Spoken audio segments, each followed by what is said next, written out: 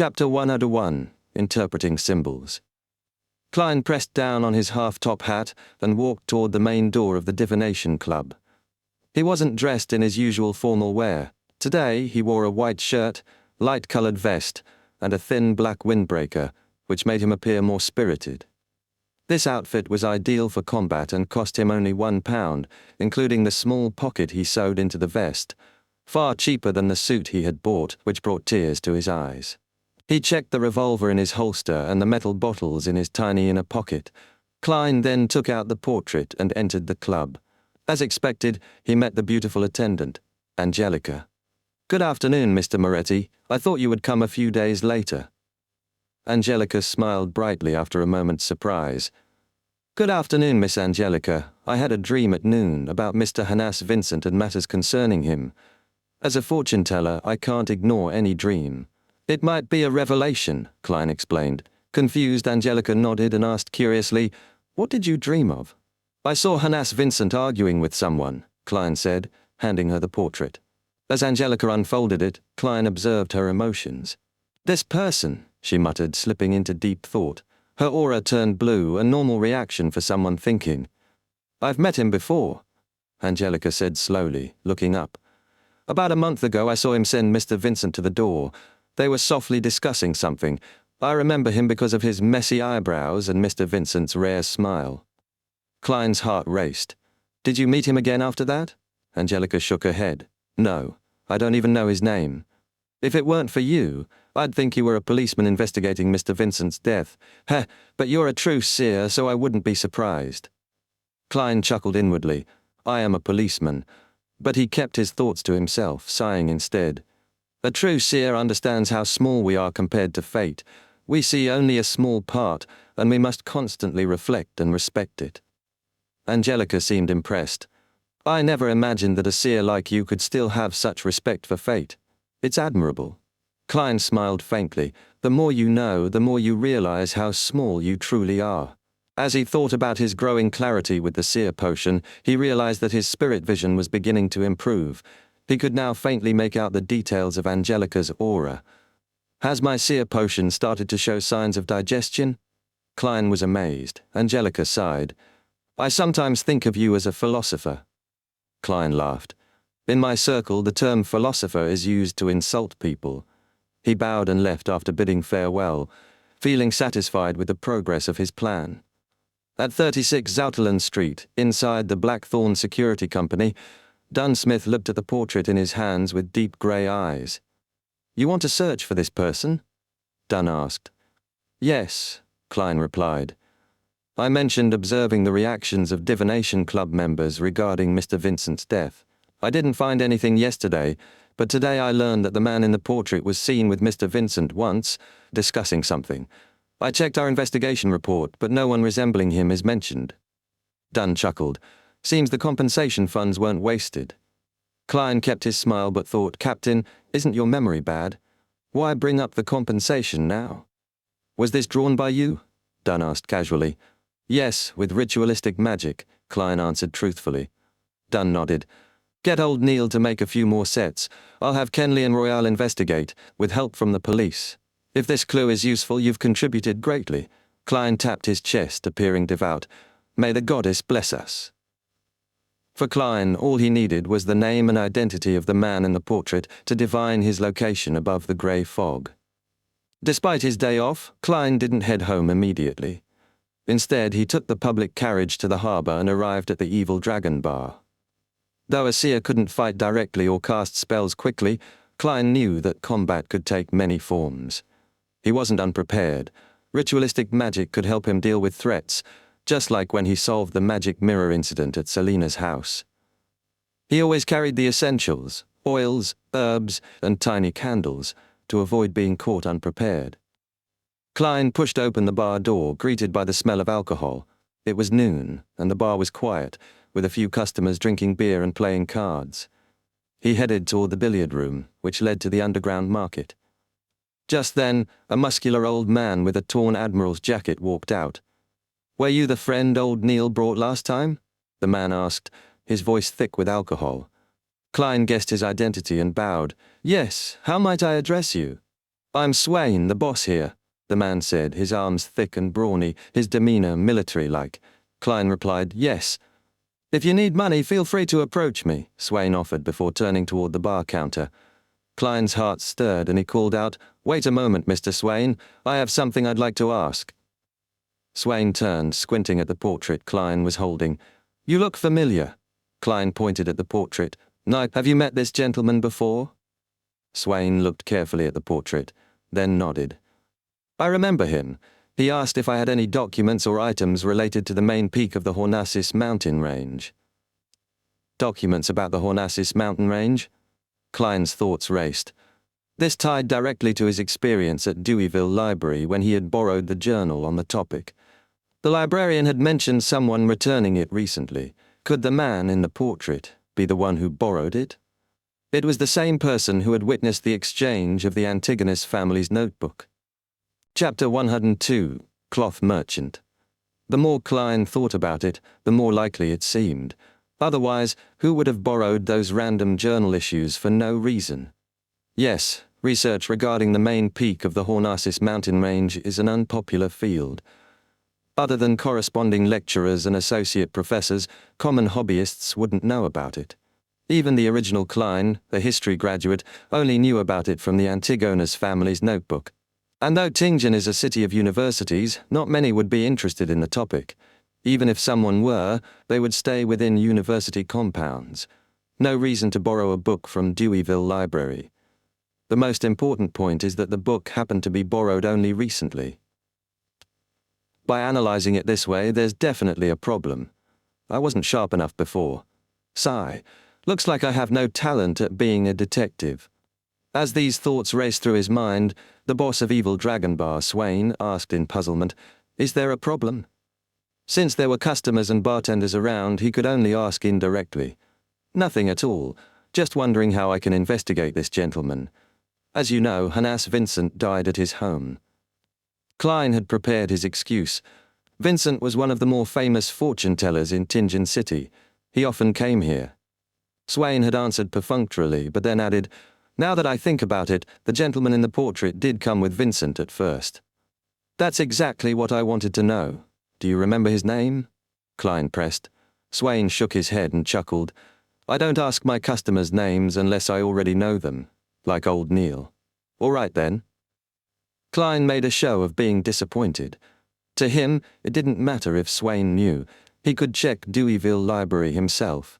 To borrow books from a private library, you have to leave personal info, and your identification must be credible. Klein had used an introduction letter from a senior associate professor to get a library card. Even if the man had forged his info, there might still be clues helpful to his divination. Klein watched Swain return to the bar counter, deep in thought as he entered the billiard room. He wasn't in a rush to visit the Deweyville Library yet. First, he planned to finish his purchases. After all, he might face danger and need ritualistic magic later. After passing through a few rooms, Klein arrived at the underground market. It was a slow hour, few stalls and customers. Just as he moved forward, he spotted Ademasol, the monster who could sense the scent of death, standing in a corner. The young man was pale, eyes filled with terror and madness.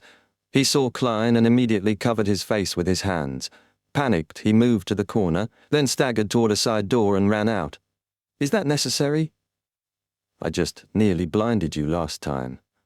But I didn't do anything." Klein's expression stiffened. He shook his head, smiling, and stopped thinking about it. He continued to a stall, focused on his goal. After about half an hour, Klein had spent most of his secret stash. He counted the 3 pounds and 17 solli he had left, feeling a pang in his chest. Then, he touched the small metal bottle in his inner pocket. "This is the floral essence Amantha which Madame Daly used before. Powder mixed with drago tree bark, essential oil from slumber flowers, dried chamomile petals, holy night powder. I made myself." Klein recalled the items stored in every pocket of his clothing, making sure he wouldn't forget anything crucial. As he finished, he began walking toward the exit. Suddenly, a familiar figure caught his eye. A young lady in a casual green dress with smooth black hair, a round face, and long eyes. She gave off a sweet and refined vibe. It's the girl who was shivering strangely on the public carriage. She seems fine now. I never expected her to be into mysticism. Klein slowed down, thinking for a few seconds before finally recognizing her. She was, in fact, the most beautiful girl Klein had seen since his transmigration, besides Justice, whom he had never seen clearly.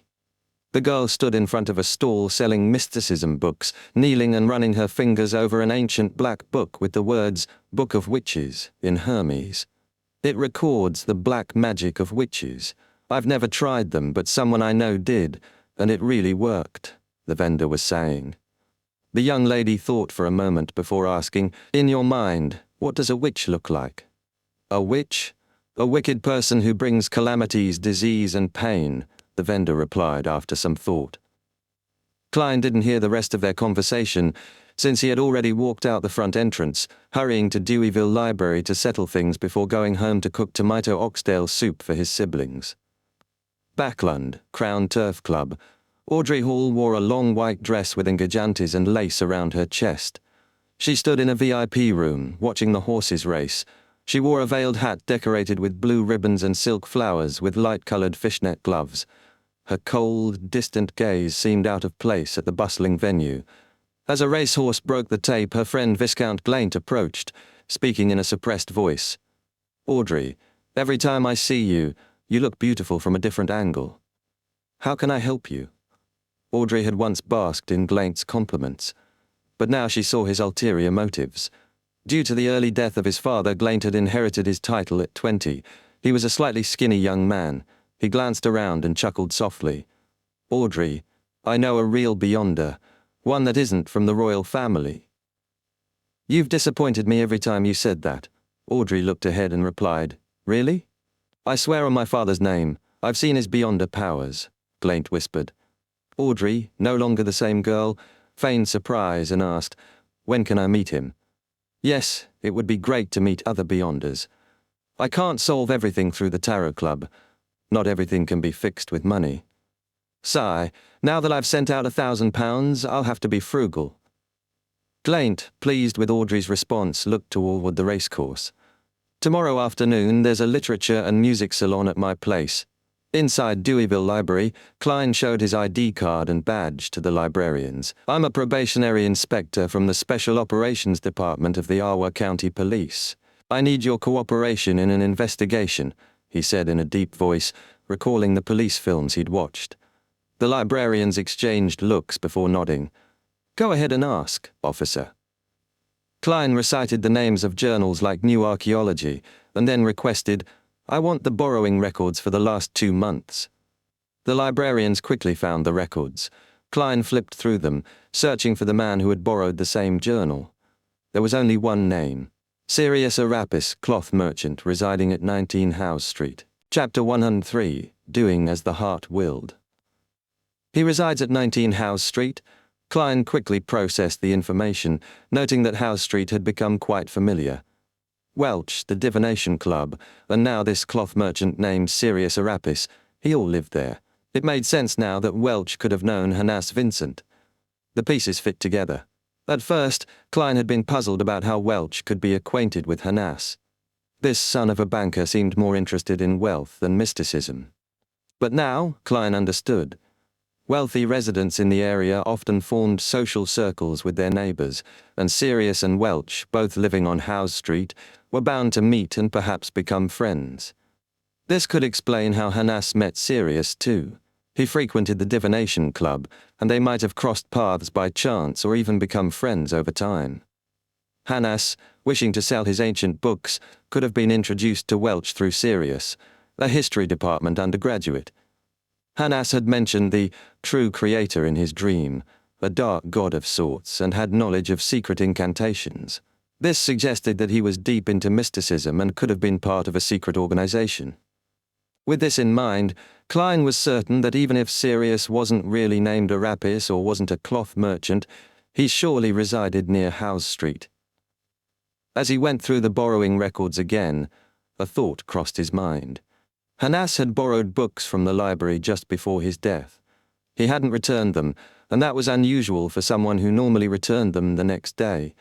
This suggested that Sirius might have been aware of Hanas's death and was now too afraid to return.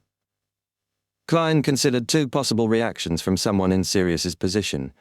Either he would head straight for the Hornassus mountain range to uncover whatever secrets it held, or he would lay low, waiting to see if the heat from Hornassus' death would fade before acting again. Klein returned the records to the librarian, then asked if anyone had seen the man in the portrait. Unfortunately, the librarians were too busy with other customers to recognize the face. "All right, thank you for your time," Klein said, tucking his identification back into his coat. He wasn't planning to investigate further on his own. It was risky and tedious, so he intended to hand the case over to Captain and his team. Once done, he'd head home, cook tomato oxtail soup for his siblings, and then head to the world above the grey fog for divination. Just as he was about to leave, a man in a double-breasted coat entered the library. Klein's gaze immediately caught the thick, messy brows and greyish-blue eyes, which the coat's high collar couldn't conceal. It was Sirius Arapis. A coincidence? Klein froze. This was too much of a coincidence. His first instinct was to act like nothing had happened, but his heart raced. He had to focus on safety. The man approached the counter to return the journals, his voice low. The librarian froze upon seeing him, then suddenly ran to shout, "Officer, the criminal is here!" Klein cursed under his breath. Instinctively his hand reached for his revolver. Sirius, startled, turned and sprinted away, but not toward the door. He ran towards a window, seemingly aiming to escape through it. Klein, feeling strangely calm, understood immediately. The man was more afraid of him than he was of Sirius. This realization sharpened his focus. Klein lifted his revolver and fired. The first shot missed, but as Sirius leapt towards the window, Klein fired again, this time hitting his target. Sirius crashed through the glass, falling out the window, leaving a trail of blood behind. Without hesitation, Klein followed, jumping through the window and onto the grass below. He could see the blood trail Sirius had left as he attempted to flee down an alley. Though Klein had never practiced shooting at moving targets, he didn't hesitate to chase him. His footsteps echoed in the quiet air. But soon, something changed.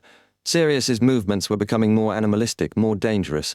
Klein's instincts as a seer kicked in. Something was off. Sirius was no longer human in Klein's eyes. The warning from his spirituality sent a chill through him. Klein slowed down, realizing the danger. The blood on the ground had turned black, a sign that something unnatural was at play.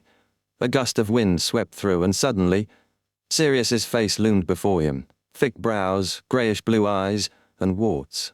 His mouth opened, showing sharp teeth as he pounced on Klein with terrifying agility. Klein instinctively fired. 4 shots rang out, the bullets tearing through Sirius's head. Blood splattered, but the creature didn't fall. It continued to move, as if driven by something inhuman. In that moment, Klein grabbed his cane and swung it fiercely, landing blow after blow on Sirius's neck. With each strike, the creature's body seemed to crumple until it finally collapsed, lifeless. Klein was breathing heavily, still cautious. He wasn't going to take any chances. After confirming that the creature was truly dead, he took out fresh demon hunting bullets and reloaded his revolver. He stood still for a moment, collecting himself, before he began searching the corpse. His mind was still reeling from what he had just witnessed. Chapter 104. Mr. Z. Klein rummaged through the pockets, finding a blood-stained wallet, a Deweyville library card, 2 pairs of brass keys, an unstuffed smoking pipe, a sheathed dagger, and several neatly folded letters. He laid everything on the ground, keeping only the letters. After inspecting the wallet, he confirmed it contained only 10 soldi and some copper pennies. The wallet itself was well crafted, a shame he couldn't buy one himself today, given how much of his private stash he'd spent. Shaking his head, Klein opened the letters and skimmed through them. The first began, "Dear Mr. Z, please allow me to defend myself. When Hanas and I sold the Antigonus family's notebook, it wasn't stupidity or betrayal. It didn't appear special in any way when it was in our hands. I suspect it's alive, a wicked item with wisdom. It shows different content at different times and for different people. I learned this from the lamb at the police station. Although it's always true, I believe it only reveals the full content in the hands of a descendant of the Antigonus family. When we had it, we only saw trivial matters, the nation of the Ebonite on Hornesis, and the 3 sequence formulas we handed to you." Klein paused. The Antigonus family? What's the connection? He continued reading. The secret order controls the seer pathway, so Hanas and I feared continuing with the notebook. We sold it to Welch, who collects relics and could afford it. You know the rest. Hanas is dead, a heart attack. I had to hide. The lamb told me it wasn't the notebook that got him targeted. He had taken in a foolish disciple who saw his secret incantation. That's how the heretics discovered him. The heretics don't suspect me yet. They halted their investigations because of Hanas's sudden death. I plan to return to the Deweyville Library and search for more clues. The letter continued, detailing the belief that the Antigonus family's treasure was hidden in the nation of the Evernite, on the Hornassus mountain range. Klein felt his heartbeat quicken as he read, the seer pathway? The Antigonus family? It was too coincidental. The notebook that had led to Klein's death and his transmigration was linked to the Antigonus family, whose seer pathway was also controlled by the secret order. That notebook had also indirectly guided him toward the seer potion through the Emperor Rosel's diary and the mysterious Mr. Zaratul, leader of the secret order. His head spun as realization struck. Is this fate's design? He paced, piecing things together. The secret order sought the Antigonus family's belongings, perhaps to complete their own seer sequence, gain rare ingredients, or learn how to avoid losing control. The connection was clearer now. Klein recalled his divination about the clown potion. He had seen imagery tied to the Antigonus family. The missing piece must have been there all along. I should have understood it sooner. As he put the letter down, he frowned. Sirius believed there's a hidden treasure in the Hornassus Mountains. Could it be connected to the seer pathway's potion formulas? The second letter from Sirius finished with a disturbing note. Honorable Mr. Zay, I hope you will assist me. You must be interested in the treasure as well. When the end of days arrives, I will offer Tingen's lambs as a sacrifice to God. Humbly, Sirius Arapis. Klein chuckled bitterly. Sirius, what was he thinking? He couldn't help but feel a strange sense of satisfaction. Seems like I saved Tingen from whatever he was planning. He glanced back at the letter, feeling unsettled. Mr. Zid? A high-ranking member of the secret order? He's probably in the same sequence as Captain Dunn. Klein thought about the possibility of the clown potion being among the formulas in the Antigonus family's notebook. It made sense. Sirius must have left some record behind. He definitely didn't bring the formula with him.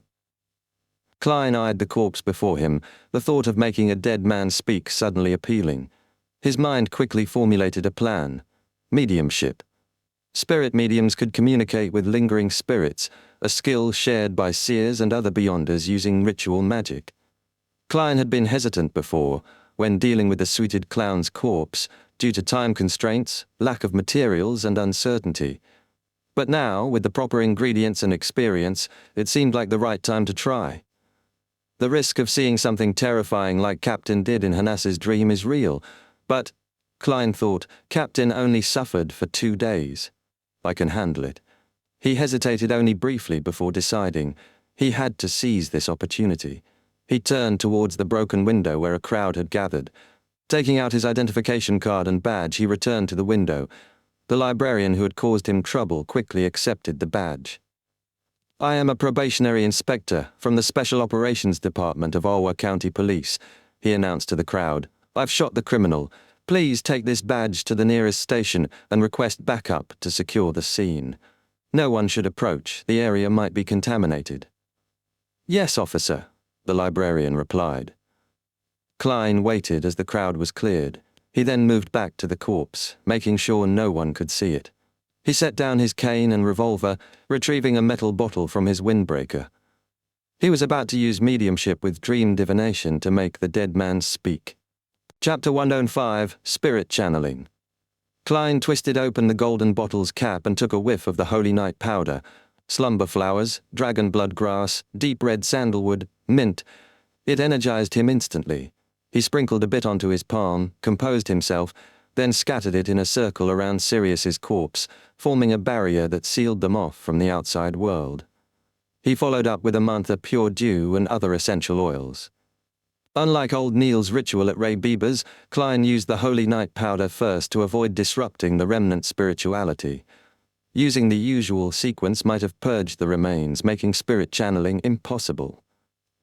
After clearing away the materials, Klein entered cogitation and recited softly, "I pray for the power of the dark night. I pray for the power of the mystery.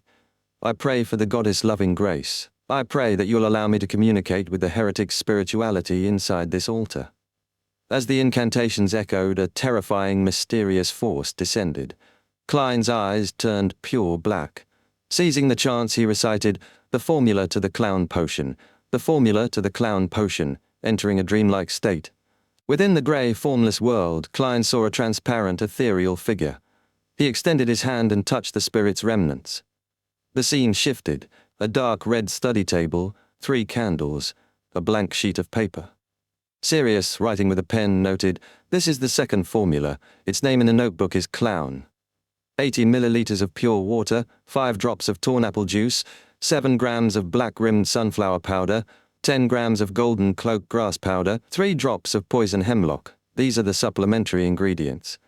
The main supernatural ingredients are 1 crystal of the single horn of a matured Hornas's grey mountain goat and a complete stalk of a human-faced rose." Sirius paused, sipped coffee, then unwound the silver pendulum around his wrist. Closing his eyes, he muttered, "The end of days, peace of mind, hope for the Lord's blessings, confess." The pendulum had a thumb-sized human figurine with a single eye, giant traits, its legs bound by upward chains. Suddenly, the eye glowed faint red. Crack! Klein's vision shattered. Pain exploded in his head like being struck by a bat. His knees buckled, his vision went blood red. Several seconds passed before he recovered and stood up. His spirituality was weak, the whispering madness clawing at his mind again, but digestion of the potion helped him resist. The hanged giant, the true creator. Sirius and Hanas were both members of the Aurora Order, but the captain saw a huge cross in Hanas's dream. That terrifying being crucified wasn't the hanged giant. Klein calmed his breathing. The Aurora Order had sprung up 200 to 300 years ago. They worshipped the true creator, symbolized by the hanged giant. They believed divine qualities lay dormant in all humans and could be awakened through trials to become angels. The Nighthawk's records placed Secret Suppliant at Sequence 9, capable of sensing beings and possessing knowledge of sacrifices and rituals, but susceptible to madness. Sequence 8 was Listener, a terrifying job. Listeners heard the whispers of entities directly, exposing them to powerful abilities and almost guaranteed insanity within 5 years. Every listener was a lunatic, even if they looked normal. Klein suspected Sirius was a secret suppliant. From what he'd seen, they were as helpless as seers in combat. That matched Sirius's behavior. The loss of control came after his injury. Yes, Fry did say Beyonders would undergo weird changes upon death. Klein tapped 4 points on his chest to praise the goddess. Once his spirituality recovered, he concluded the ritual and dismantled the barrier. Wind blew in as he forced himself to look at Sirius's corpse. There was a wart on the mangled face, dark purple, nearly black. It seemed to gleam with liquid. What kind of transformation was that? He rubbed his temples and retrieved his cane to bear his weight. Sirius's spirituality was gone, beyond even Daly's communication. Soon, Dunn, Leonard, and Kenley arrived. Leonard joked, "It seems like your fate is tied to Beyonders and evil forces. In just a few weeks you have come across more supernatural incidents than what we usually see in months." "It might not be a coincidence," Klein said, thinking of the red chimney from his dream divination, the palace atop Hornasis, and the formless focus on him. He mentioned it in passing. Dan glanced at the ritual traces. "You tried channeling his spirit?" "Yes. I was worried you'd arrive too late." "You don't look well. Are you all right?" Kenley asked. Klein handed over Sirius's undelivered letter and began explaining. "When I went to the underground market to buy ritual materials, I suddenly remembered that Selena had also gone to the Evil Dragon Bar and was brought by Hanas. That meant Hanas was a regular. I suspected the man in the portrait might have gone to the market too." He continued. "The boss, Swain, confirmed it. The man had tried buying materials on the Hornasis Mountains. That reminded me of the library. I recalled the librarian saying someone had just returned the journal I wanted to borrow." Leonard smiled and interrupted. "And so you brought your badge and flipped through borrowing records. Actually, why did you fight him? With your style, you'd pretend not to know him and leave to ask for help." "Yes," Dunn added. There was no need to take the risk. Klein looked embarrassed. The librarian recognized him and shouted for the police. There's no way I could have pretended not to hear that. Leonard and Kenley shared a look. One covered his amusement. The other turned aside. Did you get anything from channeling? Dunn asked. I saw a pendulum shaped like a hanged giant. A blood-red glow flashed in its only eye before I was forced out. He didn't mention the clown potion yet. If the hideout was found, it wouldn't matter. If not, he could report it later for extra credit. A double reward tactic he'd picked up from old Neil. Aurora order? Dunn muttered, then asked follow-up questions. After answering them, Klein noticed Dunn's exhaustion. The captain waved his cane. Not bad. You foiled a scheme that was targeting Tingen. You can go back and rest. Kenley, bring old Neil over. Dunn shook his head with a bitter smile. Before Sequence 6, Beyonders of the Sleepless Pathway lack many supplemental abilities. We can only conduct the simplest of ritualistic magic. Captain, you mean that from Sequence 6 onwards, a Sleepless Pathway Beyonder would gain improvements in the corresponding aspects? Klein asked. Yes, Dunn confirmed. Klein nearly fell asleep in the carriage on the way back to Daffodil Street. He stumbled into the house, tossed his hat and coat aside, and collapsed onto the sofa. Later, he woke up abruptly, checked his pocket watch. Melissa will be back in half an hour, Benson in 45 minutes.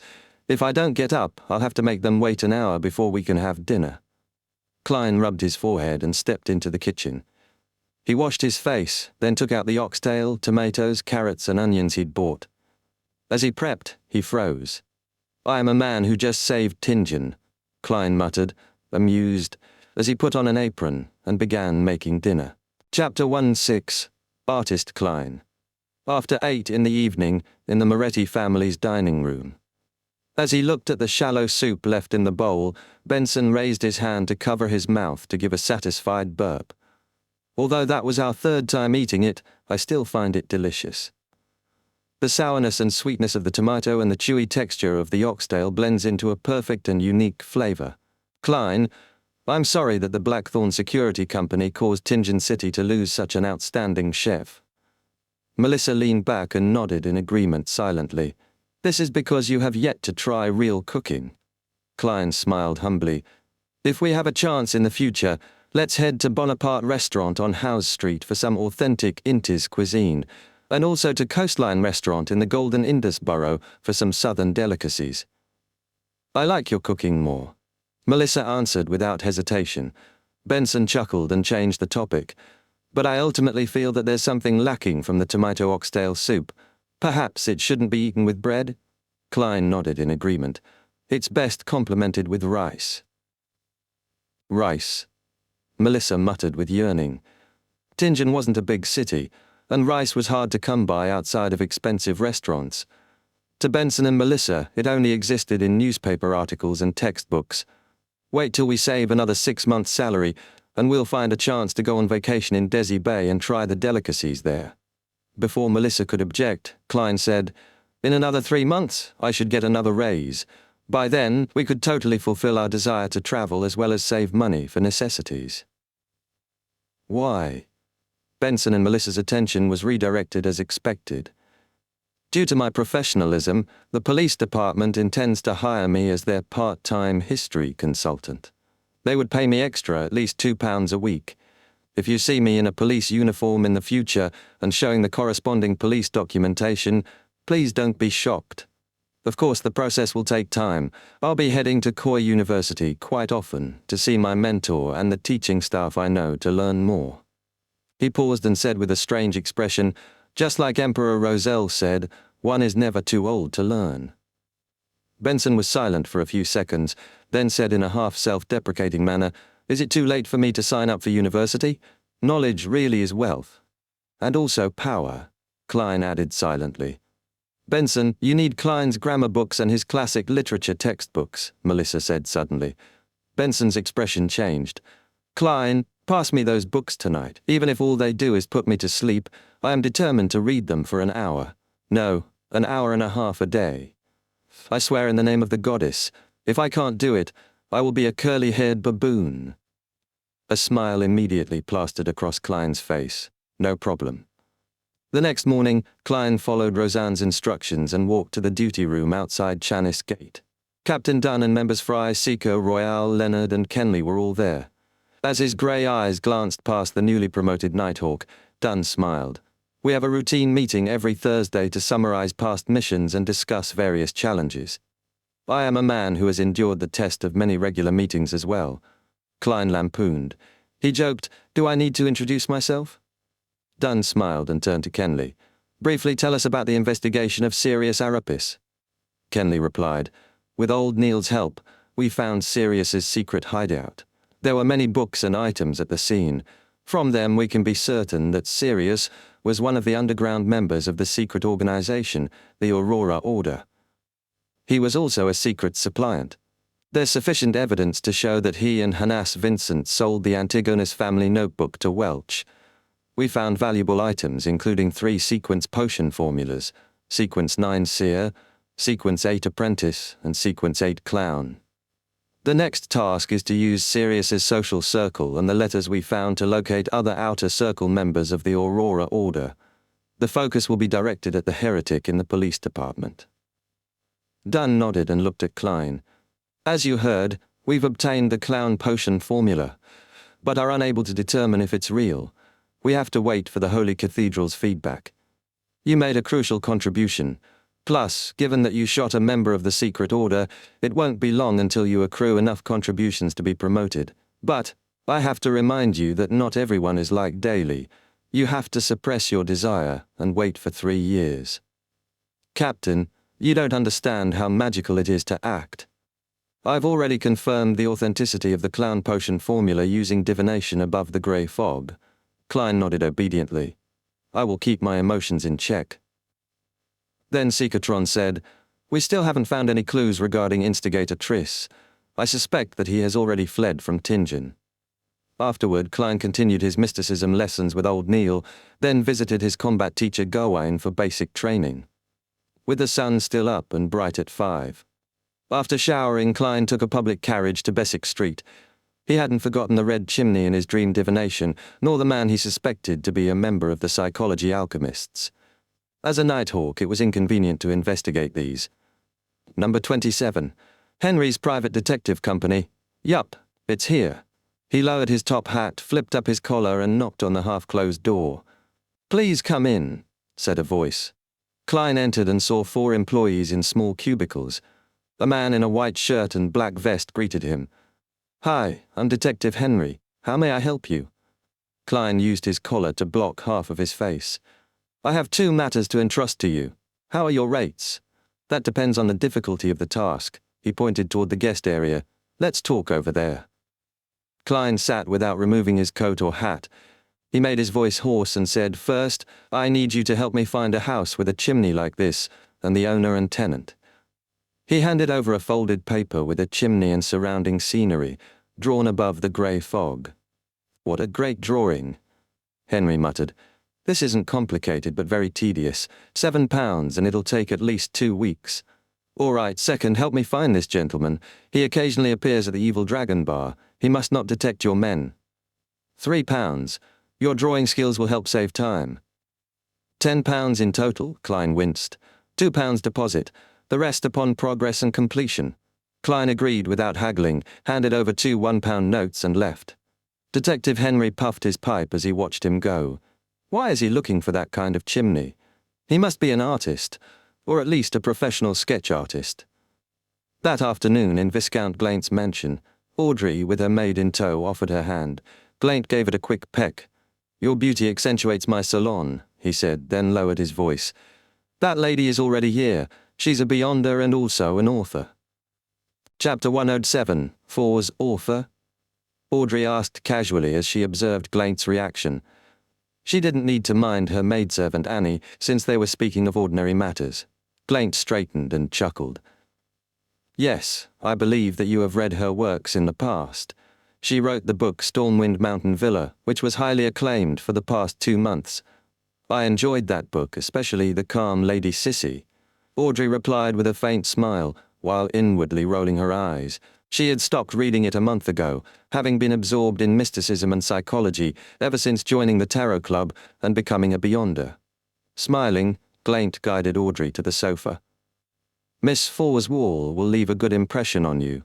She is just like Lady Sissy, calm, intellectual, and lazy. Also, my dear Miss Audrey, are you going to play the piano for us later? That is the greatest compliment for a novel and literature. Audrey studied his expression and tone. He wants to use me to show off. She smiled elegantly. My music teacher, Mr. Vicanel the pianist, said that my standards have deteriorated recently and needs more practice. All right. Glaint was just wondering what to say next when he noticed a lady near the dessert table. Audrey, this is Miss Fawes Wall, the author of Stormwind Mountain Villa. Fawes Wall, about 23, 165 meters tall, wore a pale yellow dress with frills and had slightly curly brown hair. She looked over with pale blue eyes as Glaint introduced her. In under 3 seconds, Audrey's spectator instincts took over. Faint yellow on fingers, she likes cigarettes. Calluses at writing spots. Definitely an author. Arm strength doesn't match the image. Perhaps she exercised or had a previous profession. Her calm, rational tone in the book must reflect real experience. And now, she's looking down on us. That subtle confidence, it's the psychological superiority of a beyonder. If it had been a coincidence Glaint discovered her identity, she'd be nervous. Instead, she seemed certain and proactive. That means she approached Glaint intentionally, perhaps for money, ingredients, or something else. Glaint continued, Madam, this is the Miss Audrey that I mentioned previously, the most sparkling gem in all of Backlund. Her father is Count Hall, a trusted aide of His Majesty and respected member of the Cabinet. Good afternoon, Madam Fawes. Stormwind Mountain Villa is still seated by my bed to this very day. Audrey curtsied flawlessly, even though she added silently, That's because I haven't finished reading it even after a month. They exchanged formalities, and Fawes drifted back toward the dessert table. Audrey followed Glaint to the living room, turning her observations over in her mind. She was formulating hypotheses for the woman's motives when she suddenly stepped on her own dress and nearly fell. Annie caught her just in time. Miss, the unique design of this dress means that you cannot walk too quickly, Annie whispered. I know. Audrey's face flushed red. I was so focused on her that I forgot to look where I was stepping. The rest of the salon passed with endless greetings and praises from authors, critics, and musicians. Audrey maintained her smile until her facial muscles began to ache. Finally, Glaint gave her a subtle signal. After a few minutes, she excused herself to use the washroom, lifted her dress, and left the salon. Once sure she wasn't followed, she reached the study and said to Annie, I have something to discuss with Glaint. Guard the door for me. Do not let anyone enter. All right, Annie said calmly. She was already used to her lady's private mysticism discussions with Glaint. Audrey locked the study door behind her. Glaint was seated playing with a pen. Fawes stood by the bookshelf flipping through a book. I'll introduce you both again. Madame Fawes, a true beyonder, Glaint said as he walked over. Is that so? Audrey exaggerated her doubt. Fawes smiled and walked to the door. She placed her hand on the handle and vanished. Audrey's vision blurred. Fawes had disappeared. Then the door handle turned from the outside. The door opened, and Fawes re-entered calmly. Outside, Annie was none the wiser. What a magical ability, Glaint exclaimed. Audrey took a breath. I have no more doubts. She could also now infer Fawes's motives. Someone with that level of ability wouldn't need money or materials from Glaint. She must want to use our identities or resources. Fawes chortled. Let us interact with honesty. We do not have much time left. I was once a doctor at a clinic and was given an opportunity to become a beyonder. That was more than 2 years ago. I hope that you can do something for me, and the reward I will give you is allow you to join the ranks of true beyonders. I will sell you the formula of a particular sequence potion and its corresponding materials. What do you want us to do? Glaint asked immediately. I have a partner who's in jail now awaiting the final verdict. I hope that you can save her, regardless of the methods used, Fawes replied. Audrey frowned. Madame Fawes, the abilities you have demonstrated should be better suited for the task. Fawes laughed and shook her head. No, that is not the case. She cannot pass through the places that I can. I can only go in regularly and chat with her. Also, I think that risking my life to save her is not a good idea. Life is short, but there is much for us to do. Audrey studied her again. I understand. What crime is your partner being locked up for? Forz's expression turned awkward. My partner is a very respected person who can make others comply from the bottom of their hearts. She is of good character and kind. Well, it was that the means she used to convince a thug was a little over the top. After handing out the mission, Klein returned to his regular mysticism and combat lessons. Life had settled into such routine that he almost forgot he was a Nighthawk, and the usual supernatural encounters seemed to vanish. Saturday came. It was his turn to guard Chanis Gate. "You can enjoy the coffee I left here, or the black tea in the clerk's office," said Dunn with a small smile. Klein, who had already made up a cover story for his siblings, nodded in joy. "All right, Captain. You sure are a generous gentleman," Dunn laughed. "Those will help you relax. Being tense all the time is not good for your health." Just before leaving, he turned around at the door.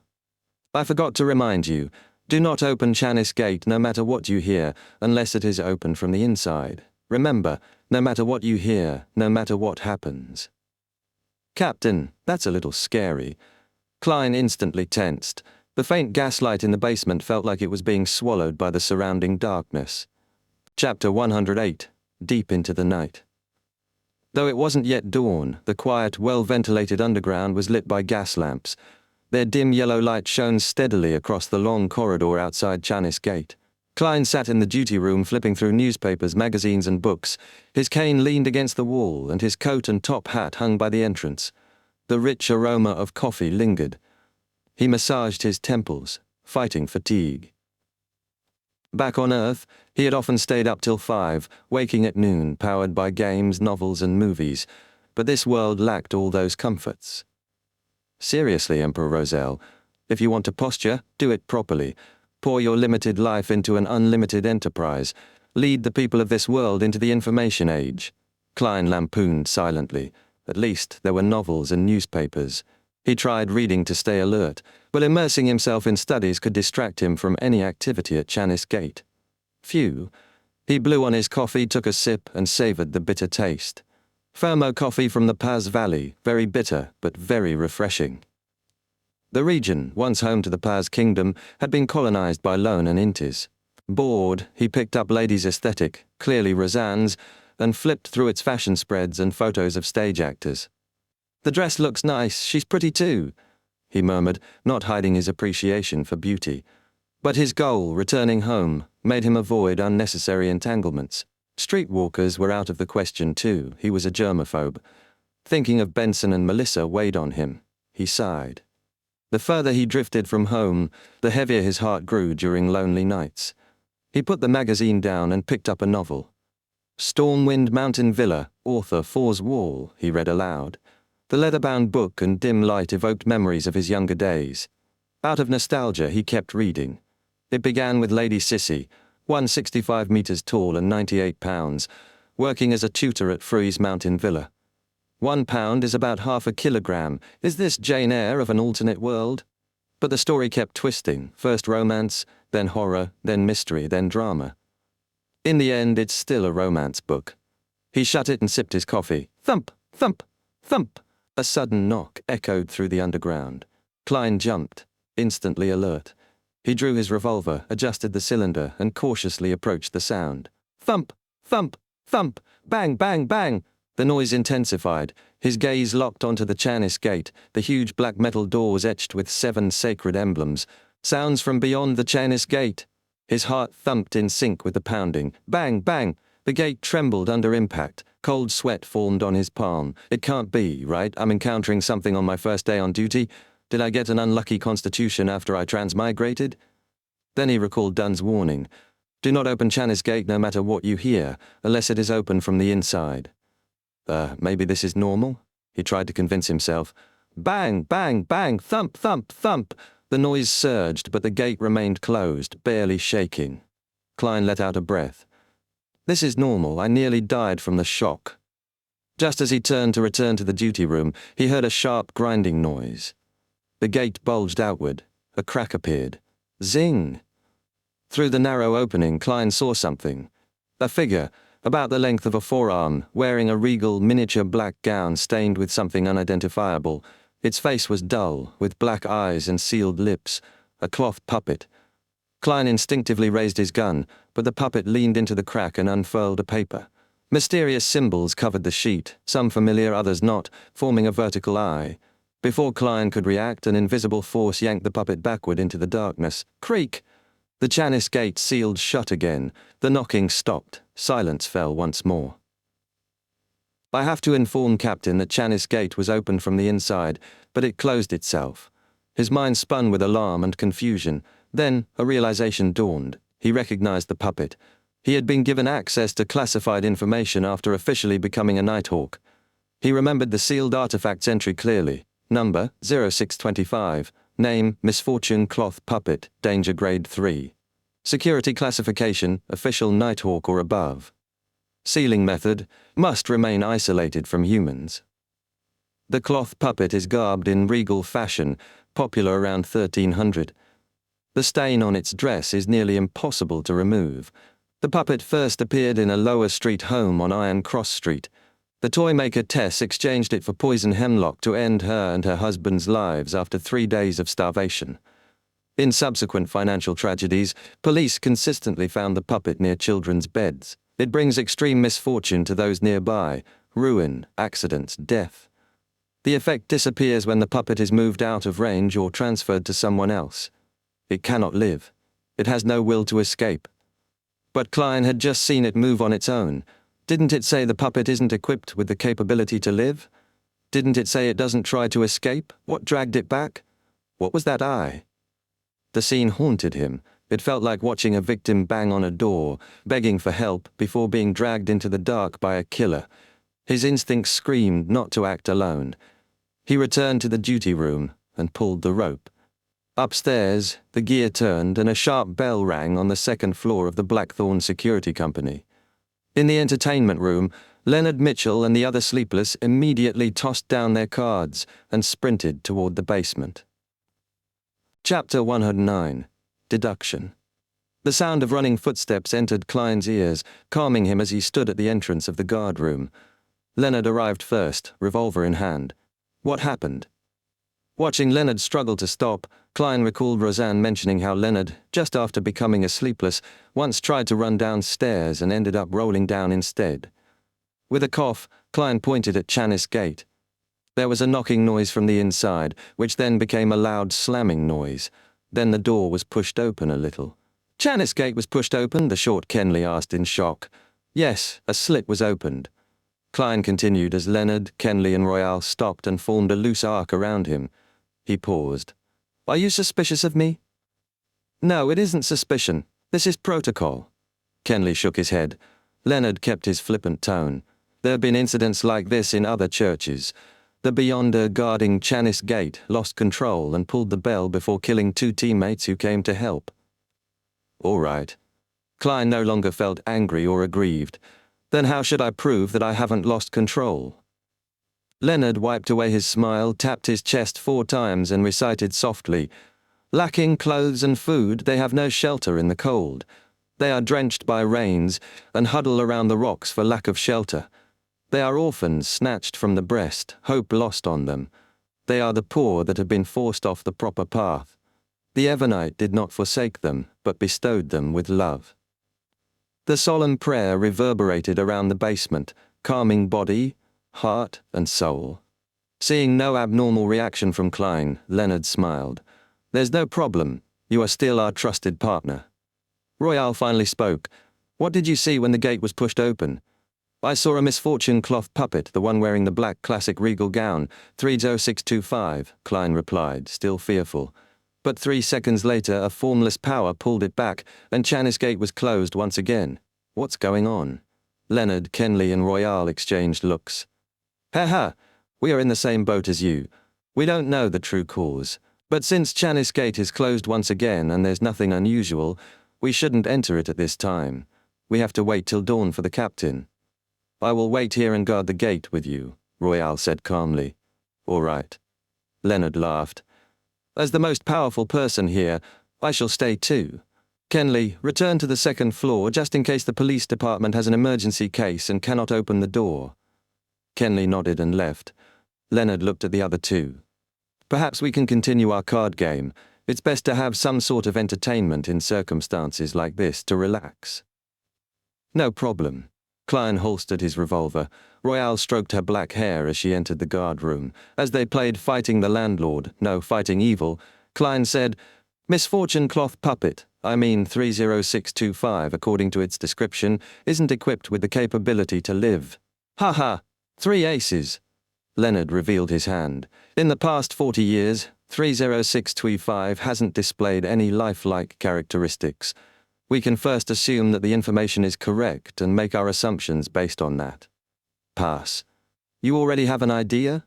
Royale asked. As Klein considered playing his 3 deuces, Leonard took a sip of coffee.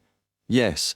Since 30625 shouldn't have lifelike characteristics, then its actions today must have been influenced by some other factor. This factor must also be recent. Otherwise, we would have observed this phenomenon a long time ago." "Has there been anything different about Chanis Gate over the last month?" Royale saw Klein toss his cards and thought for a moment. "There is only one thing different. The Antigonus family's notebook and the sealed artifact 2049 was stored behind Chanis Gate for a night." Leonard tapped the table, smiling.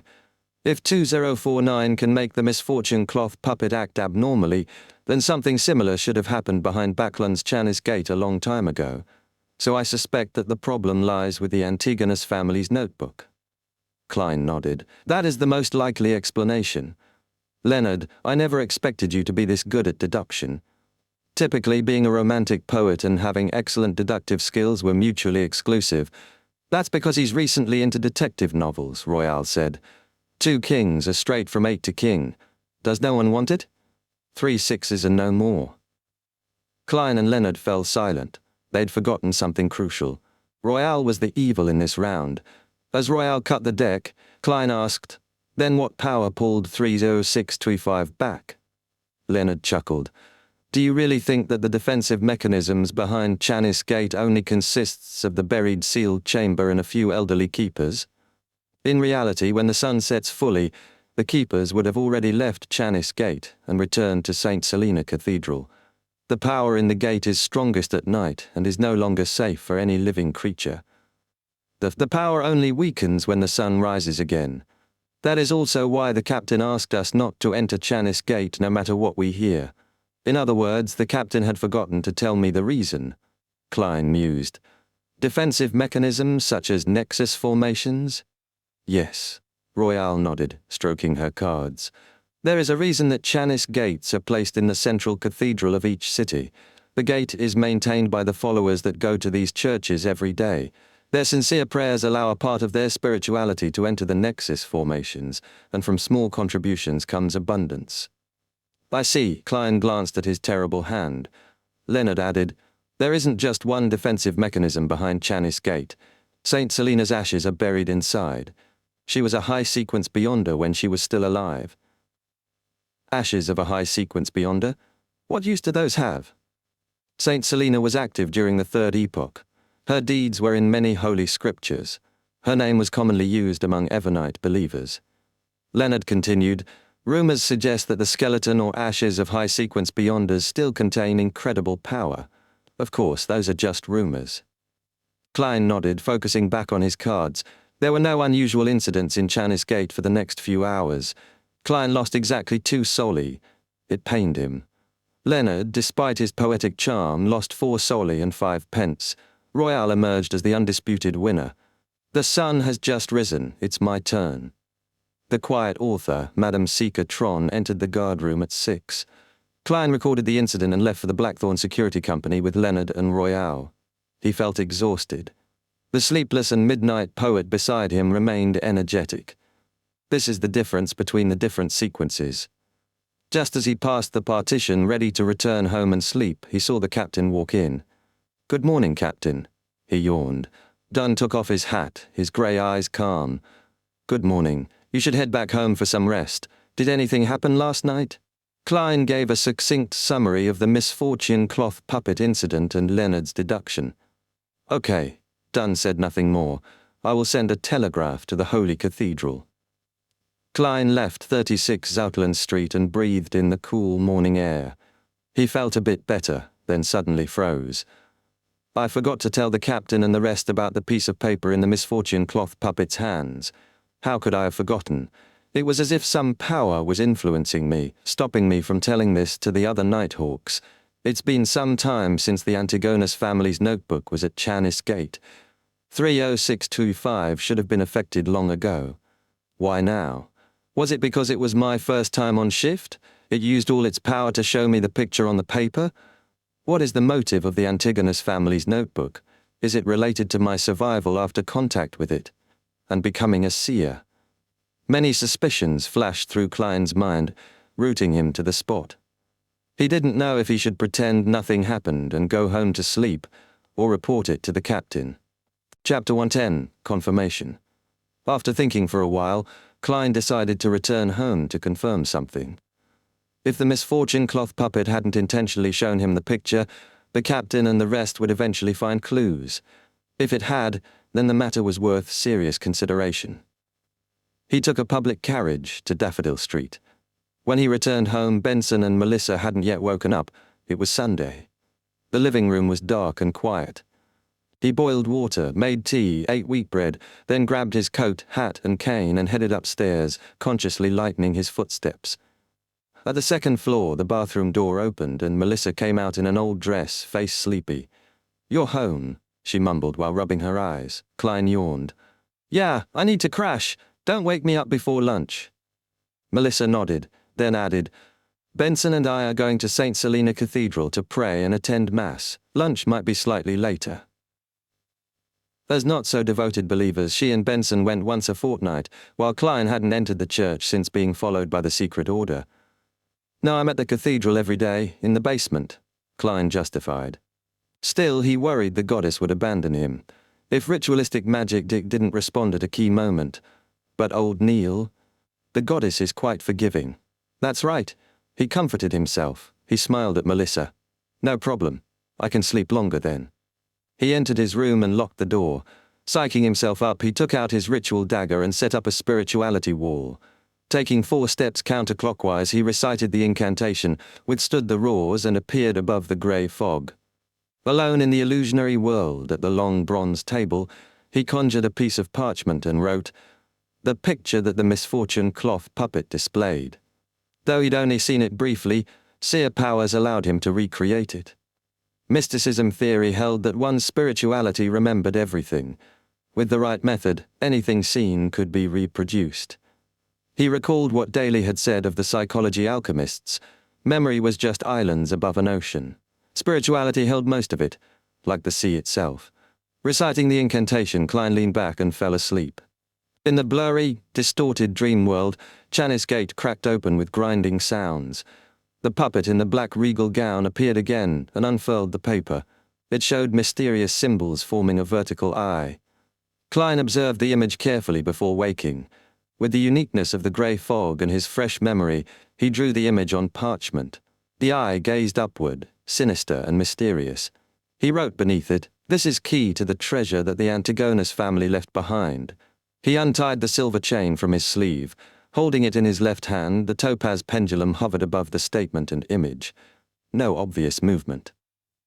Clearing his mind, Klein recited the sentence 7 times. When he opened his eyes, the pendulum spun clockwise. That meant affirmation. So it is the key.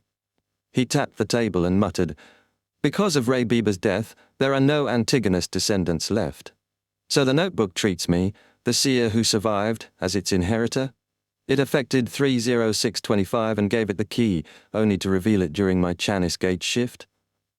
Reasonable, but not convincing. How can the notebook know there are no more descendants? And I'm totally unrelated to them. If I shared their bloodline, the original Klein wouldn't have committed suicide. It doesn't seem to matter if I tell the captain. Let me look into it. Klein divined the treasure's location. Unsurprisingly, the result was vague. Just like Sirius's letter to Mr. Z, all he learned was that the treasure was related to the main peak of the Hornasis mountain range and the ancient nation of the Evernight. Then he noticed the crimson star, the source of the prayer he'd heard before, was fluctuating again.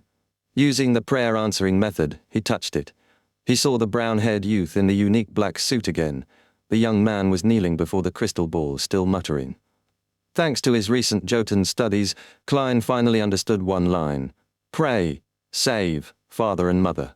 It really is Jotun. Where is that even used anymore? It's ancient. But even as the mysterious ruler, I can't help them. He sighed and decided to watch a while longer. I'll act once I understand more Jotun and can figure out what happened. He retracted his spirituality and descended. Back in his room, Klein dispelled the spirituality wall, changed into old but comfortable clothes, and went to sleep. He slept until 12:30, when Melissa knocked to call him for lunch. After a fairly sumptuous meal, she appeared with her new dress and fishnet hat. "Do you still have something this afternoon?" Klein asked. Benson, head buried in grammar books, answered, "Mrs. Shord from next door told Melissa there's a lecture on family affairs at the municipal hall. She's going." Melissa nodded. "I got Selina and Elizabeth to join me." "That's nice. I hope the lecturer tells you that a family like us needs to hire at least one maidservant," Klein joked. Melissa was about to retort, but he quickly added, "We have to invest our limited time into more valuable matters." She paused, then puckered her lips, put on her hat, and left. At 2 in the afternoon, Klein arrived at Blackthorn Security Company. Roseanne and Dunn, who were in the reception hall, asked together, "Didn't you go home and rest?" Klein smiled. "I was going to go to the divination club, but I kept thinking about last night, so I came here first. Has there been any reply from the Holy Cathedral?" Dunn glanced at Roseanne and silently turned, heading into his office. Roseanne pulled a face behind him and muttered angrily, "Seriously, Captain?" "Well done," Klein silently praised.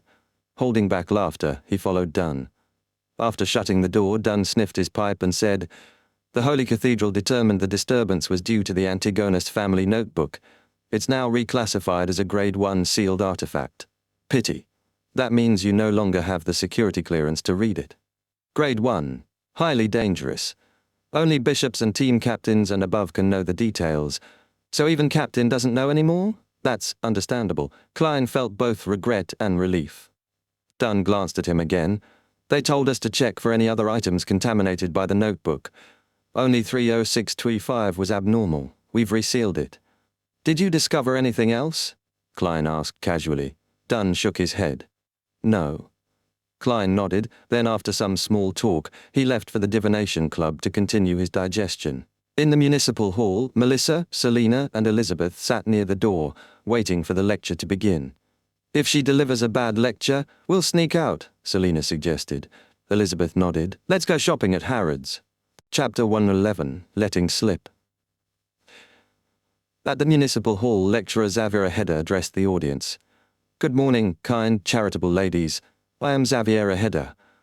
What I am about to share with you today are my experiences in managing family expenses.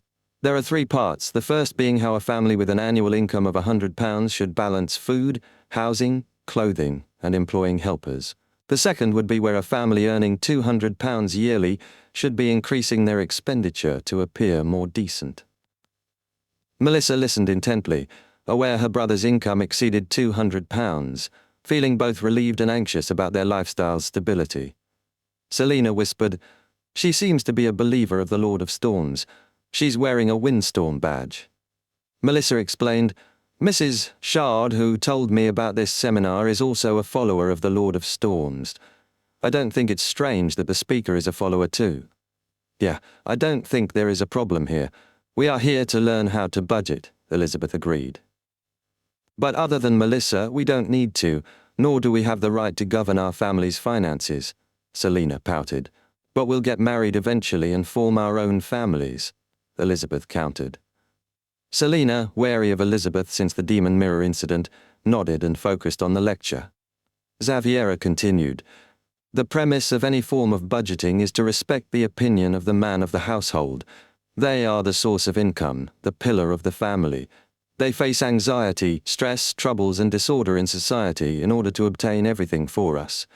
Thus, we have to create a serene home, one free from troubles from the outside. This will allow them to relax when they come home, allow their souls to be cleansed, allow them to be more prepared to face the challenges to come. So, as the famous philosopher, sociologist, humanities scholar, and economist, Mr. Loomy once said, a woman is the angel of a household." Selina whispered excitedly. Lumi, the person who said that humans are born free. Yes, but he is a believer of the Lord of Storms, Elizabeth hesitated. Xaviera added, Mr. Lumi also informs us that females are innately flawed when it comes to intelligence and logic, in that case unable to judge for themselves whether they should accept the judgment of father and husband as that of the church. Melissa, Selina and Elizabeth exchanged speechless glances. Let's go, Selina suggested. All right. Melissa and Elizabeth nodded, sneaking out the side door. Outside, Melissa heard applause from Mrs. Shord and others. Phew! Praise the lady, she exhaled, leaving with her friends. Shall we go to Harrods? Selina asked under a tree. I plan on returning home to study, Melissa replied after a pause. Also, I have to buy bread, beef, potatoes and fruits. Klein needs to work today. Benson went to the municipal library. So yeah, I have to go back. Selina, unnerved by Melissa's shift, turned to Elizabeth. Shall we go to Harrods together? Even though I've spent all my savings, it's still wonderful to window shop. Sure, Elizabeth agreed, then asked, Melissa, does your brother Klein have to work on Sundays? Yes, he rests on Mondays, different from ordinary jobs, Melissa said proudly. Klein, on a carriage to Howe Street, suppressed thoughts of the Antigonus treasure to focus on acting as a seer. Acting as a seer, heh? I'm not professional enough. The fortune-tellers back in the foodaholic empire had to go through the almanac all the time before they accomplished anything. He decided to divine if visiting the divination club was wise. He flicked a halfpence coin, reciting silently, It is suitable to head to the divination club today. The number half faced up, signalling misfortune. He felt more and more like a charlatan redirecting to Daffodil Street. At Harrod's entrance, Selina froze. Elizabeth, I thought about my mysticism teacher, Mr. Vincent. He passed away just like that, the morning after my birthday. Could it be because I peeked and used his secret incantations? I've always felt guilty and uneasy.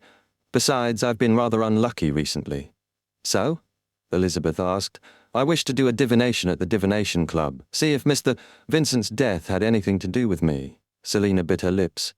From what happened at my birthday banquet, I have this nagging feeling that Elizabeth is hiding something from me. I remember the back of the man in a tuxedo. Can't you divine it yourself? Elizabeth asked, surprised. Sigh, I cannot divine it given my current condition. Selina sighed. All right, let's head to the divination club first, Elizabeth agreed. At the club, Selina greeted, Hello, good afternoon, Miss Angelica. It's a pleasure meeting you again. You should be able to find me here as long as you come after lunch, Angelica smiled. Selina lamented Hanas Vincent's death, then said, I need to have a divination performed. You know the rules of the club. Here is the list of members willing to do it. It's the weekend, so most of our members are here, Angelica explained. Selina and Elizabeth scanned the list. I used to just ask for my teacher directly. To think that the club would have this many members willing to do divinations compared to last year, Selina said excitedly. She paused, puzzled. Klein Moretti? Isn't this name the same as Melissa's brother? Elizabeth nodded, staring at Klein Moretti. That's true. Miss Angelica, is this Mr. Klein Moretti around? Selina asked eagerly. My apologies, Mr. Moretti didn't come to the club today. Angelica shook her head. All right, we'll find someone else, Selina said, laughing. I know that this can't be Melissa's brother, but having seen this name, I naturally thought of a newspaper, a headline worthy of the Intis press. What headline? Elizabeth asked distractedly. Is it the decay of morals or a problem with society? History graduate actually ends up doing divinations over the weekends to make a living. Selina cleared her throat. Chapter 112, Azik's Explanation. Backland, Empress Borough. Audrey Hall sat in a suspended chair, gazing at the blooming flowers under the sun. Her thoughts lingered on Forswall's request. Viscount Glaint had confirmed the existence of a young girl named Shio de Richer, detained in a temporary prison in Backland's North Borough. She was charged with grievous assault against a man, leaving him bedridden. Fors explained that the man was a notorious gangster involved in usury. When one of his borrowers couldn't repay the exorbitant debt, he approached Shio de Richer for help. She attempted to mediate, but the gangster threatened to harm the borrower's family, which led Shio to use physical means, resulting in serious injury. Viscount Glaint had investigated and found Fors's account to be truthful. After a midnight visit, the borrower's debts were forgiven, but the case couldn't be dropped, despite the victim's decision not to press charges. Glaint tried to resolve this through normal means, but the lawyers say it's difficult to acquit her unless a medical certification proves she's mentally incompetent, Audrey muttered, leaning toward Fawz's opinion. She concluded that distancing herself from Fawz and Shio would be best. After the Tarot Club, Audrey no longer saw herself as an innocent young lady. Tomorrow night, there's a dance at Count Wolf's residence. I'll ask Glaint to follow the lawyer's suggestion then, she decided. Audrey reflected on the legal system in Lone. Solicitors gathered evidence and assisted clients, while barristers defended cases in court. The thought led her to consider psychiatrists. If psychology alchemists can act, could they be involved in psychiatry? She wondered, eyes shining with a new idea. She noticed her golden retriever Susie sneaking behind some flowers, seemingly distracted. Audrey curiously watched as Susie, unaware of her presence, began to vocalize. "Hello, how are you?" Audrey's mouth dropped open in disbelief. "Susie, you can talk? When did you learn to talk?" Susie, startled, turned around. She nervously wagged her tail and stammered, I don't know how to explain. I am a dog after all." Audrey stood there, stunned, unsure of what to say. On Monday morning, Klein focused on revising his mysticism knowledge before taking the public carriage to Coy University. He aimed to increase his interactions with Mr. Azik, hoping to uncover what Azik knew. At the university, Klein and his mentor, Cohen Quentin, discussed the historical ruins on the Hornassus mountain range. Not learning anything new, Klein seized the opportunity to visit Azik's office when Cohen left. "Mr. Azik, may I have a word?" Klein asked, removing his hat and bowing. Azik, a man with tanned skin and a small mole beneath his right ear, smiled softly. "Sure, let's take a walk along the Coy River." They walked in silence, and when the river came into view, Azik stopped, facing Klein. "Is there something I can help you with?" he asked. Klein hesitated, trying to find a tactful way to ask his questions. Eventually, he spoke directly. "Mr. Azik, you're a respectable man. I want to know what you can see in me, or rather, what you know. You mentioned before that there's something disharmonious in my fate." Azik smiled faintly. "I didn't expect you to be so direct. To be honest, all I saw was disharmony in your fate. Nothing more than that." Klein was not satisfied. "How could you tell? I don't believe it came from divination." Azik turned his gaze to the river, his voice tinged with melancholy. "No, Klein, you don't understand. Divination can reach that level, but it depends on the person doing it. My divination was merely an excuse." He paused, then continued, "Some people are special. They are born with certain abilities. I think I'm one of them." Klein picked up on Azik's choice of words. "You think?" Azik nodded slowly. "I'm not sure if I was born with this ability. Perhaps the price of it was to forget myself, my past, my parents." His voice was somber.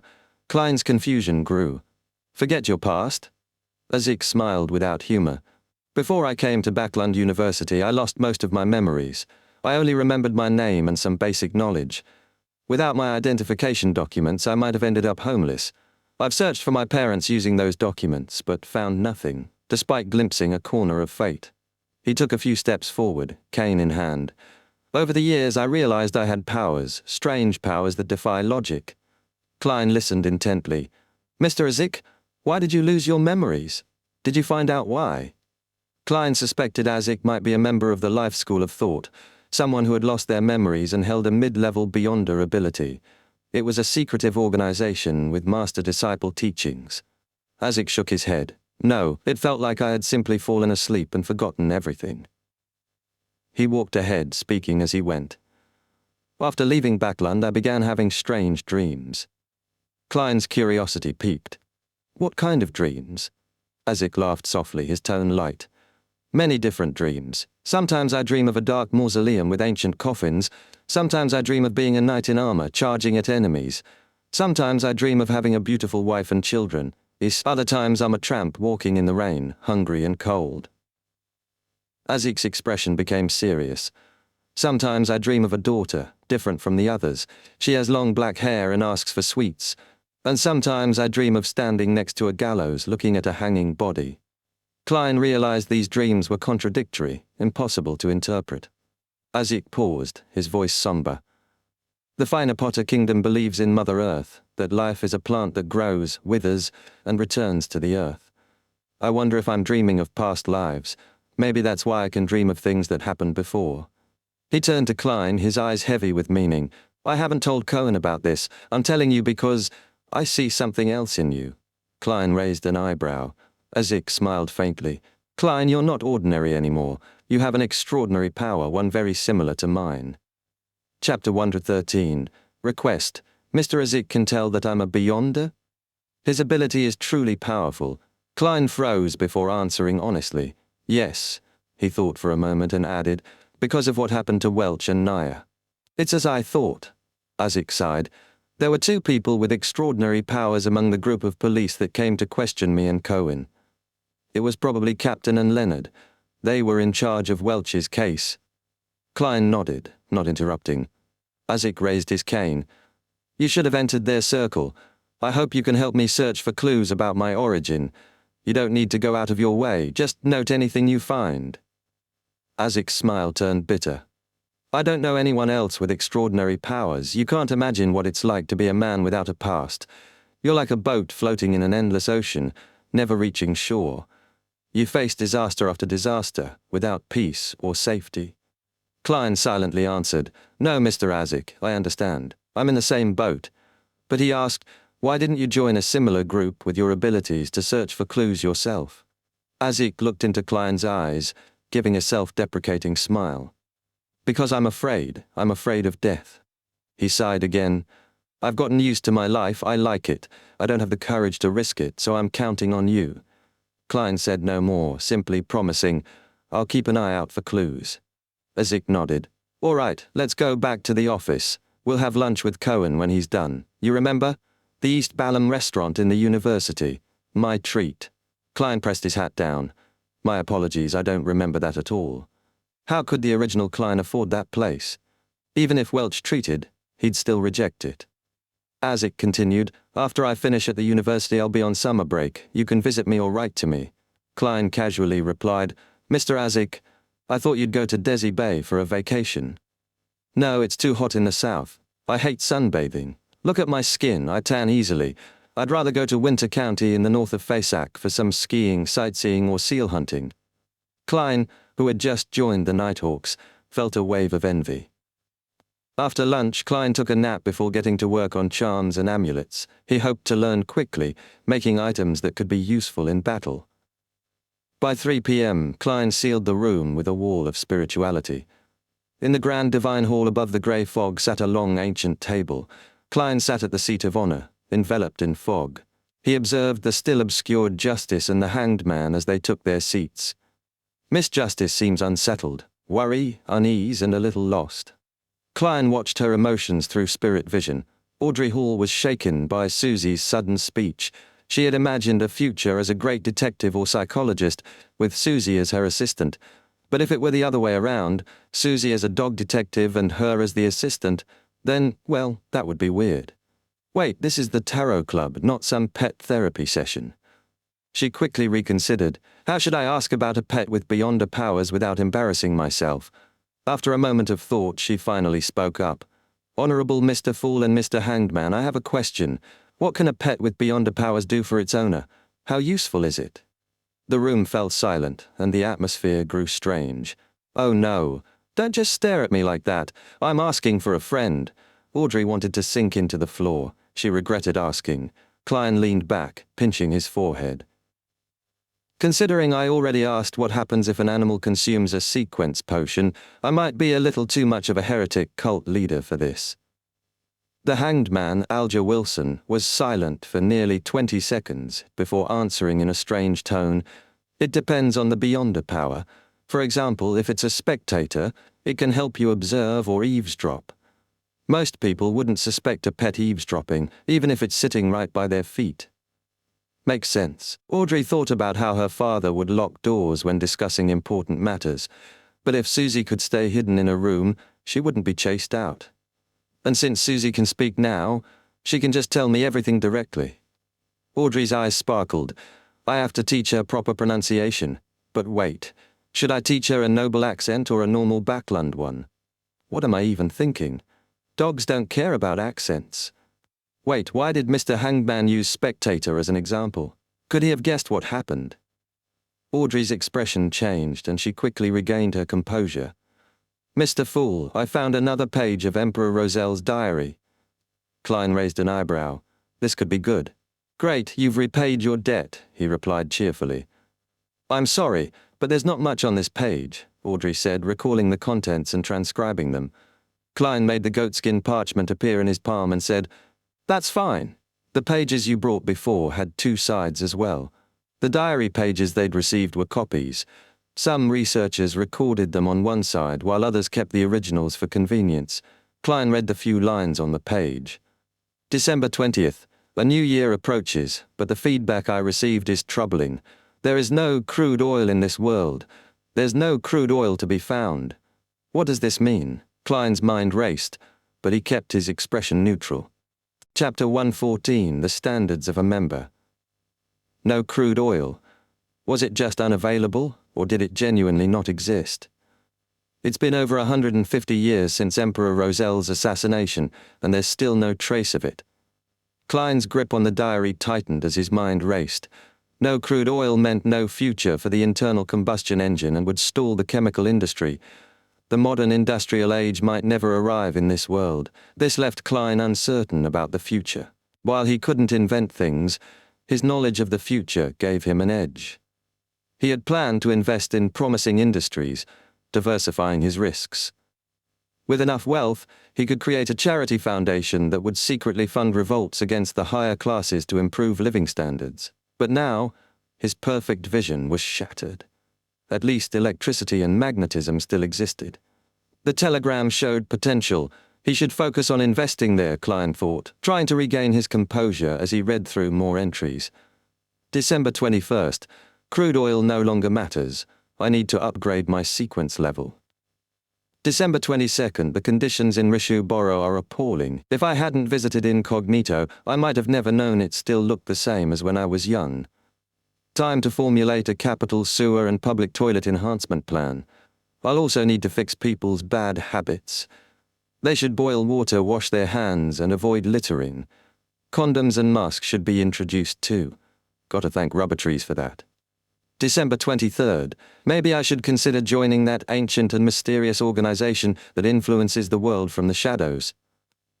Klein stopped reading, his emotions a mix of disbelief and frustration. Emperor Roselle, what was the name of that organization? Was it something I know? Why did he stop here? It was like reading a novel that got abruptly dropped by the author. And this patriotic health campaign? The Emperor sure had a sense of humor. The diary was written after Roselle became consul of the Intis Republic, likely after he'd crowned himself Emperor Caesar. Klein made a mental note to look into historical records about the capital sewer and public toilet enhancement plan. After a brief pause, Klein let the diary vanish, his thoughts shifting. You can start your discussion now, Klein said. Audrey relaxed and smiled faintly. I'd like to know if there's a sequence potion named Tribunal, or a Beyonder who can pass through wooden doors or make locks ineffective. Klein was about to respond, but the hanged man beat him to it. I need you to help me investigate something in return, the hanged man said. What is it? Audrey asked, intrigued.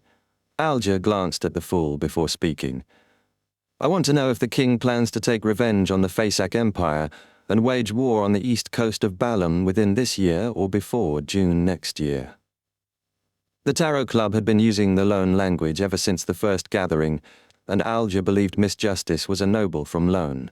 As for the fool, he assumed that his behavior as a Loan was just a disguise.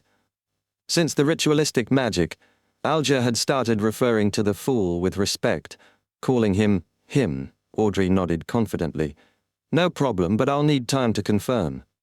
I can wait, Alger replied with a smile. With Mr. Fool as a witness, I believe you'll keep your promise. Audrey glanced at the mysterious fool, a faint smirk playing at the corner of her lips. I think the value of this information is worth more than both questions put together. When you confirm the answer, I'll provide compensation accordingly, Alger replied, already prepared. Klein chuckled internally, amused by the negotiation. Audrey's confidence grew. Oh right, Mr. Hangman, did you receive the £1,000? I'm still sailing. Haven't returned to land yet, Alger replied quickly, brushing off the topic. He answered Audrey's question. The Beyonder who can pass through doors and foil locks is likely Sequence 9 apprentice. The secret organization Theosophy Order has its formula, but it might have been obtained through other channels, like an ancient Fourth Epoch tune. Theosophy Order? Klein rubbed his chin thoughtfully. Audrey sighed, hearing no contradiction from the fool. If I had found the formula for apprentice earlier, I might not have chosen spectator. Impressive performance. Alger continued, ignoring her comment. There's also a sequence called Arbiter. You should be familiar with it, as it's the sequence of the Augustus and Phainopota kingdom's Castilla family. Some nobles received it as rewards in ancient times. So the Augustus family are all arbiters, Audrey thought, connecting the dots. That explains so much about their behavior. The arbiter possesses charm, authority, and exceptional combat ability, Alger explained. Audrey nodded slowly. No more questions. Alger turned toward the seat of honor. Honorable Mr. Fool, I'd like to ask if the true creator's holy residence advocated by the Aurora Order is the legendary Forsaken Land of the Gods. Forsaken Land of the Gods? Klein paused, recalling it from Roselle's diary. Maybe it's in the Nighthawk's secret files, but I can't know it yet. Klein winced slightly. He thought for a moment before responding in a calm tone, That's not something you should know right now. Alger lowered his head, apologizing immediately. Forgive me for overstepping. Audrey also held back her curiosity, sensing the tension in the air. A heavy silence filled the divine hall. Audrey suddenly felt the urge to speak. Mr. Fool, if I had the chance to join another organization like the Psychology Alchemists, would that be permitted? Klein leaned back, chuckling. That's no problem. My only requirement is that the existence of the Tarot Club remains secret. If you join another organization, you'll have access to more resources for exchanges, he added, momentarily recalling that he was part of another organization too, the Nighthawks. He wondered if the Tarot Club could be considered a rebels alliance. I understand, Audrey said, clearly excited. But then she thought of something else. Mr. Fool, if I find a suitable candidate for this gathering, could I guide them to join? How do I do that? Alger thought for a moment before asking, Mr. Fool, what are the requirements to be a member of this gathering? Ambitious, ethical, cultured, disciplined. 4 words popped into Klein's mind instantly. After a few seconds of silence, he finally spoke. You can suggest people you deem suitable, and I'll decide if they join. But before that, you cannot reveal the Tarot Club's existence to them. And remember, Klein paused, his voice turning heavy, you must not speak my name without my permission. Chapter 115. Cheat, you must not speak my name without my permission. Minutes after the gathering, Audrey and Alger, back in their respective rooms, still heard Mr. Fool's stern words echoing in their minds. Normally calm and unfathomable, Mr. Fool's harsh tone had unsettled them. They felt alarmed, understanding the gravity of his request. Such instructions were usually reserved for the Revelation of Evernite or the Book of Storms. In the west borough of Tingen City, Klein opened his curtains, letting sunlight fill the room. He'd previously checked the Crimson Star that had sent out a prayer, but received no new information. The youth who spoke Jotun hadn't prayed again since their last encounter, suggesting he had lost hope for his parents. Klein lay on his bed, feeling mentally drained. Though he should be heading to the Divination Club to work on digesting the seer potion, he just wanted to rest. His schedule was packed. Mysticism lessons, practicals, shooting, combat training, and guarding Chanis Gate. There was no time to relax. No, I can't be this lazy. If Miss Justice and Mr. Hangman find out, they'll think I'm worthless. Klein buried his face in his blanket, trying to motivate himself. I have the formula for the clown potion, I just need to digest the seer potion. He muttered to himself, then grabbed a coin and quickly divined whether he should go to the club today. The answer was clear. 5, 4, 3, 2, 1. He forced himself to get up and pick out his suit and hat. At the Divination Club on Howes Street, Klein sat in a shaded corner, sipping Saibé black tea and reading the Tingen City Honest paper. A few members were around, but it was quiet. As he chuckled at a mistake in a job ad, Glassis entered holding a silk top hat. A blue-dressed lady in her 30s accompanied him, carrying a ridiculous black swan-feathered Intis hat. That hat is absurd. Wouldn't her neck hurt wearing that? Klein mused, noticing the anxious energy radiating from both of them. Good afternoon, Glacis. That Mr. Lanavus wasn't a trustworthy fellow, was he? Klein asked with a smile, staying seated. Glacis paused, then bitterly smiled. I regret not listening to your divination. Herr, this is the second time I've said that. No more. I believe there won't be a third. He turned to the lady. Madam Christina, look, Mr. Moretti guessed our reason for coming without us speaking. He's truly a seer. Christina gave a simple bow, anxious. Good afternoon, Mr. Moretti. We've come because of Lanavus. Klein stood up, smiling.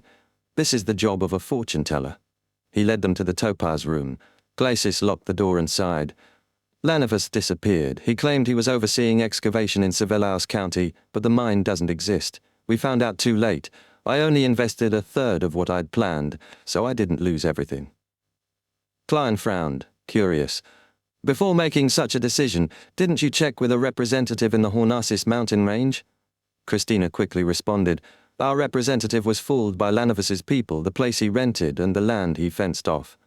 Klein didn't press further. What do you wish to divine? We want to know if this is salvageable, Christina said, glancing at Glacis. Klein prepared an astrolabe. Let's do an astrolabe divination. I'll ask, you answer. He marked the thunderous constellation, using more elements than usual to interpret the symbols. You're at a crossroads. If you let greed and anxiety control you, you'll fall deeper. But if you remain patient and resist temptation, there's hope, Klein explained. I understand, Christina nodded, then asked, Can you divine Lanavus's whereabouts? No. His information is most likely fake, even his name. I can't help unless you have something specific he carries, Klein replied. Christina hesitated before sliding a one-soli note toward him. I've heard you're a true seer, not greedy for money. Consider this a tip. Klein smiled. Thank you for your trust. She left quickly. Not greedy for money. I'm definitely materialistic. Klein regretted acting like a charlatan. Glacis closed the door and asked, Is there really no way? I told you the way just now. Klein smiled. Glacis sighed. Lanavus took over £10,000, affecting over 100 people. I only lost £50, but Christina invested 150. That's a heavy burden for her. Have you contacted the police? Klein asked, suddenly angry at the cheat. Glacis nodded. We filed a report. The police are offering a reward, £10 for information and £100 for catching him. £10 for a clue? £100 for capturing Lanavus? Klein's eyes lit up. He could barely pay the detective, but if the police caught Lanavus... In the next hour, Klein assisted 2 more customers. One was a divination for a toddler, the other for an item search. Both were impressed with his accuracy. Maybe I can just make money with divinations, Klein thought, pocketing the tips. Just as he was about to leave, Christina reappeared, this time with a young girl in a sun hat. Christina approached Klein, asking softly, You said you could divine Lanavus's whereabouts if we had something of his? That's right, Klein replied. Christina sighed with relief. Is his child something that belongs to him? Huh? Klein was momentarily lost. Chapter 116, Lanavus's child. Christina whispered to Klein, I mean Lanavus's child. She pointed to the young lady with the sun hat and added, This is my niece, Magos. Her mother is my elder sister. I'm so sorry I introduced her to Lanavus. I thought he was a great guy. They became lovers, but Lanavus ran off before the engagement, leaving Magos with a child and a ruined reputation. At least they didn't lose their savings, but now they have to explain everything to their friends and family. Klein looked at Magos, noting her beauty, bright forehead, long blonde hair, and large eyes like Christina's. She seemed calm but depressed. What a swindler, and he got away with it, Klein thought. If the child is born, I can divine Lanavus's location, Klein said. But it'll take a few months, he considered. It may be a reflection of earlier divination. Be patient, and eventually there will be an opportunity. A few months, Christina mumbled. That's too long. Even if we find him, we won't get the money back. She turned to Magos. Do you have anything of Lanavus's? Anything he always carried? No, Magosa replied softly, but the ring he gave me. It must be something he carried for a long time, Klein said, shaking his head. Christina stared at Magos before speaking again. You need to decide. Keeping this child will make your future difficult. Will you tell him his father's a swindler who ruined lives, including his mother's? Klein was hesitant. I shouldn't get involved in family matters, he thought, silently watching. Megos smiled softly, touching her stomach. He's different from his father. He'll be considerate. He kicks me every day, hums songs, and helps me sleep with his music. Klein blinked, sensing something off. Is she okay? Suddenly, Megos turned and walked to the door, leaving only one sentence. Maybe his father will come back secretly after he's born, keeping some money for his child. Klein was taken aback, then cursed inwardly for not activating spirit vision in time. He watched her leave, feeling helpless. Christina sighed. Sorry, Mr. Moretti. We'll find something of Lanovis's to help with the search. Klein nodded as she walked away, shaking his head. The next morning at Blackthorn Security Company, Klein greeted Roseanne and asked, "Where's today's newspaper?" Roseanne eyed him, puzzled. "Klein, you're so weird. You always read the paper at noon after mysticism lessons. Old Neil's waiting for you in the armory." Klein grinned. "I'm memorizing a criminal's appearance from a case reward offer." Roseanne grabbed the paper. "Wanted? Lanovis?" "Yes." "That wicked swindler," she exclaimed after reading the details. "He stole £10,000. Klein agreed. "It's ridiculous. I almost want to take over the case," she continued, "but this doesn't involve the supernatural, so it'll go to the mandated punishers, not us Nighthawks." Klein, flipping through the paper, memorized Lanovis's description. Plump forehead, black hair, brown eyes and spectacles. He looks ordinary, except for the glasses. Roseanne and Klein chatted casually before he walked toward the underground. As Klein passed, he saw Fry and Seeker-Tron exit the entertainment room and encountered Captain Dunn near the door. Dunn smiled. "There's a paranormal incident in Westboro. Seeker and Fry are handling it. You don't need to worry.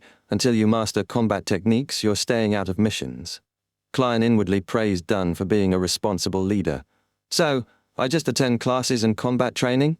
And still get paid?" "Exactly," Dunn confirmed. Klein was thrilled. "Workouts and classes and I get paid. This is the life." By Friday, Klein had finished combat training and took a carriage back to Bessick Street.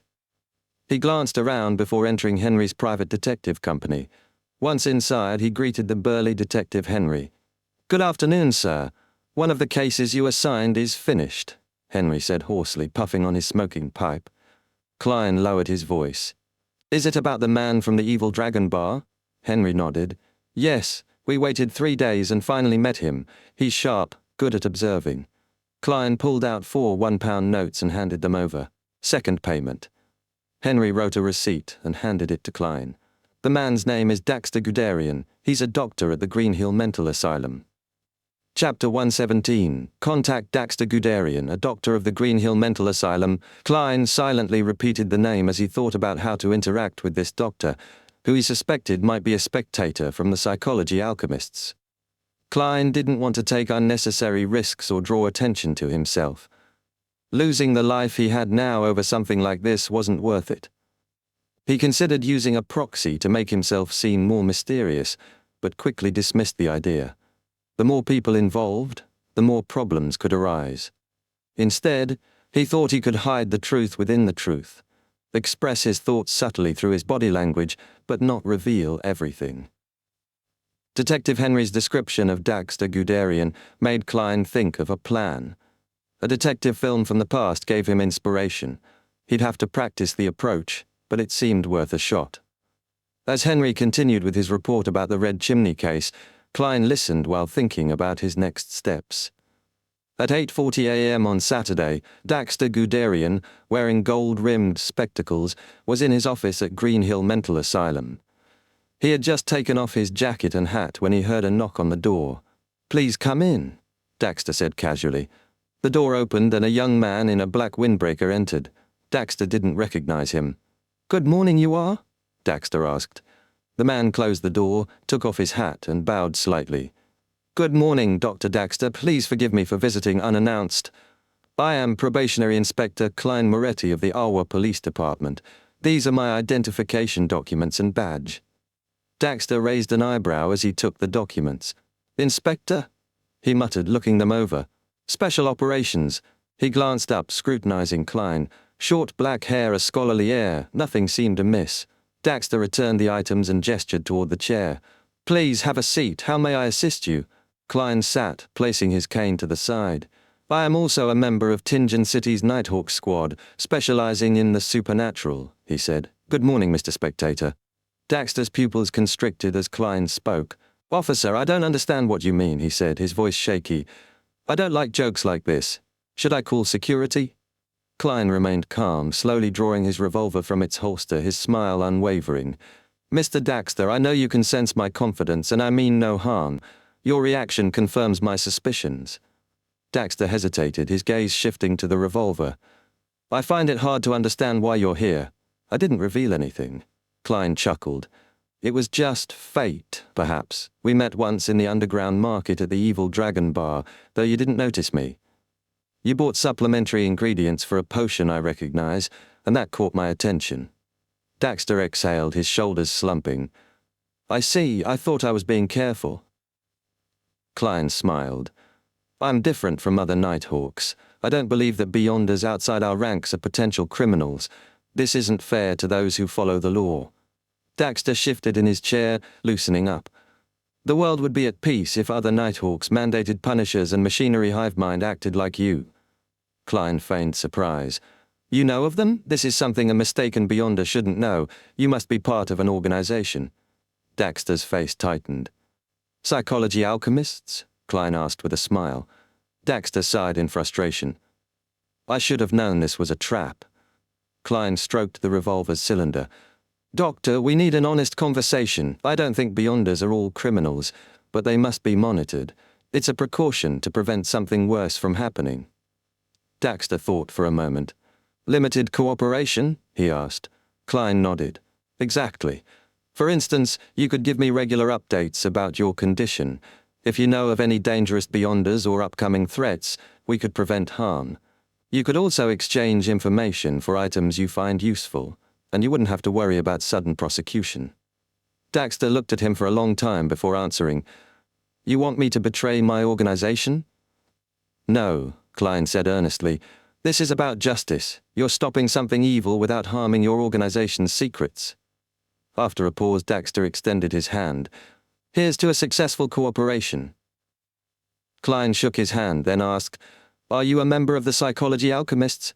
Daxter nodded. Klein's spirit vision showed no change in his emotion, so he asked, "How did you join them?" Daxter met Klein's eyes. "I noticed a patient in this asylum who could see through me. His mind was clear, unlike the other lunatics. His name was Hood Eugen." Klein memorized the name. The conversation continued briefly as they set up a secret communication method. Klein didn't press about potions or rumors for now. When it was time to leave, Klein bade Daxter farewell, securing his revolver. Daxter relaxed into his chair, letting out a deep breath as Klein's figure disappeared from his sight. Later at Blackthorn Security Company, Klein arrived to find Dunn waiting. After a few moments of silence, Klein reported, "I found a Beyonder, a member of the Psychology Alchemists. He's willing to cooperate with us. I think we should keep him as an informant or a hidden member." Dunn nodded. "You handled the situation well, but let me know next time. Provide me with his information, and we'll give him something to prove his identity." Klein smiled. "All right."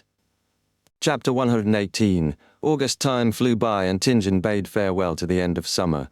The temperature hovered between 26 and 27 degrees Celsius. Whoosh! Klein stood up from the bathtub and strode forward, droplets falling from his body. Naked, he looked down at his abdomen and flexed, muscle lines appeared. The result of daily training. That day, Gawain had started teaching him the basic work for punching and techniques for delivering force. Tap, tap, tap. Klein stepped barefooted in the bathroom, sliding, retreating, dodging right, then swinging his fist in a defensive gesture. Phew. He stopped and smiled as he grabbed a towel to dry off. Since contacting Daxter Guderian, Klein had gone nearly 2 weeks without any supernatural incident. Life became regular. He trained marksmanship, cooked, researched mysticism, decorated his home with Benson and Melissa, and practiced divination and spiritual principles. Occasionally, dreams still featured the red chimney or the misfortune cloth puppet's picture, but otherwise, he was adjusting to this life. 3 tarot gatherings had taken place. No new Roselle diary pages arrived, but Justice said she was getting close to 2 Beyonders and might trade with them soon. The hanged man back on land was busy, but promised to help. Justice also believed those Beyonders were candidates for joining the gathering. They had decent covers and useful information channels, though their Sequence 9 status made them feel unsuited for a high-end secret organization. High-end secret organization? Sounds more like a pyramid scheme. Klein sighed. He agreed to continue observing the candidates. Justice wasn't the naive girl she once was. She hadn't shared their names or traits to avoid being identified by the hanged man. Miss Justice said that she clearly feels the signs of the potion digesting. She might need another 3 to 4 weeks until she completes her acting as a spectator. My scheduled acquisition of the telepathist formula has to be brought forward. Klein tossed the towel aside and dressed, thinking about the tarot gathering from the day before. In 20 days, he had only met Daxter once and hadn't pushed. But with Justice progressing quickly, he had to act soon. Buttoning up, he wrapped another towel around his head to dry his hair. By now, the auditory and visual hallucinations during cogitation and spirit vision had vanished. The seer principles that I've figured out are really efficient. Next week, I should be able to digest the potion entirely by next week. I have no idea where to get the single horn of a matured Hornasis grey mountain goat and a complete stalk of a human-faced rose required by the clown formula. Maybe I could do as Lady Daly did and send in a special application, but that would definitely attract the attention of the higher-ups, and I want to develop at my own pace. The believer from the Aurora Order in the police department was found too, but I have yet to find out who this Mr. Z is. Henry said that he would complete the Red Chimney task before the end of this week. My private stash of money has returned to slightly more than £7, so at least I don't have to worry about making the final payment. Some of the information on houses and tenants that he provided before didn't seem to have any abnormalities, but I have no time to investigate them one by one. Perhaps I could see which Red Chimney houses have gotten new tenants recently? That's one way to look at it. He sat silently for half a minute before putting on his trousers, bow tie, and armpit holster. He picked up the sweaty night training suit and tossed it into the laundry basket, then opened the door and left the bathroom. He was still at Gawain's house. "Hello, Mr. Moretti." Gawain's maidservant bowed quickly as she passed by. Klein nodded and pointed at the bathroom. "Could you clean this up, please?" "Of course, sir. The clothes will be taken care of by the laundry maid. She'll come over at 6. He didn't say much and returned to the living room to bid farewell to the owner, who sat on a rocking chair with a blanket over his legs, holding the Awa Evening News. Though Gawain was only in his early 50s, his lifelessness made him appear 80. During training, Gawain rarely spoke and only gave key pointers. Klein, exhausted daily, hadn't attempted small talk. Their relationship remained distant. From his demonstrations, Teacher Gawain's strength is still quite terrifying. He hires a chef, a maidservant, and a laundry maiden. In the foodaholic empire on Earth, a man in his 50s with such wealth would have been traveling the world. Klein turned away, shook his head, took his top hat and black windbreaker from the rack, grabbed his cane, and exited. As he walked along the weed-filled path to the gate, he saw a 2-wheeled carriage stopped outside and a familiar figure waiting. "Leonard?" Klein muttered as he spotted his messy-haired teammate. Leonard wore a white shirt, black trousers and boots as he twirled his hat. Seeing Klein, he smiled. "Are you pleasantly surprised?" "Only surprise, without any joy." Klein ignored Leonard's inappropriate behavior and looked into the fake poet's green eyes. "What happened?" Leonard put on his hat and said, "Captain wants you to work with me and Fry. Let's talk about it on the way." "All right." Klein followed him into the carriage. As the scene outside passed by, Leonard picked up a document bag and tossed it over. Klein caught it, pulled out the file, and began reading. August 11th, 11 p.m. at a workhouse in West Borough, the bankrupt Salas attempted arson to cause a tragedy. But in the end, he only managed to burn himself to death. August 11th, 10 p.m., harbour worker, Zid jumped into the Tussock River and ended his poverty-stricken life. August 11th, 8 p.m., in Iron Cross Street's Lower Street, Mrs. Lowis, who earned a living by selling matchboxes, died of a sudden disease. At first, they seemed like ordinary cases, so ordinary the police might not bother. But as Klein kept reading, his brows furrowed. After 2 pages, he looked up sharply. "Isn't this too many?" Leonard nodded seriously. "The number of death incidents within the past 2 weeks are 5 times the normal rate. When the Tingen police headquarters tabulated the data, they realized the problem and quickly passed it over to us, as well as the mandated punishers and the machinery hive mind.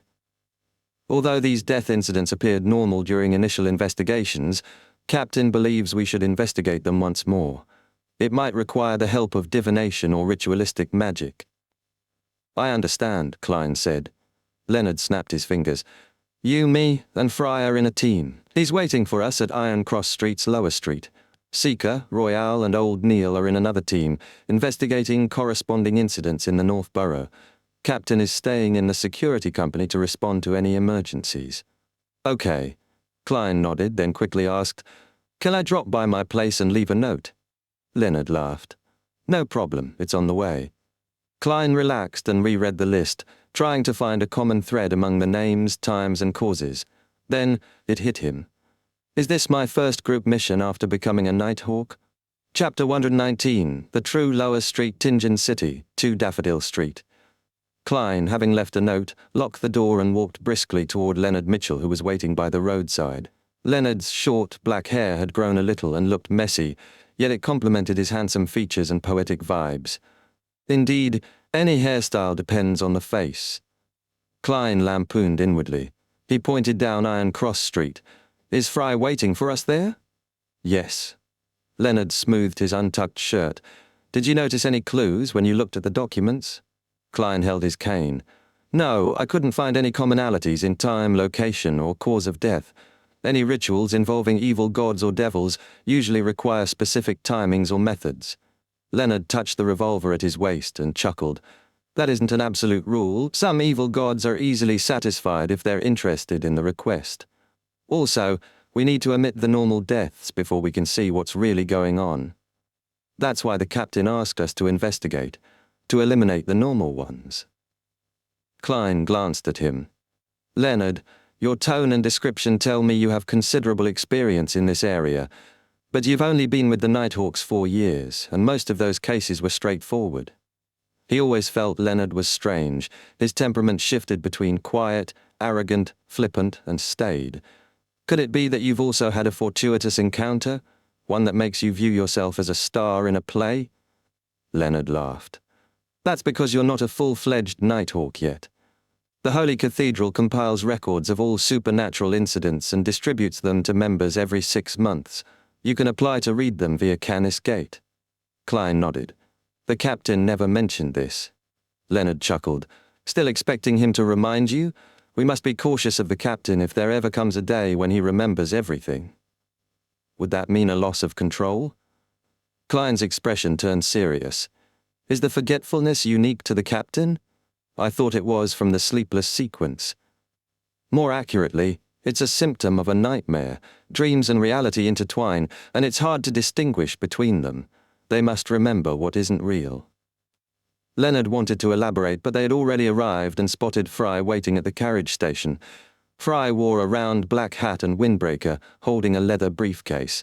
His pale, icy appearance made others instinctively avoid him. The trio walked silently past Smerin Bakery and turned onto Iron Cross Street's Lower Street. It was immediately noisy. Merchants hawked clam soup, seared fish, ginger beer, and fruits. Pedestrians slowed involuntarily. It was past 5 and the street was crowded. Children with cold eyes watched everything, their attention on people's pockets.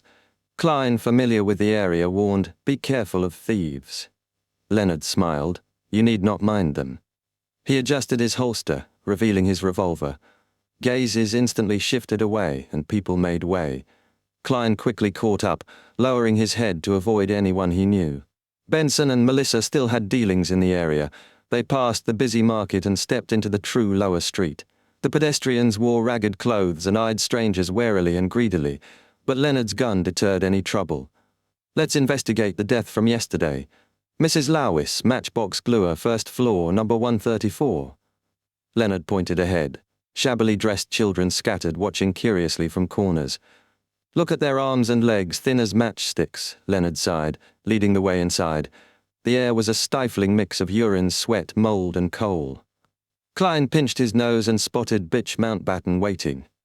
"Sir, I already asked Lowis to wait in his room," Mountbatten said in his shrill voice, not recognizing the now energized Klein. He led them inside.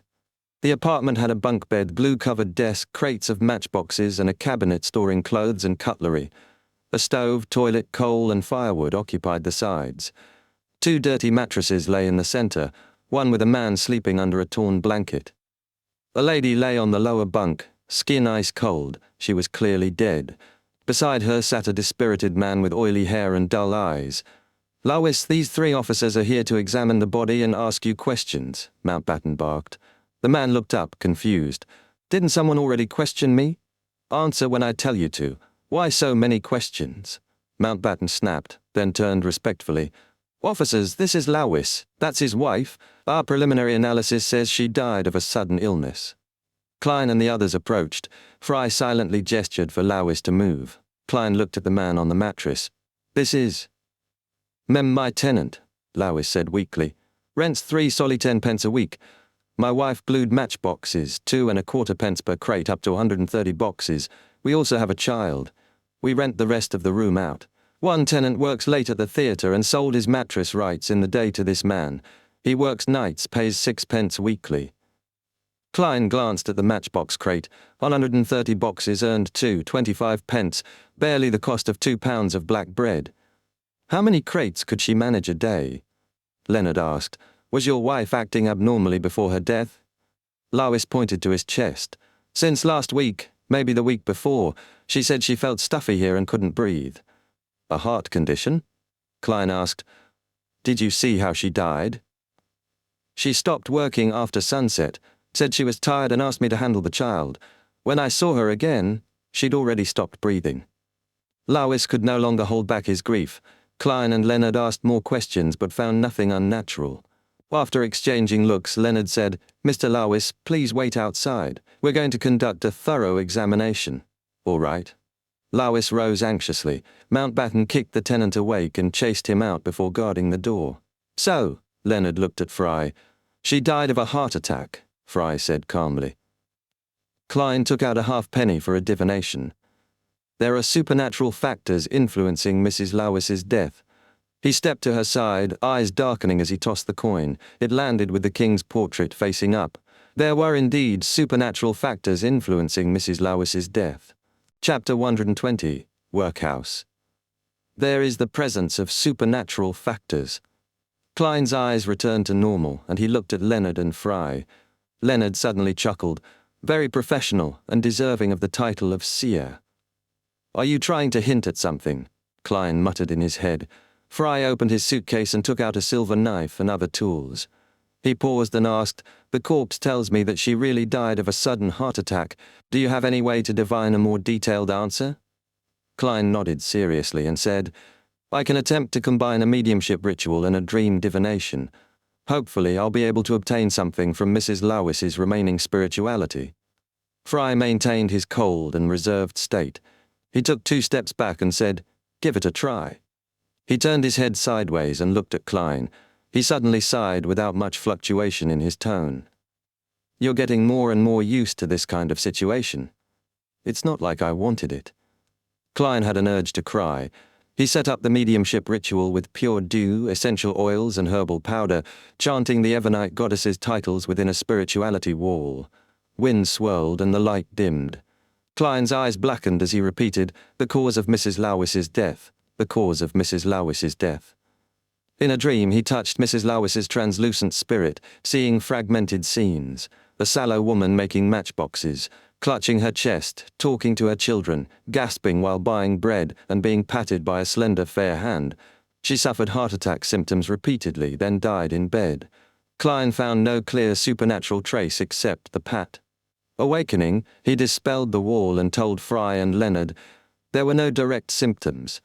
Most of the scenes revealed that Mrs. Lowis had a heart ailment a long time ago. The only scene that was different was when Mrs. Lowis was patted on the back by someone. The hand was fair and slender, apparently a woman's. For such a family, They wouldn't go to a doctor unless they're very, very sick. Even if they were to queue at a free charity hospital, time is not something they can afford to lose. A day without work might mean no food on the table the next day. Leonard sighed emotionally like a poet. Fry looked at the corpse and sighed lightly. Leonard snapped out of his pensiveness and said thoughtfully, "Are you implying that the supernatural factor came into play when Mrs. Lowis was patted? It came from the slender hand of a lady or madam?" Klein nodded and replied, "Yes, but this is merely my interpretation. Divination is always unclear." They stepped back, letting Fry examine the corpse further. After finishing, Fry covered it and said, "Her death was caused by a natural heart disease. There's no doubt about it." Leonard paced to the door, pausing before saying, "That's it for now. Let's head over to the workhouse in West Borough. We'll see if we can find other clues. Maybe we can link the two incidents together." "Okay, we can only hope," Klein agreed, still puzzled. Fry, carrying his suitcase, carefully navigated the floor mattresses.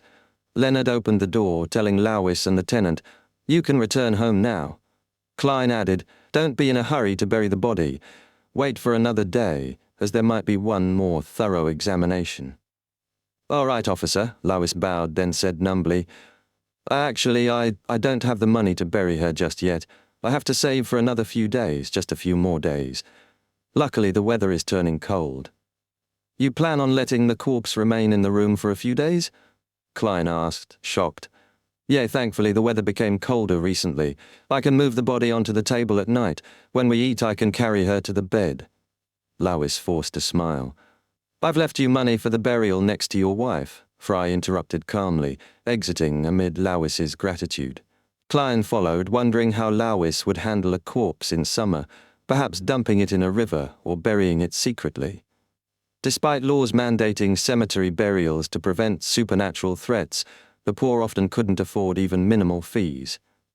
After parting with Bitch Mountbatten at Iron Cross Street, the Nighthawks headed to the West Borough workhouse.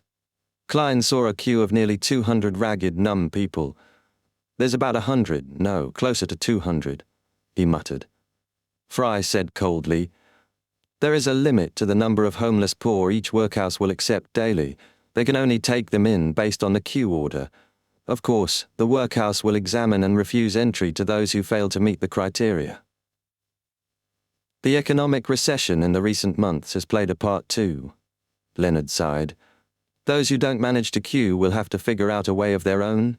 Klein asked. Fry replied, "They can also try their luck in the other workhouses.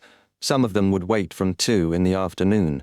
The rest of the people mostly starve for a day, lose their ability to find a job and fall into a vicious cycle that leads directly to death." "The newspapers never publish any of this. Mr. Fry, I hardly ever hear you speak so much," Klein sighed. "I was once a pastor in a workhouse of the goddess," Fry said coldly. At the workhouse, transformed from an old church, the stench of sweat and feet filled the hall. Poor families worked breaking rocks or picking oakum. Fry explained, in order to not let poor people rely too much on workhouses, the poor law established in 1336 enforced a rule whereby every poor person can only stay in the workhouse for 5 days at most. During the 5 days, they have to do manual labor, such as breaking rocks or picking oakum.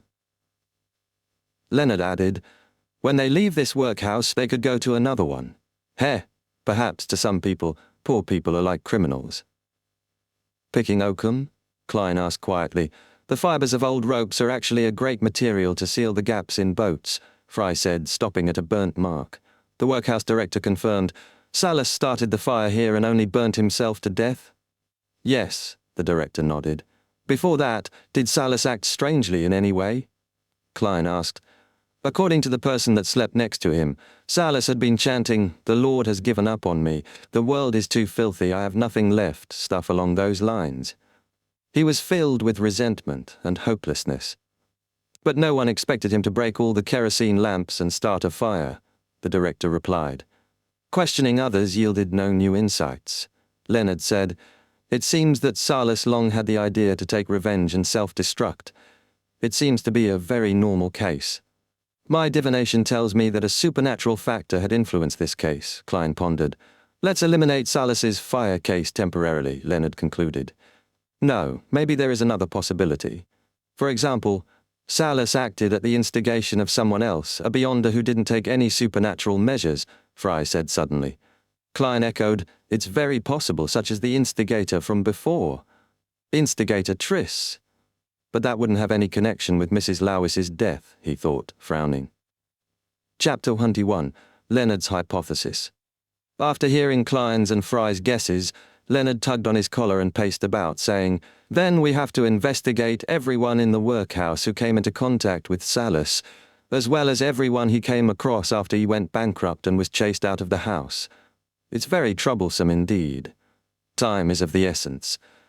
Let's split up and do a cursory check here, then head to the third reported death in the West Borough and leave the rest to the police. All right, Klein answered without hesitation. Fry didn't have any objections. He turned towards the people who had been sleeping near Salas last night. Klein was about to find someone to question when he suddenly saw Leonard shooting looks at him. He was motioning at the side hall of the workhouse with his chin. What does he want? Klein was a little lost. He strolled around the hall, then followed Leonard into the side hall while Fry was distracted, reaching a silent corner. I have a hypothesis, Leonard suddenly said, stopping in front of a shattered window. Klein looked around in confusion. What's your hypothesis? Leonard, with his deep green eyes, he returned a question. If there were no supernatural factors, what do you think Mrs. Lowis's outcome would have been? Klein thought for a moment, then said solemnly, The same, just delayed by a week or two, perhaps a month. But to a family like theirs, they would have only seen the doctor when she really was at her limit. As long as her heart problems turned for the worse, there would be no way for her to be saved. Then what about Salas? If he hadn't been instigated by someone, what kind of end would he have? Leonard asked again.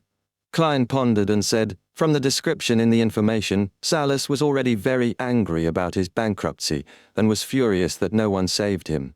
I think that he would have exacted his vengeance sooner or later, but not at the people at the workhouse.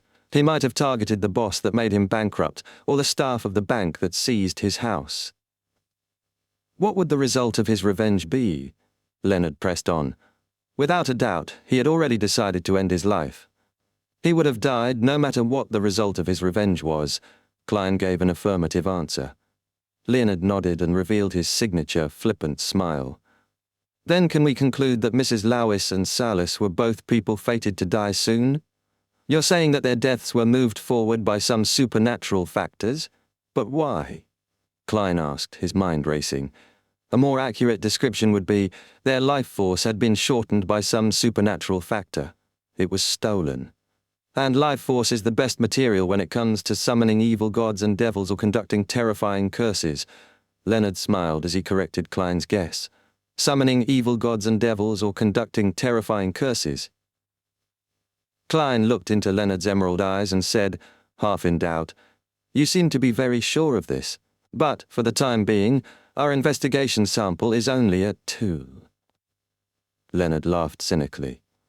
Klein, there's no need for any pretense between us. I saw you break free from the control of sealed artifact 2049. I know that you're special, and you should be able to sense that I'm a little different from the average beyonder. His smile disappeared as he looked into Klein's eyes. I've told you that there are many special people in this world that can always do things others can't, such as you and me. This world has a long history.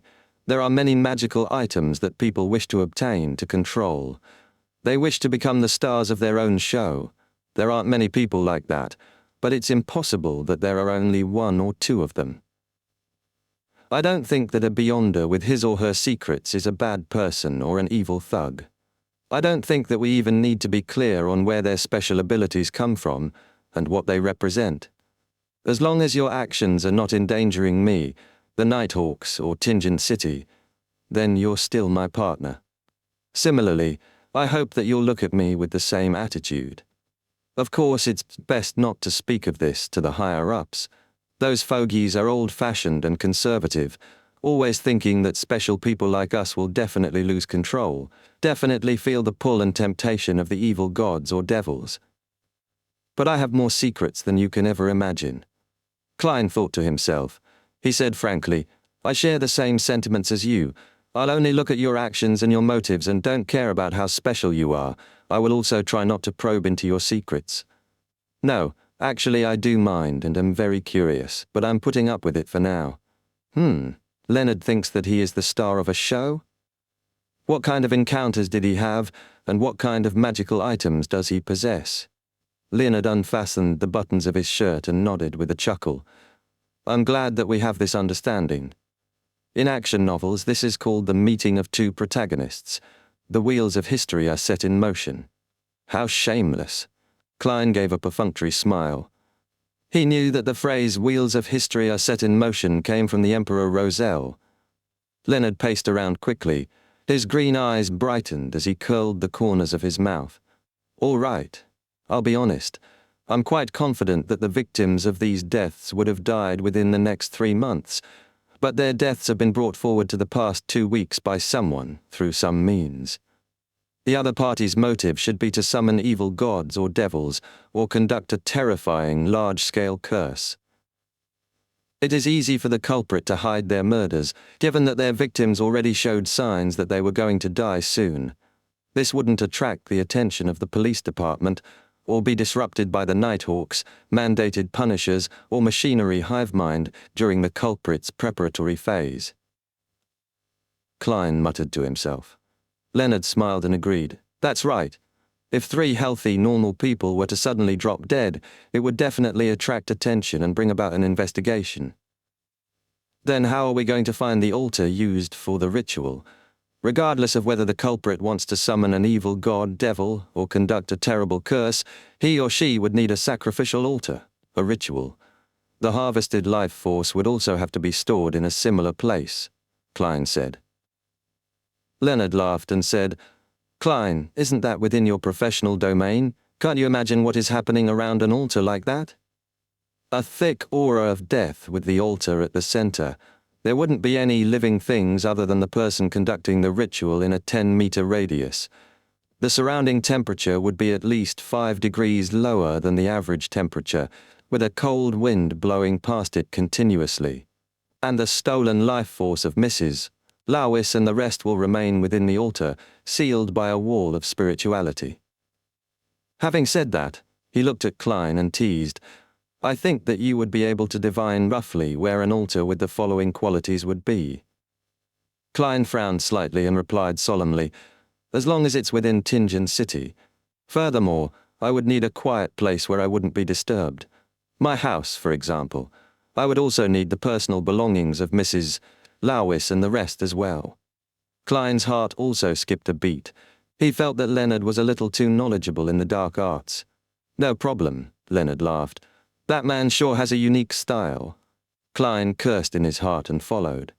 When Leonard found Fry seriously taking notes, he put on a serious tone and said, I have a hypothesis and was hoping that Klein would give it a try. What hypothesis? Fry asked, appearing cold. I'll tell you if there is a result. I don't want to be laughed at by Roseanne and the rest, Leonard gave a whimsical excuse. Fry didn't ask further. He obtained Salas's and Mrs. Lowis's belongings from the police station, then met at Klein's house. Wait in the living room and don't let anybody disturb me, Klein said, checking his pocket watch. You can trust us, Leonard said, pacing the living room. Fry sat silently. Does Leonard have ADHD? Klein pouted and went upstairs, locking his room and sealing it with a spirituality wall. He set up an altar, praying to the goddess to eliminate disturbances. He wrote, the position of the altar, keeping it broad to avoid missing details.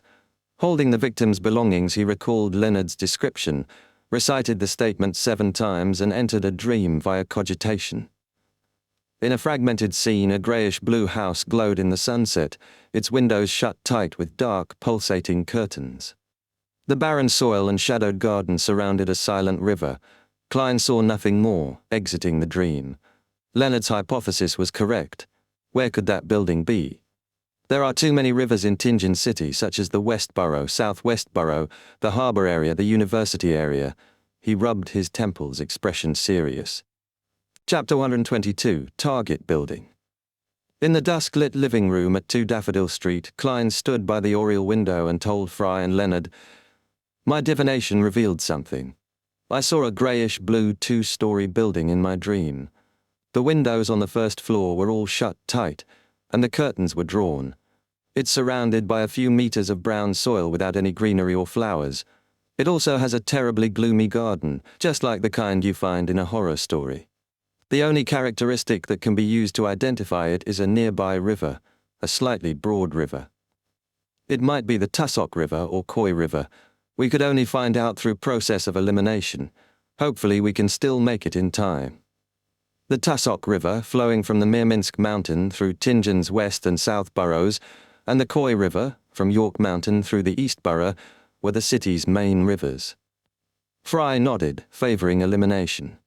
Leonard smiled and said, "Perhaps we can narrow down the possible locations of the target." "How do we narrow down the possibilities?" Klein frowned, checking his silver pocket watch. Leonard chuckled.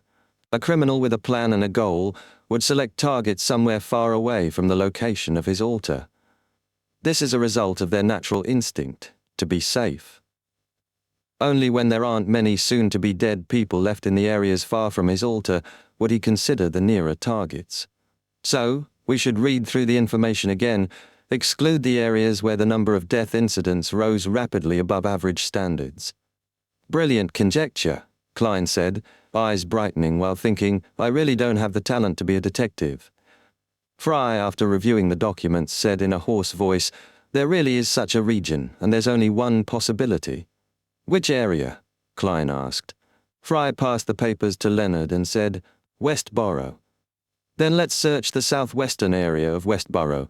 That area isn't huge," Klein suggested, clenching his fist. "I agree," Leonard said, waving the papers nonchalantly. In a carriage along the Tussock River, its waters glowing with sunset hues, Klein and Fry scanned houses for a greyish-blue building with a ruined garden and drawn curtains. Leonard hummed a tune, leaning back. Klein spotted the target. "Found it," he said, voice low. Fry and Leonard crowded the window, spotting the dark curtains. Klein knew this was the altar's location from his dream. They passed without stopping, halting only when the house was out of sight. Leonard told the driver to stop, then said, "Klein, return to Zouterland Street in this carriage and tell the captain to come here for assistance." Is he thinking of me as a rookie and that I shouldn't be involved in such a dangerous mission? This fellow is still quite a nice guy, Klein thought, stunned. Fry nodded. "You just started combat training and your job is a support role." "I know, and a person who could kill so many in order to hold a ritual won't be an easy opponent. Only the captain could make this situation less terrifying." Klein agreed silently. He looked at them and said, "Be careful." "Don't worry, I cherish my life a lot. Until the captain arrives, we'll only keep watch and we won't get close," Leonard smiled. Fry picked up his suitcase silently. Klein took a penny and said, "Let me divine once for you." He chanted, "What will happen here will lead to a good outcome," flipping the coin as his eyes darkened. It landed on the king's head. "It's only a blurry symbol, so there are other interpretations. The most important thing is to be careful and prudent at all times." Klein explained. Leonard waved, jumping off. "As naggy as my 80-year-old grandma." Fry nodded and followed. Klein touched his revolver and told the driver, "Zouterland Street." At 36 Zouterland Street, the Blackthorn Security Company was dim. Dunn, blending into the darkness, startled Klein. "Found any clues?" "Yes, Klein explained Leonard's hypothesis, his divination, and the house, omitting personal details. Dunn stood heading out, then said, "I almost forgot. You stay here just in case there are any emergencies here." "All right," Klein nodded. Dunn stopped, shouting, "Lock the door and follow me." "Heh, we won't need you to join the battle.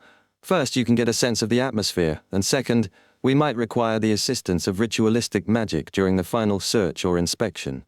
Remember, until everything is over, you have to be at least 50 meters away. You cannot get close to the building."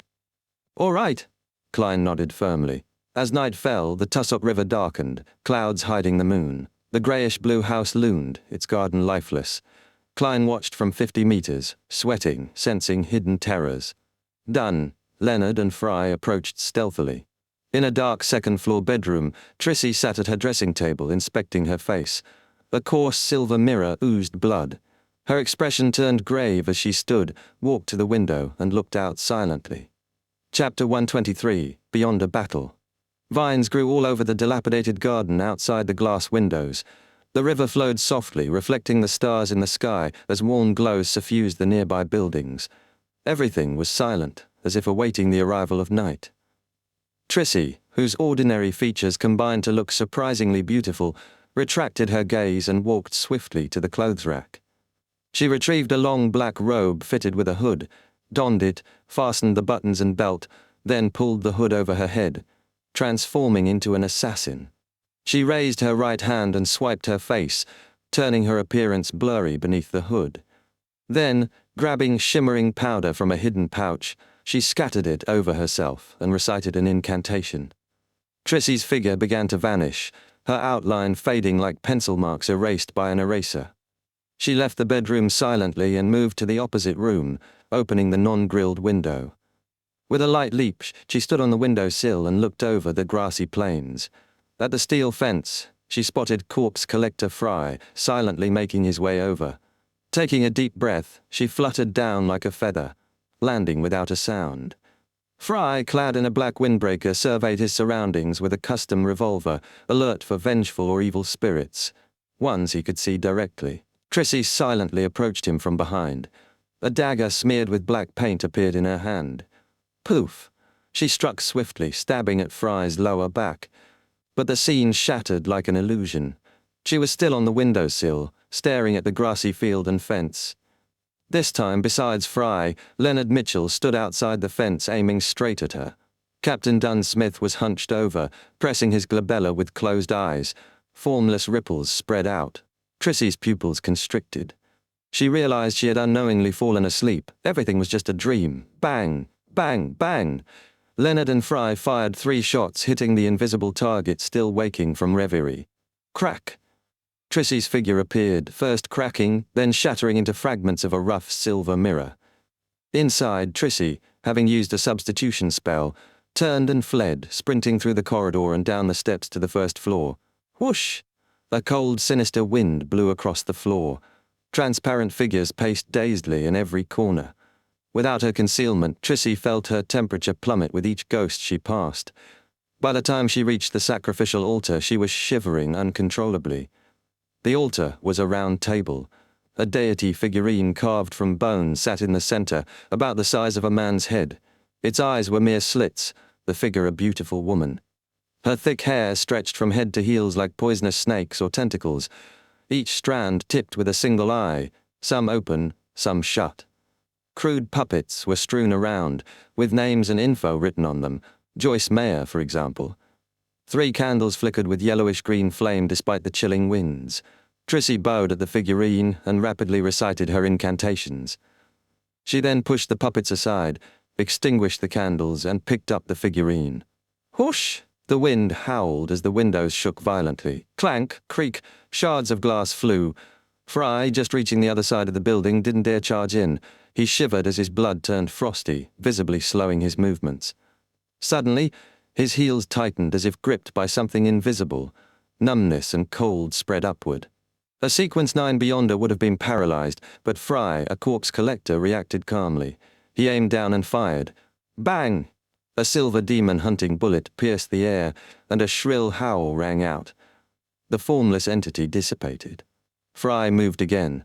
Elsewhere, Dunn approached the second floor by circling the altar. He too froze from the cold winds. Whoosh! The curtains by a shattered window flew up, engulfing Dunn like a monster's mouth. The cloth wrapped his head, pressing against his face as if alive. Dunn stomped with both feet, straightened his knees, twisted his waist, and tore the curtain free with brute strength. He flung it aside. Bang! He fired at the remaining curtain. It stopped squirming as dark red liquid oozed out. Whoosh! In the garden, Leonard recited his poems while the cold wind swept over him, filled with death's aura. His teeth chattered, making enunciation difficult. Weed suddenly extended, coiling around his heels. A black shadow leaped with the wind. Leonard's body had gone rigid. He couldn't fire in time. He raised his arm reflexively. Thud! The black shadow slammed into his forearm. Thorns pierced his skin. It was a bright red flower. In pain, Leonard tossed the blood-stained flower aside. Bang! He fired at the vines. Dark red liquid oozed. Tap, tap, tap. He charged toward the shattered first-floor window behind which the altar lay. The vines withdrew from his former position, as if fearing something invisible. Trissy used the chaos and collapse of the altar and suspension ritual to conceal herself again. She fooled the Nighthawk's spirit visions and slipped behind them. She extended her hand. A cold wind blew, carrying the flower dyed with Leonard's blood into her palm. Without pause, she vaulted the steel fence and fled toward the Tussock River. Leonard, who had just entered the first level, suddenly turned, as if listening. His expression changed. He yanked up his sleeve and looked at the flower wound. It had stopped bleeding. Only swelling remained. His expression turned grim. He pinched his left index finger and pulled the fingernail out. His face twisted in pain, but he continued. Reciting something silently, he sliced the wound open. Once the fingernail was stained dark red, he pulled strands of hair from his scalp and wrapped them around it. Beside the river, Trissy slowed and stared at the flower in her palm. She chanted softly. A ball of black, illusory fire appeared, enveloping the flower and reducing it to ash. Then she leapt into the river and submerged herself. At the same time, Leonard tossed the blood-stained fingernail wrapped in hair to a corner. It burned, releasing a foul stench. The fingernail and hair disintegrated into dust. Leonard sighed in relief. Entering the first level, he said to Dunn and Fry at the altar, "The target has escaped, but it's all right. Our primary objective was to stop the ritual." Dunn sighed and looked at the puppets on the table. She was very cautious and very powerful. She sensed us approaching her ahead of time. Otherwise, she should be, at the very least, a Sequence 7 beyonder. Give Klein the signal. Ask him to come over. Through the brief interaction in the dream, he had determined the enemy was female. Chapter 124. Wrapping up work. Klein, hidden in the shadows 50 meters from the greyish-blue house, shivered as gunshots and howling winds echoed faintly. If the enemy runs towards me, should I draw my gun or should I pretend that I didn't see him? He thought, sweating. A beyonder capable of shortening lives was far beyond his Sequence 9 seer abilities. Even sacrificing himself might not delay them enough for Dunn and Leonard to catch up. Thankfully, no one approached his hiding spot. Minutes later, a melodious tune drifted from the house, Leonard's crude local song, the agreed-upon signal. Phew, Klein exhaled, gripping his revolver and cane, stepping toward the house. He paused, leaned his cane against the fence and switched the revolver to his left hand. Removing his silver chain, he let the topaz pendant hang, entering cogitation to divine. The singing earlier was an illusion. The singing earlier was an illusion. After 7 recitations, the pendant spun counterclockwise, confirming the signal's authenticity. It's not an illusion. Klein pocketed the pendulum, grabbed his cane and approached the arched metal gate. Holding both cane and revolver in his right hand, he pushed the gate, but a piercing chill struck like ice poured down his neck. "It's just like winter here," he hissed, teeth clenched, seeing frost-covered branches and leaves in the garden under dim starlight. "Amazing," Klein marveled, tapping his glabella to activate spirit vision. He pushed the gate open with his cane, stepping onto the stone path flanked by twisted ghoul-like plants, evoking horror stories. Breathing lightly, he hurried forward until a pat on his left shoulder froze him. "Badump! Badump!" His heart raced as he aimed his revolver and turned. A flimsy branch hung limply. "This is what we call scaring ourselves?" Klein twitched his lips, knocking it off with his cane. Faint sobs and translucent shadows appeared, drawn to his warmth. Startled, he ran to the house's door. This is what the captain meant by getting a sense of the atmosphere? It's much scarier than the last time I helped Sir Deweyville, he thought, recalling a less aggressive spirit. Inside, Dunn examined puppets on a round table altar with unlit candles. Fry tried comforting the shadows, his hand passing through them harmlessly. Leonard, noticing Klein, softened his voice, reciting, "Calm is the morn without a sound, calm as to suit a calmer grief, and only through the faded leaf, the chestnut pattering to the ground." The poem's serene imagery, like a moonlit lake, calmed the shadows. Dunn turned and said, "This is a ceremony for a terrifying curse. It's fortunate that we've destroyed it. First, prepare a ritual to comfort the remaining spirits, then try to communicate with the spirits of the dead and see if you can get any clues from them." "Yes, Captain," Klein said, chest out, feeling useful. He swept the puppets off the table, noticing names and messages on them. "Captain, did you discover anyone you know?" he asked casually. Dunn met his gaze and both fell silent. I'm so silly. Why would I ask any questions that test the captain's memory? Klein sighed inwardly. If it were any other boss, they'd make my life difficult. Luckily, the captain will forget. I wonder if that's an advantage or a disadvantage. Dunn replied, "There's someone you know." Klein paused, holding a candle. "Joyce Mayer, the survivor of the Alfalfa tragedy," Dunn said simply. "Joyce Mayer? Anna's fiancée." Klein thought of Salas's arson, suspecting instigation. "Instigator Triss?" he said deeply. "He used the lives that were cut short as a sacrifice, intending to curse all survivors of the Alfalfa tragedy, because he didn't know who uncovered his involvement and lodged a police report. If Triss targeted survivors directly, he'd attract attention after a few murders, losing his chance to continue." Dunn nodded, then shook his head. "Not all survivors, but only survivors in Tingen. His curse ritual can only affect the people within this range. Besides, the host of the ritual is a female, not Triss. Perhaps it's an expert that the Theosophy Order sent to help Triss?" Klein creased his brows. "Yes, the origins of the Theosophy Order might involve the Demonist sect. It's fairly normal for their experts to be female." Dunn smiled. "I agree with your judgment. Although we only encountered that woman and not Triss, there are guesses that we can make. Such as, the woman and Triss don't stay together, or that Triss was out looking for people who are dying soon." Klein set up the altar with full moon essence oil and crimson sandalwood, creating a sealed wall with a silver dagger. He prayed to the Evernite goddess to comfort the shadows. In a mediumship attempt, he saw fragmented spirit memories, but no useful clues. Shaking his head, he told the others, the backlash from the disrupted ritual caused severe damage, and the remnant images of the host were lost. Dunn pointed upstairs. "Let's look around on the second floor and give it another try." "Okay," Klein, Leonard, and Fry agreed. On the second floor, they searched separately, converging in a bedroom with a faint aroma, strewn dresses and open boxes. Dunn sniffed a box from the dressing table. "Are these cosmetics?" "To be exact, they are skincare products. Ever since Emperor Roselle, they were not lumped together with a broad term," Leonard smiled.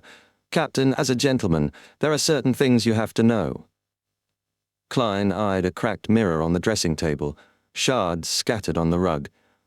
"The Beyonder left in a rush. She didn't destroy it entirely," he said deeply. "Maybe I could give this a try." "I'll leave it to you," Dunn replied confidently. Klein lit candles before the mirror, creating a spirituality wall with full moon essence. Chanting in Hermes, he prayed, "I pray for the power of the dark night.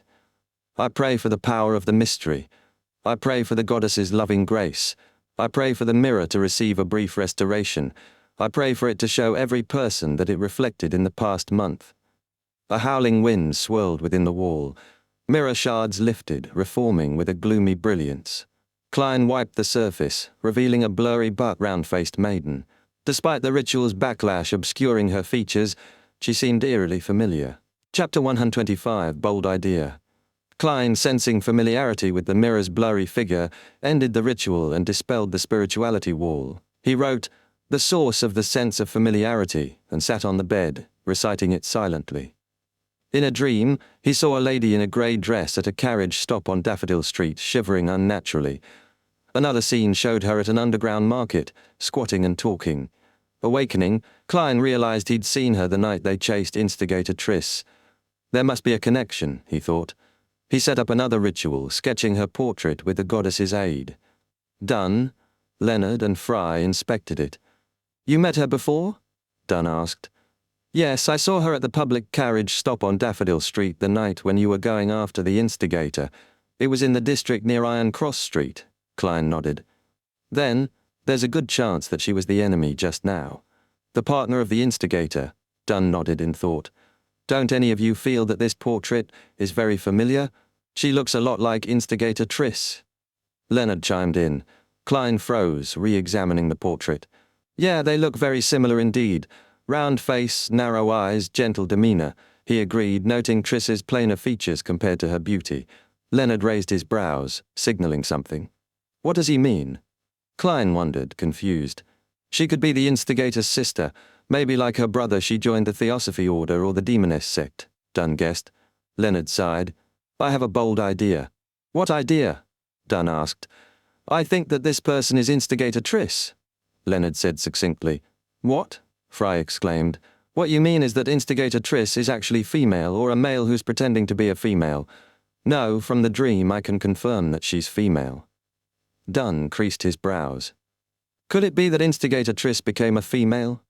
Klein ventured, inspired by creative plots. That could explain why Triss's trail vanished and why divination failed. A fundamental change. How he transformed so quickly and attractively puzzled Klein. I mean, to be honest, she's pretty attractive. Yes, that's my theory. This can perfectly explain why instigator Triss had seemed to vanish. It also fits with the strange fact that the upper echelons of the demoness sect are all female. Leonard nodded.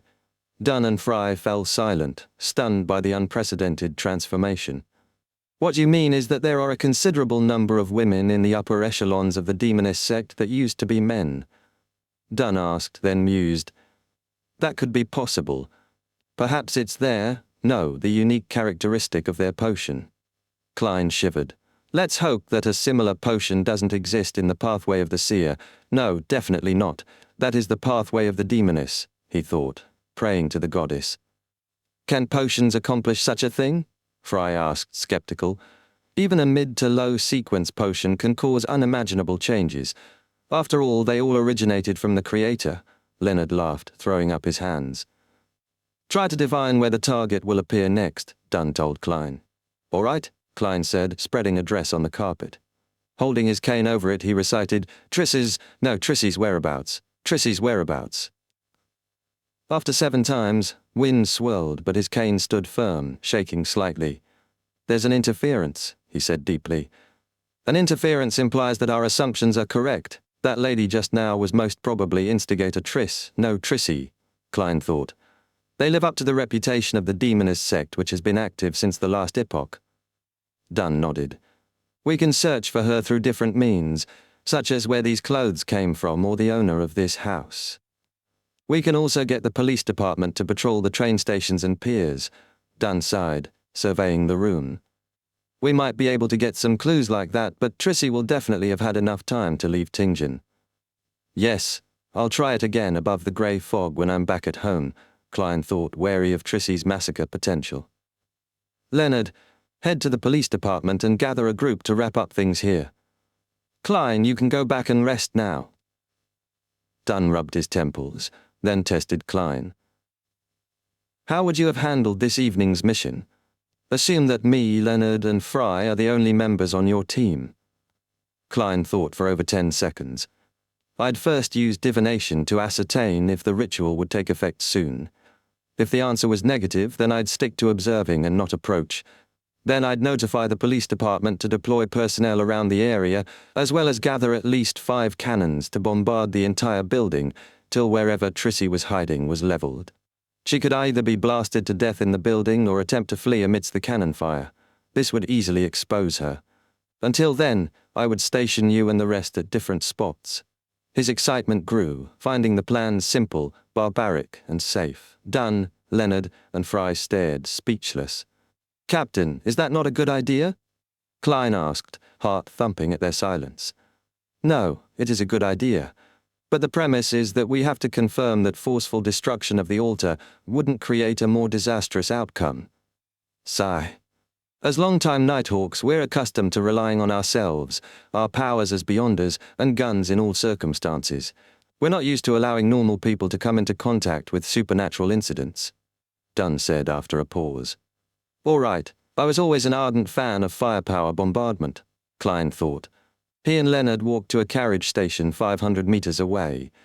Klein returned to Daffodil Street, while Leonard headed to the police station. At home, Klein adjusted his clothes, opened the door, and saw Melissa and Benson studying under the gas lamp. Benson must be tired after toiling at work the entire day, yet he perseveres. I can't do that, all I can think about is lying down, Klein thought, raising his hand in greeting. I now understand the price behind a handsome salary, Benson smiled. There's a price for everything in this world. There's something we must give before we can gain anything in return, Klein said, leaving his cane by the door. That's apparently something Emperor Roselle said, right? Melissa looked up from her work. Is that so? I don't remember, Klein replied, expression stiffening. He headed upstairs to divine Trissy's whereabouts but felt hunger pangs. Oh right, I haven't had dinner, but the note I left said that the security company would provide food. Seriously, Captain, you actually forgot about it, he thought, intending to feign fullness.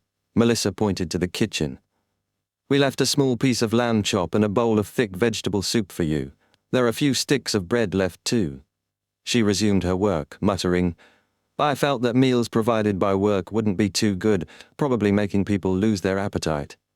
Chapter 126. Divination isn't all powerful, sis. You worry too much. No, you're just so meticulous. Klein was suddenly energized. He smiled and said, Melissa, your concern is very reasonable. It's true that I'm actually a little hungry. Yeah, let me change and take a shower. Although his mouth watered, confirming instigator Trissy's whereabouts was more urgent. Okay. Melissa didn't lift her head, continuing her revision. Tap, tap, tap. Klein ran upstairs, locked his door, removed his jacket and armpit holster, then retrieved a silver knife from the drawer. After erecting a spirituality wall, he calmed himself and walked 4 steps counterclockwise. After the incantation, he arrived at the lofty palace above the grey fog. The mad ravings no longer fazed him. Slightly tired from the day's rituals, he massaged his temples, then summoned a piece of brown goatskin. He carefully wrote, Trissy's whereabouts. Even if the name wasn't exact, her appearance and other details would help guide the divination. Leaning back, he recalled all he knew about her and repeated the divination statement 7 times. He emptied his mind, closed his eyes, and entered the dream state with cogitation.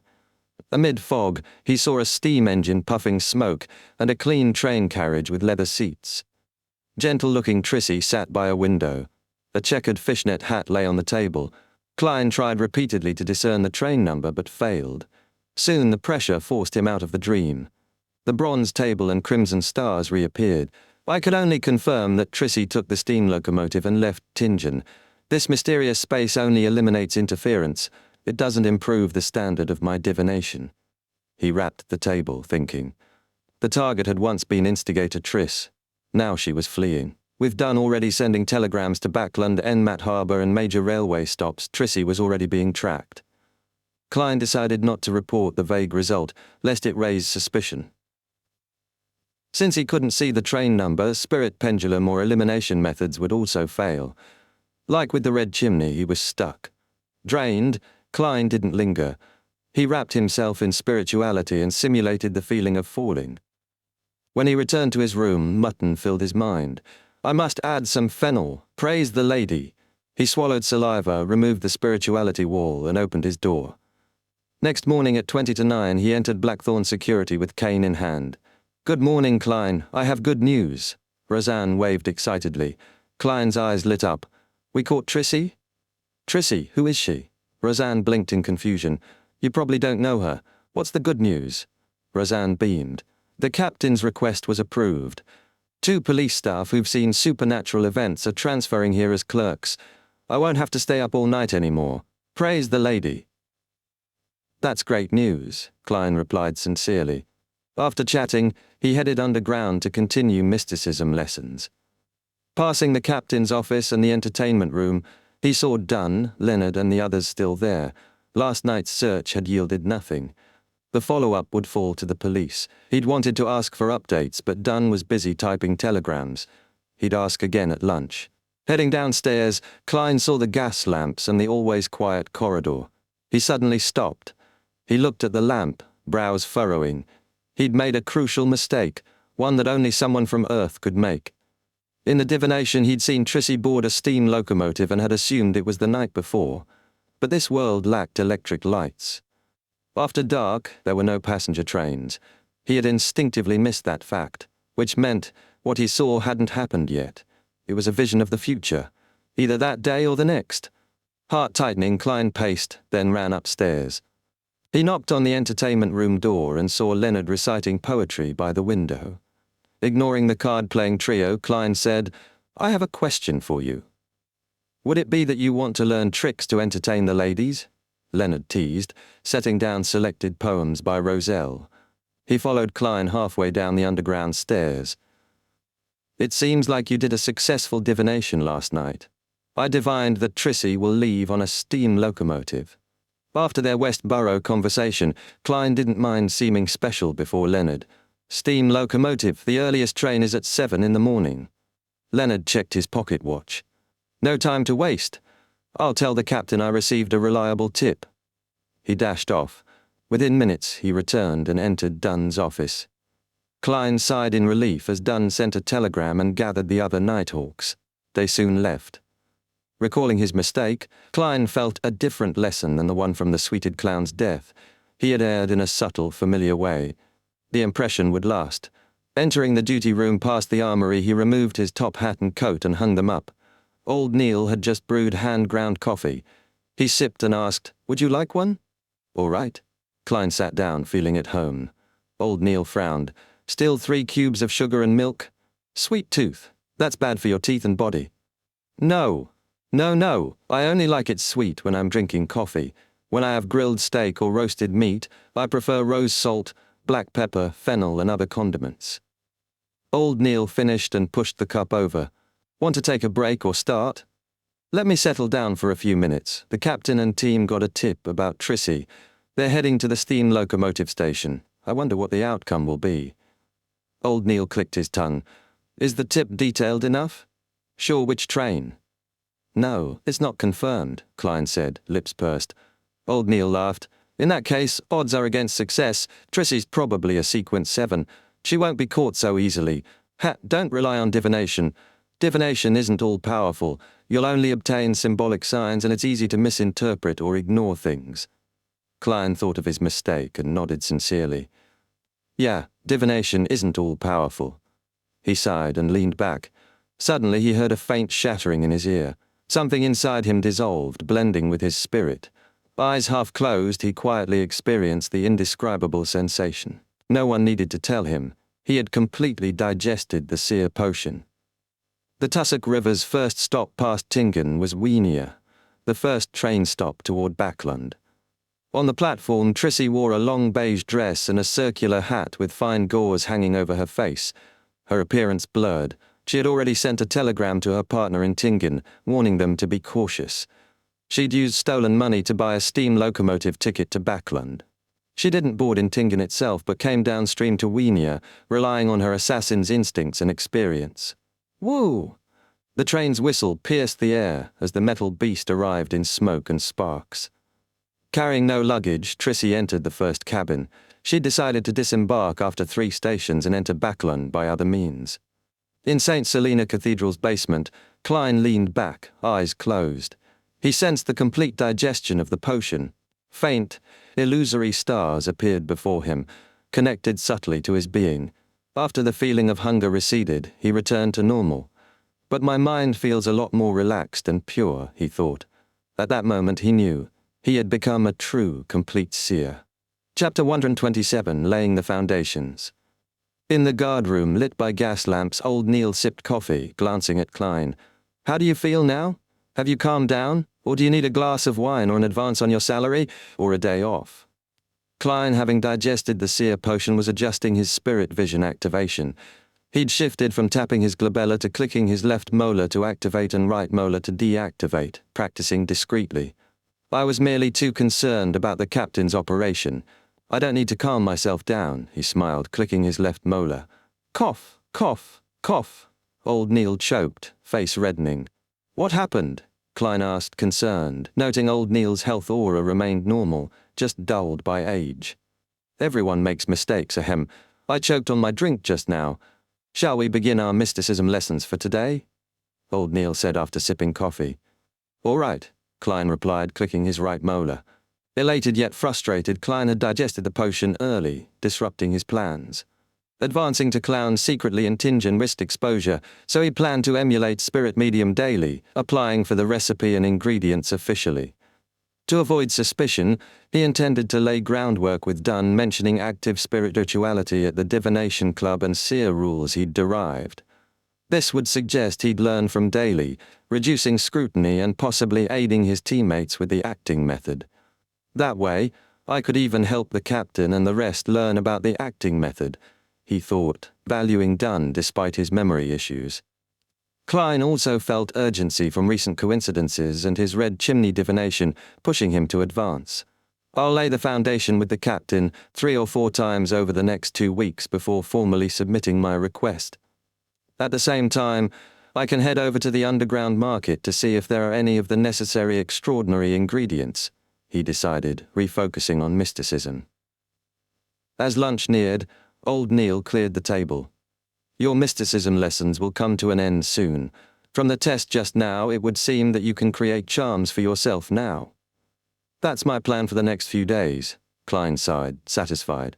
Charms, unlike protective amulets, required ritualistic magic and had combat abilities like slumber, requiem and dream charms tied to the Evernight goddess's domain. They needed recharging bi-weekly in specific incantations. Dal and Leonard didn't need them, but Fry and others carried a few, recharged by old Neil. I remember you saying that you practiced a lot this month and have run out of materials. Are you going to the underground market? Old Neil smiled. Yes, Klein nodded, wincing at the costly ingredients, hoping to succeed on his first charm attempt. Fetching lunch, Klein passed the entertainment room, seeing Leonard and others eating. He knocked on Dunn's door. Please come in, Dunn's voice sounded. Captain, did you catch Instigator Trissy? Klein asked, removing his hat. Dunn rubbed his temples. We didn't find her at Tingen Station, but according to the telegraph we received from Backlund, a passenger saw her in the first-class carriage of the earliest train. Regrettably, she got off in the middle of the journey. How regrettable, Klein sighed expectedly. Divination isn't all powerful. There's no need to be depressed. It isn't easy to capture a Sequence 7 Beyonder. At the very least, we disrupted Trissy's evil ritual and saved at least 40 innocent lives. Furthermore, we understand her situation now. She can no longer commit crimes as she wishes. Dunn's grey eyes met his. If she tries to do something similar, she'll be noticed, discovered and reported at any time. Sooner or later she'll be captured by the Nighthawks, mandated punishers, or the machinery hive mind. It's even possible that she'll be killed. Let's hope that is the case. May the goddess bless us. Klein drew the crimson moon. He paused, then said, Captain, I haven't heard unwanted voices or seen unwanted visions for over a week now. Also, that's true even when I am in cogitation or using my spirit vision. Really? Dunn creased his brows, puzzled. I feel that I'm not far off from achieving full control over the seer potion. This could be due to my frequent visits to the divination club and helping others tell their fortune, Klein elaborated. Why do you think so? Dunn shifted, expression lost. Every time I head to the divination club, I can feel my spirituality becoming more active, and every time I help someone divine something, my heart, body and soul become more relaxed. I've also come up with a set of rules for a seer. I've been following it strictly, just like how a mystery prior can do as you wish, but do no harm. I found inspiration from this maxim and tried coming up with a maxim designed for seers, Klein stammered. I think that this might be an effective way to help Beyonders gain control over their potions faster and reduce the risk of losing control, just like Madame Daly, who has always been a spirit medium. Dunn sniffed his pipe, lost in thought. A remarkable guess and an interesting trial. Klein, aiming to plant a seed, switched to a half-joking tone. Perhaps I'll be the fastest Nighthawk in history to gain control of a Sequence 9 potion. May the goddess watch over you, Dunn blessed, not taking him seriously. Klein left, closing the door, then frowned. How in the world was he going to act as a clown? Must I join a circus? There are no fixed circuses in Tingen, they're all roaming ones. His expression soured.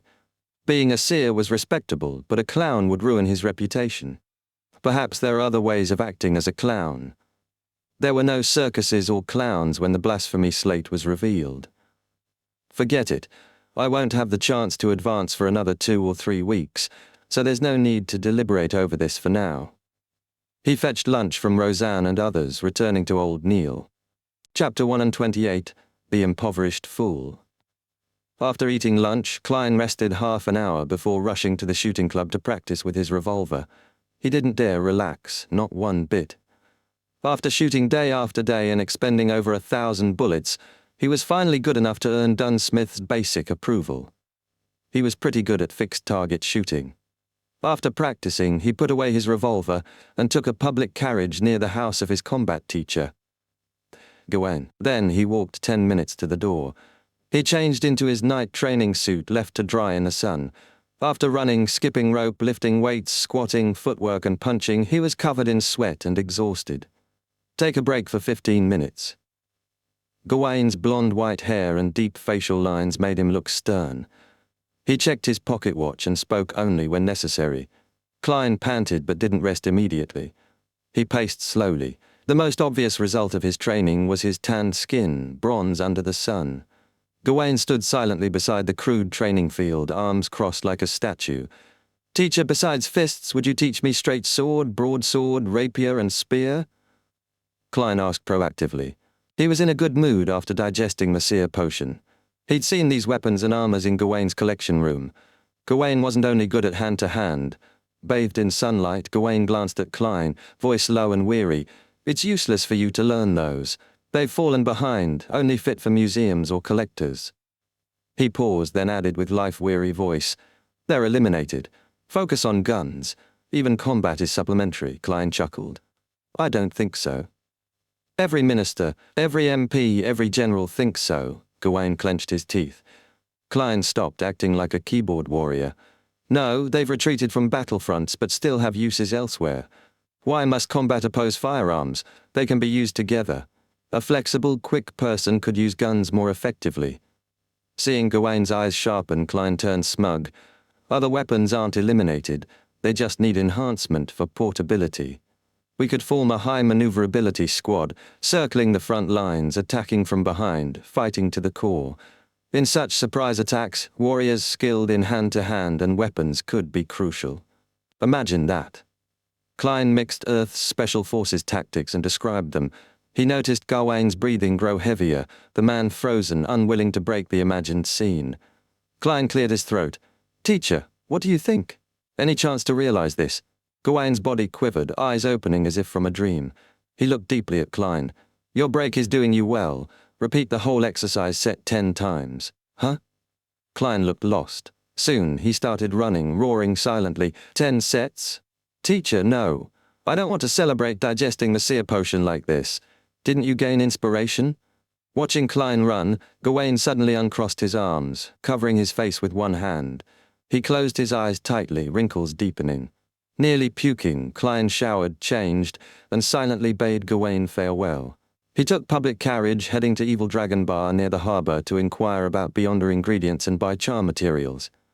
On the way, Klein focused on his tiny stash, forcing alertness, reaching the destination with difficulty. "I need to save £4 for the detective company. I can only spend £3 and 5 solly tonight." He touched the paper notes, grabbed his cane, and alighted. The sun slipped below the horizon, houses tainted twilight. Boxing matches and rat-baiting warmed up in Evil Dragon Bar. Passing billiards and rooms, Klein entered the underground market. He looked left and right, but Monster Ademisal was absent. "Old Neil said Ademisal survives only because Evil Dragon Bar's boss feeds him," Klein mused. As a nighthawk, he stayed vigilant. Approaching the brawny door guard, he asked, "Where's Ademisal?"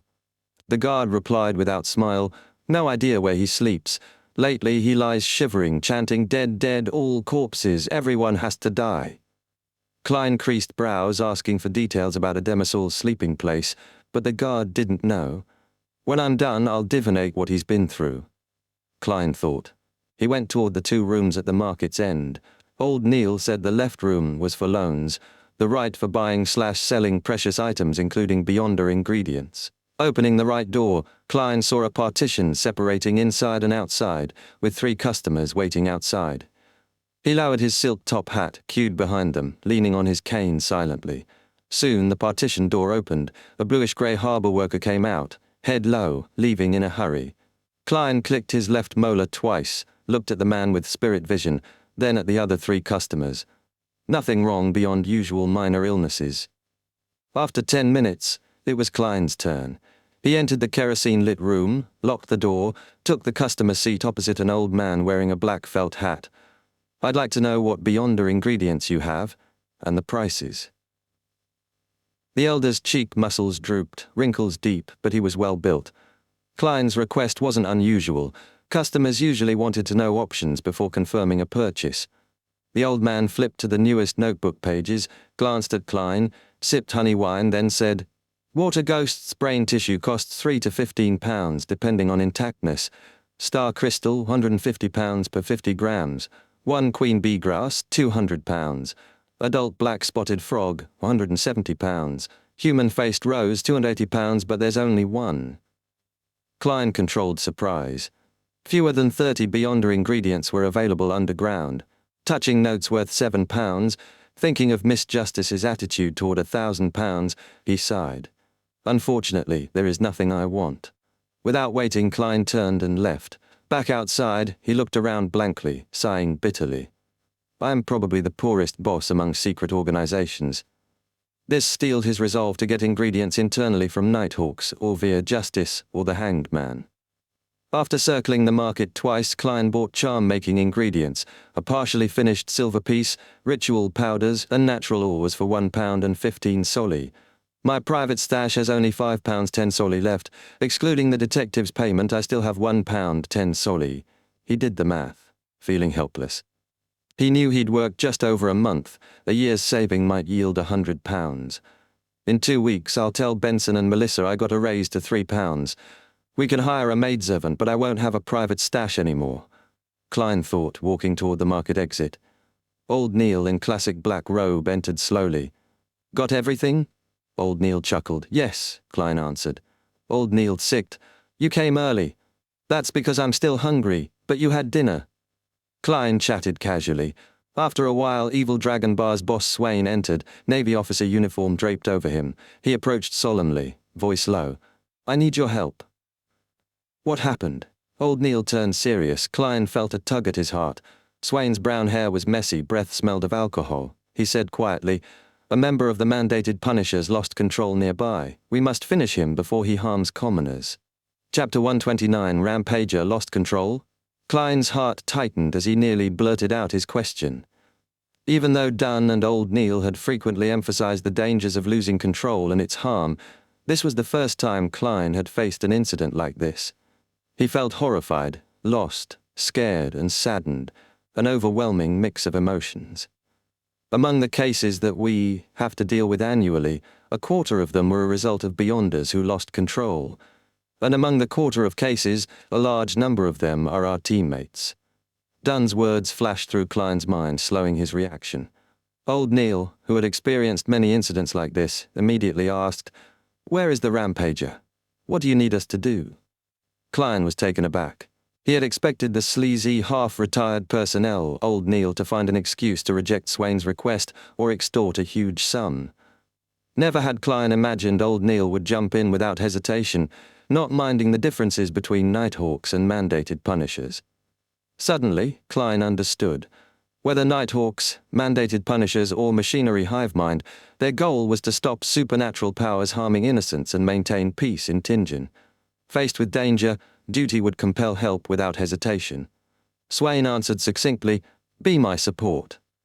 He didn't explain why the person lost control or where the Rampager was, but made for the exit quickly. This ex-captain of the mandated Punishers was clearly an old alcoholic, but Klein realized he couldn't keep up. He broke into a jog to avoid being left behind. He glanced at Old Neil, who was breaking into a run. The three ignored the guards' gazes as they charged from the billiard room into Evil Dragon Bar. Customers drinking shifted their attention from the rat-baiting competition to Klein and company. "Is that Boss Swain? Where's he going in such a hurry? Did someone default on their loan?" Amid murmurs, some customers refocused on the cage and broke into uproar, venting the day's stresses, yet some more perceptive felt unease. Tap, tap, tap. Klein, Old Neil, and Swain ran across the road into the harbour district. "On that boat." Swain slowed, pointing at a nearby cargo ship. "2 mandated Punishers are circling the Rampager, preventing him from entering the Tussock River. Help me influence him and bring him under control. Leave the rest to me." Old Neil panted, "All right, but you have to give me a minute." "Phew, a minute to recover." Swain nodded, charging onto the ship to join the fight. Hearing combat sounds aboard, Old Neil looked at nervous Klein. He pulled a silver piece, palm-sized, from a hidden pocket and passed it to Klein. Slumber charm.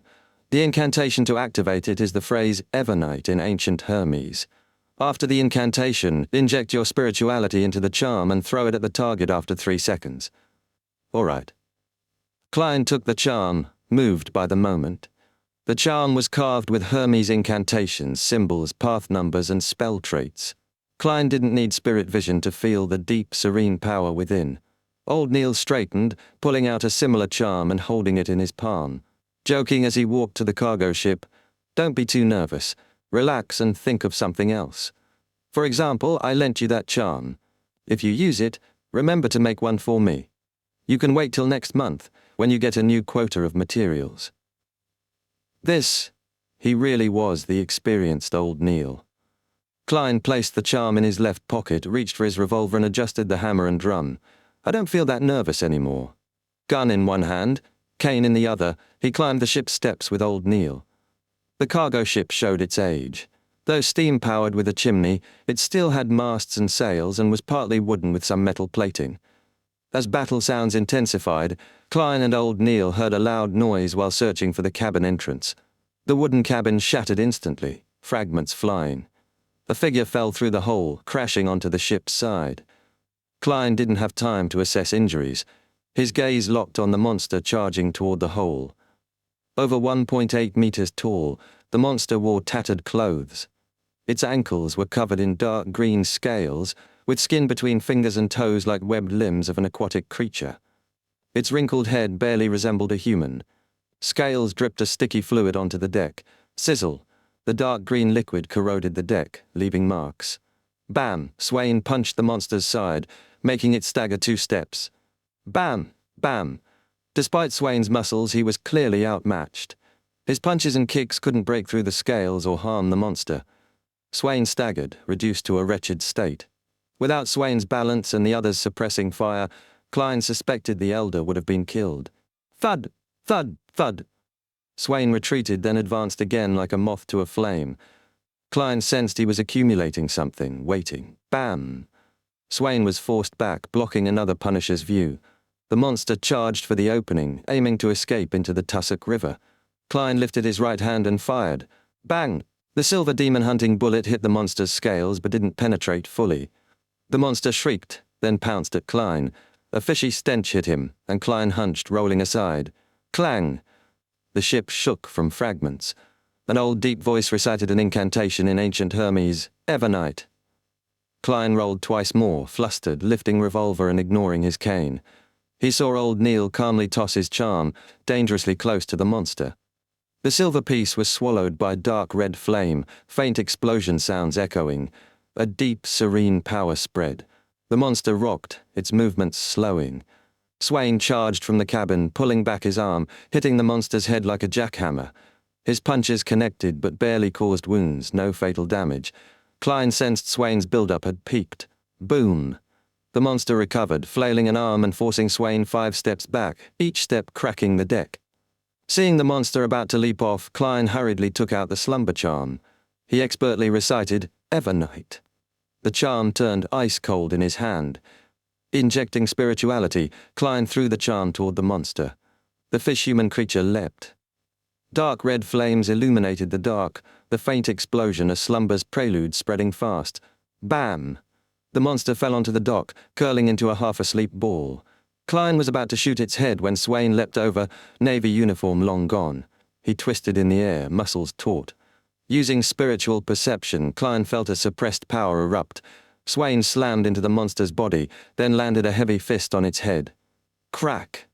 The skull shattered. Dark red blood and grey brain matter mixed with green sticky liquid splattered the ground. "This is one of the abilities of a folk of rage?" Klein muttered. Old Neil held his left arm, leaning over to see the aftermath. Swain stood straight, staring down the dead monster. He pulled out a metal flask, drank half, then poured the rest onto the monster. Swain looked aged, back slightly hunched. Old Neil sighed, whispering, "I know this mandated Punisher who lost control. He followed Swain nearly 30 years, clearing water ghosts, killing people on the shore. He also captured evil beyonders escaping through the Tussock River." He didn't finish, but Klein understood. A guard who made many contributions and killed countless monsters had become one himself. This wasn't isolated. Many Nighthawks, mandated punishers, or machinery hivemind members might face the same fate. Chapter 130, Backlund's Secret Gathering. Klein watched Swain beside the monster's corpse, then glanced at a mandated punisher aiding his semi-conscious partner. A deep sadness gripped him. Nighthawks, punishers, and hivemind members were unsung heroes, their deeds hidden in confidential files while they faced real danger and pain. Perhaps there would be a day when my enemy will be one of my teammates. Klein sighed, feeling their shared burden. Let's go. Let's not disturb them, Old Neil sighed. Okay, Klein replied, grabbing his cane. Noticing Old Neil clutching his left hand, he asked, Are you hurt? I got stabbed by one of the shrapnel earlier. If I was still young, I definitely would have been able to dodge it. Luckily, it's just a small cut, Old Neil chuckled, showing a minor bleeding wound. Confirming it was minor, Klein stepped off the gangway. Mr. Neil, you're much calmer than I imagined. Despite being less than 2 meters away from the monster, you could still chant the incantation calmly and use the charm. I'm an experienced Nighthawk. Among the dangerous things that I've done, what happened just now isn't even in my top 10. Once, when I was patrolling Raphael Cemetery with Dunn, I had no idea that a corpse had turned into a zombie and left its tomb to lie in ambush in the shadows of the trees. I passed by without noticing it at all, since I was looking for some hidden spot. Heh, you know what I mean. In the end, he leapt onto my back and seized my throat, Old Neil recounted. Klein shuddered. And under such a situation, you were still calm enough to use a charm? Or did you use some spell that a mystery prior could cast quickly? No, Dunn managed to drag that zombie into a slumber in time. I'm telling you this story to tell you that, as a Nighthawk, you not only have to believe in yourself, you also have to trust your teammates too. Old Neil glanced at him. Klein paused, then said sincerely and jokingly, Mr. Neil, you are so wise today. That's because you only get to know the most trivial side of me usually, Old Neil replied, hopping onto the pier. At Evil Dragon Bar, Klein checked his jacket under a gas lamp. How lucky. There are only a few splinters and a patch that got dirtied, he said, brushing it clean. What a pity. There's no way to claim compensation, Old Neil teased. I'm not such a person. Klein thought, exasperated. Checking his watch, he said, If there's nothing else, I have to head home. Enjoy your dinner at home. You don't need to think about the slumber charm.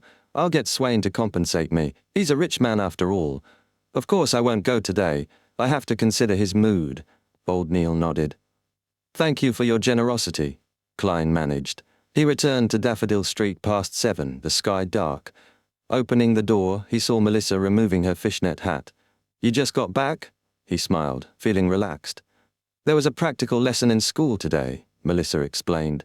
Sniffing food, Klein asked, Then, who's cooking dinner? Benson, they said in unison, alarmed. Benson emerged, wiping his hands on an apron. Do you have no confidence in my cooking? I remember that before Melissa learned how to cook, you two would wait for me to come home and watch me cook with anticipation. Actually, cooking is so easy. You want potato beef stew? Put in the beef first, then the potatoes, then add some seasoning. Klein and Melissa exchanged silent glances. Removing his hat, Klein said, I think it's time to hire a maidservant. It's very unhealthy to not eat dinner on time. But I don't want to have a stranger next to us when we chat. That'll make me feel uncomfortable, Melissa objected. I don't mind. Klein began, then froze, nearly removing his jacket with his revolver holster exposed. Ahem. Don't mind her. When we get home we can let the maidservant rest in her room. I doubt any maidservant would dislike resting. We must find a maidservant who's willing to learn how to cook. When we have time, we can go over to Tingen Family Servant Assistance Association. They have a great deal of experience and many resources in this field, Benson agreed. All right, it's decided then, Klein said, ignoring Melissa's reluctance. In Backlund's Empress Borough, Audrey Hall left a party, assisted by her maid Annie, and entered a bedroom at Viscount Glaint's residence. She shed her glamorous dress and donned a black hooded robe, admiring her mysterious look in the mirror. Long black robe, face hidden by shadows, a mysterious feeling. This is something I've been dreaming of wearing all this time, she thought. Adding a fishnet-veiled hat, she instructed Annie, Wait for me here. No matter who comes, do not open the door. But you have to make sure that your trip doesn't take more than an hour, Annie said helplessly. You should trust me. I have kept my promise every single time in the past, Audrey smiled, kissing Annie's cheek. Exiting via a secret door, Audrey met Glaint at a waiting carriage. By dressing up like this, you are really, like the description Emperor Roselle often used. Very cool, Glaint complimented. Thank you, Audrey curtsied elegantly. They arrived at a house where Forswall and Co. Derecha waited. Fors introduced Co. She's an excellent persuader, capable of helping you get things that you want. Audrey greeted, Miss Shio, can I trust you? You don't have to worry at all, Shio smiled, gesturing confidently. A thud interrupted, a triangular blade fell beside her. After an awkward pause, Shio retrieved it, saying, We have to prevent the occurrence of an accident. Some people lack rationality and they aren't convinced easily. I believe you, Audrey nodded. These are tools to convince those bastards to talk to us calmly, Fors added. They knocked on the door, 3 long, 2 short. Inside, Audrey and Spectator State observed masked or hooded figures. A black-robed man, Mr. A, sat confidently on a sofa, his gaze unsettling. He is very confident, but his gaze is very disgusting. Like 2 slippery tentacles wanting to tear off my clothes, she judged, suppressing goosebumps. That's Mr. A powerful beyonder, the leader of this secret gathering, Fors introduced. Chapter 131, Transaction, Mr. A? That sounds more like a code name for a criminal rather than a powerful man of mystery. It can't be compared to the fool at all. No, only gods or demigods can be compared to Mr. E. Fool, Audrey felt a sense of superiority. She looked calmly at Mr. A and whispered to Fors and Co. Derecha, Are there any stories about this man? The hooded Viscount Glaint was equally curious. Co. Derecha said sternly, Sequence 8 Beyonders, some even Sequence 7, have tried to deal with Mr. A before, but all disappeared mysteriously. So he truly is powerful, Glaint marveled. They entered the room, guards closed the door behind. Adjusting to the gas lamp's light, Audrey saw 2 blackboards covered in writing. Fors whispered, Those are requests from the members. Many hide what they have to avoid greedy targets, so they write anonymous requests or sales with rough prices. Audrey nodded, ignoring the people, focusing on the left board. I need a pair of eyes from a mature manhole fish. Dust left behind by vengeful spirits, £165. 3 pages from Emperor Roselle's notebook, £20. Audrey lost her spectator calm. The price is too cheap. Her excitement grew. Her gaze shifted. Tears of an infant flower, £200. Mummy powder, 10 grams, £5. Fishman secretion, 30 milliliters, £29. Formula for Sequence 8 Potion Sheriff, £450. Too cheap. Beyonder ingredients under £300. Audrey's eyes sparkled as she sat with her companions. Shio leaned in, whispering, Do you want anything? Audrey's breath caught. Emperor Roselle's quote flashed, I want it all. She had 2 older brothers, so no title or main inheritance. But adored by family, she had property, farms, mines, jewelry, stocks, worth £300,000. She only owned them in name until her father died or she married. Each year, she got payouts from a trust. She could get £15,000 to £25,000 yearly, making her one of the richest noble women in Loan. Expenses came with nobility, and she could no longer ask her parents for money. She controlled herself, saying, For now I want Emperor Roselle's notebook. I adore him. His special symbols might have mysterious power, but we haven't figured out how to decode them. Audrey, you're becoming more hypocritical, she thought. Just then a young man in a white shirt nearby stood excitedly. Yes, I've finally met someone who agrees. I have the 3 pages and can sell them now.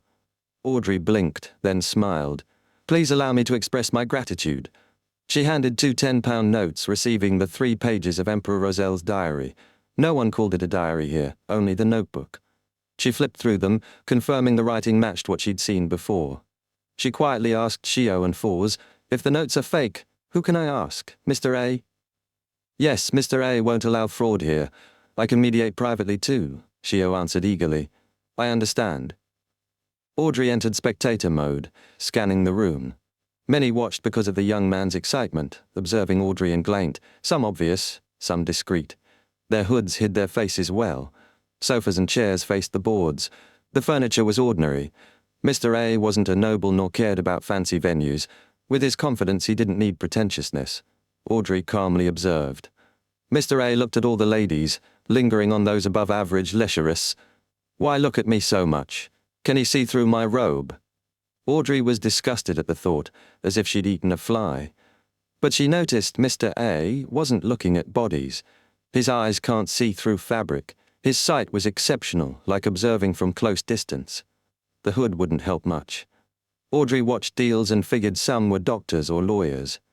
Mr. A's facilitator whispered to their group, "Write requests on paper and pass to me, or wait for the break to write on the blackboard in the small room." Fours sniffed her cigarette cautiously. "Have you decided which Sequence 9 formula you want?" She'd told Audrey and Glaint all the sequence pathways she knew. Audrey pretended to think. "Spectator. I want to become a spectator. An advancement. Telepathist." Knowing she'd meet Fours and Shio often, she decided to reveal her Beyonder identity and hide the Tarot Club. Even wasting money, it was worth it. Audrey praised herself. Shio looked at the blackboards often, her face full of desire and depression. Shio said Sheriff was the Sequence 8 corresponding to Arbiter. She eyed the £450 formula price, obviously wanting it. She'd been an Arbiter over a year, unknowingly playing the role. Her potion should have digested. Audrey realized Shio lacked money. Viscount Glaint announced his choice. "Apothecary. I want the Sequence 9 apothecary formula." Feeling their gazes, he chuckled. "Health and no major illnesses is most important." "A rational choice. I once dreamed of being an apothecary," Fours sighed, smiling languidly. After deciding, they wrote requests on slips and handed them to the facilitator, who collected others' notes. The facilitator shuffled notes and gave them to the blackboard manager to write. "I need the formulas for spectator and telepathist potions, price negotiable face-to-face." The request was repeated thrice. Interested parties could apply for secret rooms. Facilitators helped complete deals. After a while, Audrey and Glaint received no requests, disappointed. Then a facilitator gave Audrey a folded note. "It's from Mr. A," he said softly. Audrey unfolded it. "Are you interested in formulas of other Sequence 9 potions?" She curled her mouth disdainfully, wrote on a blank spot, "I am only interested in spectator." She folded it back, watching the facilitator pass it to Mr. A. Mr. A glanced but said nothing, continuing to watch silently. Audrey noticed he secretly burned the paper, letting ashes fall. 15 minutes later, Mr. A said, "Now a break. You can interact freely." The young man who sold Roselle's diary approached excitedly. "I deciphered some special characters and tattooed them on myself, gaining remarkable abilities." "Interested?" Audrey recalled asking Mr. Fool if Roselle's special characters had powers. Mr. Fool said they were useless unless a deity cared. She asked, "What remarkable abilities?" The man said eagerly, "I'm stronger and healthier." Audrey pitied him. "I trust my research more." She observed others but learned little. Some were doctors or lawyers. After half an hour, Audrey and the others left, returning to Glaint's mansion to wait for the ball's end. Audrey arrived home about 10 p.m., ready to ask her maid to prepare hot water when her dog Susie shot her a look. "My dog just shot me a look." Audrey's emotions twisted. Chapter 132. Meeting the monster again. Audrey dismissed her maidservant, locking the door to face her golden retriever Susie.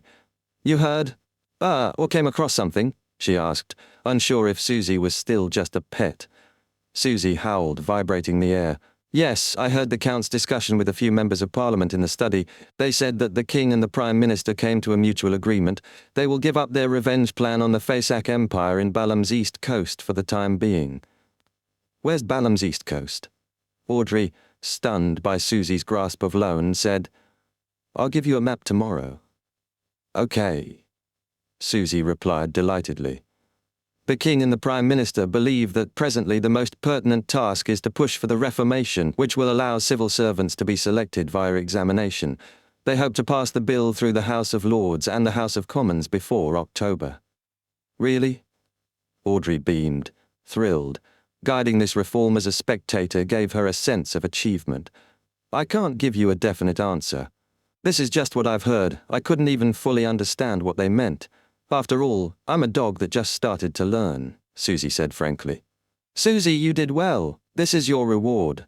Audrey offered a bag of dog biscuits. Susie sniffed, hesitated, then grabbed it, opened the door with her claws and hid outside to eat. On Sunday, Klein, having been on duty at Chanis Gate, woke in the afternoon and took a public carriage to Evil Dragon Bar. He planned to divine Monster Ademisol's recent oddity, delayed by the Punisher incident. Entering the underground market, he spotted Ademisol shivering in a corner. As Klein approached, Ademisol covered his eyes, scrambling toward a side door. Klein blocked him, activating spirit vision.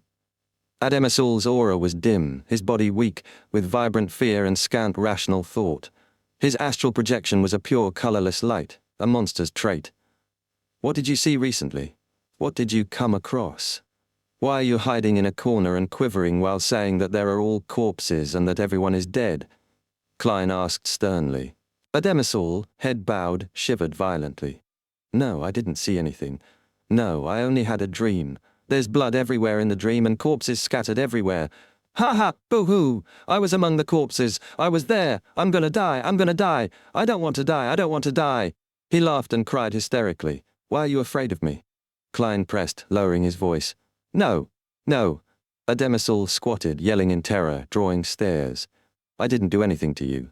Klein thought, embarrassed, stepping back as Ademisol curled up, begging. Maybe I should ask Mr. Azik for advice, but he just went on vacation to the northern part of the Fasak Empire. Klein yawned, leaving the market. With £8 10 solly after his salary, Klein could only window shop for Beyonder ingredients.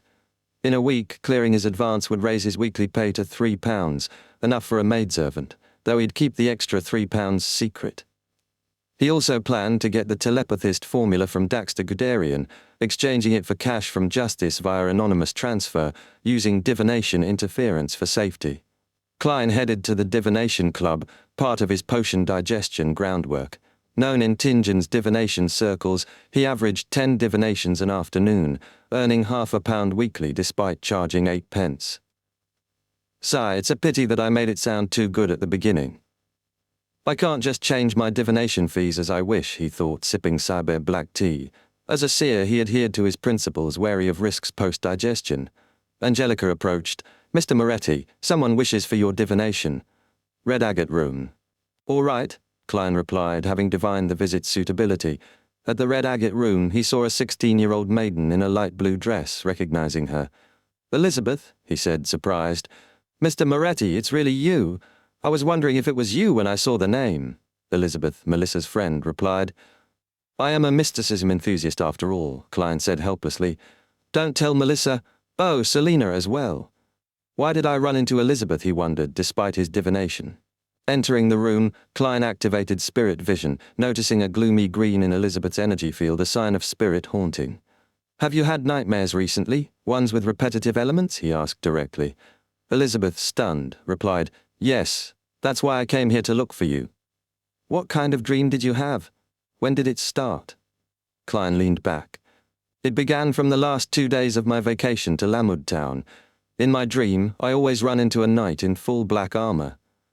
He carries a huge broadsword and his face is fully covered by a helmet, so all I could see is a pair of glowing red eyes. In the dream, he keeps attempting to get closer to me. Afraid, I run away, but the distance shortens each and every time. Elizabeth explained. 2 or 3 days before you had such a dream, did you get in touch with any antiques, ancient ruins, burial objects, or a mausoleum? Klein asked. I visited a mountain near Lamud Town. There was an abandoned ancient castle, Elizabeth recalled. That's a standard opening of a paranormal novel, Klein thought. Did you leave anything behind in the castle, or did you take anything from the castle? I got cut by brambles and bled. Does leaving blood behind count? Elizabeth said uncertainly. Yes, Klein nodded solemnly. Chapter 133, Expensive Charms. Elizabeth immediately turned nervous after hearing Klein's reply. Subconsciously, she began to speak faster. Can you help me divine the specific reason? It will be even better if you can divine a way to solve this. Divination can only give a general direction, often unclear and full of symbolism, making the hints hard to decipher. Of course, you're lucky. I'm no ordinary seer, but a true mysticism scholar. Klein lampooned her question before saying solemnly, Since this matter has to do with dreams, I would suggest a similar divination method. All right, all right. Elizabeth nodded eagerly like a hungry woodpecker. Klein kept his professional tone. I will need you to sleep here and allow that dream to present itself. Is that a problem? No problem, I trust you, Elizabeth answered quickly, pursing her lips. She stammered, but I cannot guarantee that I would have that dream. It's just an attempt, Klein reassured with a gentle smile. He pointed to the long sofa in the red agate room. Please. No need. I'll sleep here. Elizabeth shook her head. I sleep like this at school after classes whenever I feel tired. She crossed her arms, using them as a pillow, leaning onto the table edge. All right, you can pretend that I'm not here. Klein smiled, observing her aura and emotions to tell if she'd fallen asleep. Okay. Elizabeth closed her eyes, burying her face, trying to steady her breathing. Klein leaned back. The room fell unusually silent, a peaceful stillness that could make one forget troubles. After a while, Klein took out a semicircular silver piece from his pocket, covered with indecipherable Hermes phrases, symbols, and numbers. It was the dream charm Klein had successfully made the day before. He'd also completed 2 slumber charms and 2 requiem charms, rectangular and triangular silver pieces respectively, to differentiate them by touch in battle. Crimson. Klein softly recited the activation phrase in ancient Hermes. Since injecting spirituality was the next step, the incantation needed only to be short and memorable. The strange incantation echoed softly. Klein felt the charm lighten, as if losing its weight. He placed it on the table and infused it with spirituality. A transparent flame rose silently, turning into a deep, serene black that spread quickly, enveloping Elizabeth and Klein. Klein entered his cogitation state, focusing on the illusory spherical light before him. The sphere was surrounded by boundless darkness, seeming lonely. He quickly emitted spirituality to touch the light. The scene warped and settled into a yellowish-brown plain littered with horse and human corpses, blood and weapons. Elizabeth wore a regal gown with engageantes and a fishnet hat, looking lost. She spotted Klein and showed surprise and joy. Mr. Moretti, we meet again. I had suspected that the Klein Moretti on the name register was you when Selina and I came to get a divination. I came again multiple times, but always missed you as I had to attend lessons during the day. When I was free during the summer break, I was dragged to a holiday at Lamed Town by my parents. You can help me, right? Klein froze at her chattiness. Elizabeth had suspected he worked part-time at the divination club and tried to find him repeatedly, yet she seemed normal. Her surprise was real, hiding her true thoughts. Indeed, everyone's dream reveals their honest side. Except me, Mr. Fool. His thoughts interrupted as Elizabeth's dream shifted. A tall knight about 9 meters approached, dragging a broadsword scraping the ground. The knight wore black armor. Metallic clangs echoed. 2 red flame-like lights peeked from his faceplate slit, staring intently at them. A wraith's will, not yet an evil spirit. Klein didn't need spirit vision. Nighthawk's confidential info classified spirits by vengeance and injustice feelings as the weakest and easiest souls to deal with, followed by shadows and wraiths. Evil spirits were toughest. The worst rivaled high-sequence beyonders. Klein stepped forward, shielding Elizabeth. He stomped down, shattering the dream. Specks of light scattered like fireflies. Klein's spirituality returned. His eyes adjusted to red agate's darkness. Divination tools lay on the table and the dream charm was nearly burned out. Klein winced. Charms in the Evernite goddess's domain used pure silver, which pained his heart. Using these charms was like burning money. Materials alone cost 6 to 8 solli each, not counting labor. Still, he felt better thinking of Beyonders from the Church of the Eternal Blazing Sun. They burned gold, the sun's metal. Elizabeth groaned softly, waking slowly and straightening up. She glanced at Klein furtively. Mr. Moretti, were there any results from your divination? Yes. Klein nodded seriously.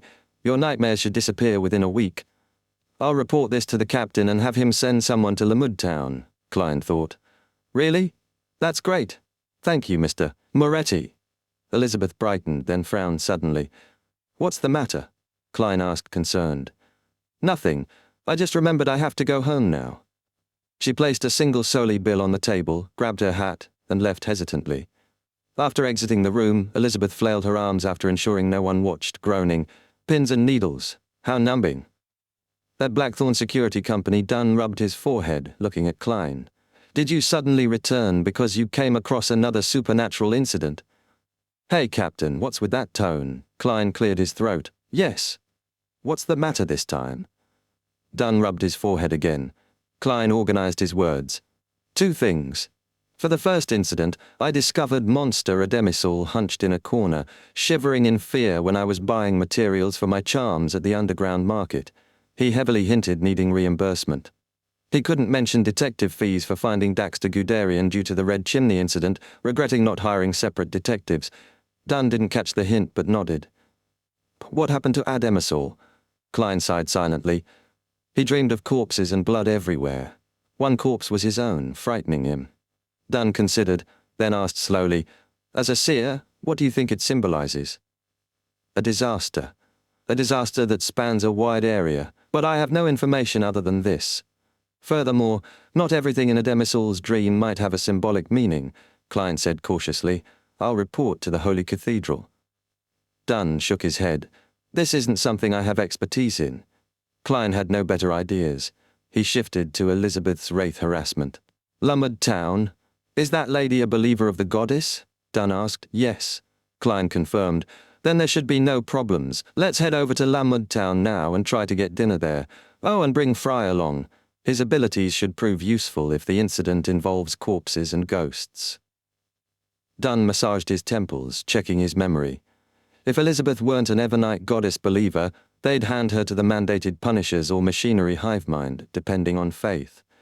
Outside the 3 major churches, she'd go to the machinery hive mind for the outskirts. Klein was silent. After a moment, Dunn added, also we have 3 men on the mission. We can request to use sealed artifact 30782. 30782? Klein recalled the mutated sun's sacred emblem. It constantly purified corpses and spirits within 15 meters, but also purified souls of commoners. Research said a normal human in its radius for an hour would become an idiot praising the sun. Beyonders could last 6 hours. Ghosts and corpses scattered in under a minute. The captain remembers the code name. Damn, my memory's worse. Klein nearly froze. Dunn leaned back, eyes deep grey. You went to the divination club again today? Did you feel any changes over the past 2 days? Chapter 134. It's been more than a minute, Captain. That's the exact question I wanted you to ask. Klein nodded earnestly. I feel even better. I even believe that I can pass the Holy Cathedral's examination right now. It's a kind of feeling and confidence that can't be described with words. Sensing vagueness, he added, perhaps the name of a potion is really crucial. When I strictly followed the seer principles that I derived and acted as a fortune teller, everything became perfect and easy. Yes, I can now activate my spirit vision with an even more inconspicuous manner. Dunn's eyes converged thoughtfully. The name of the potion. After 10 seconds, he asked, do you need to return and inform your family? Sunday is the 2nd day after your duty at Chanis Gate. You're supposed to get some rest. Considering Elizabeth's connection to Melissa and his promise, Klein replied, we don't have to waste time. After we set off, just get the carriage to take a turn by Daffodil Street. All right.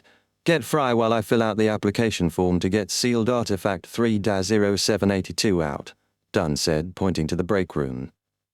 Filling in the application form yourself, approving it yourself, and collecting it yourself. Captain, our management system is quite flawed.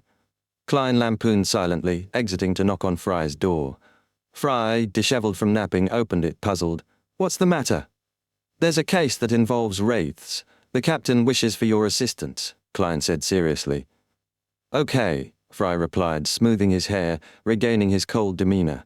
They waited in the reception hall. After 7 minutes, warmth spread, mimicking sunlight. Dunn emerged, holding the dark gold mutated sun sacred emblem, engraved with sun symbols. Let's set off. Fry, you'll drive. Cesare can't withstand the purification of the sacred emblem for too long, he said calmly.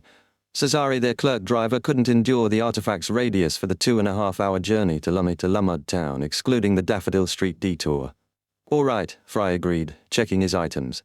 At dusk, their carriage reached Lummood Town, a northwest Tingan locale with pre-steam age architecture and minimal industry. Dunn noted, I asked one of the locals earlier, it only requires a 15-minute walk from here to the castle ruins on the mountain. It's said that it belonged to a feudal lord who ruled during the 4th epoch. However, No one knows what happened after that. Of course, their description is merely a local myth. Let's go over now and deal with that wraith before the sky turns dark. Then, we can take turns to watch over 30782 and keep it away from commoners.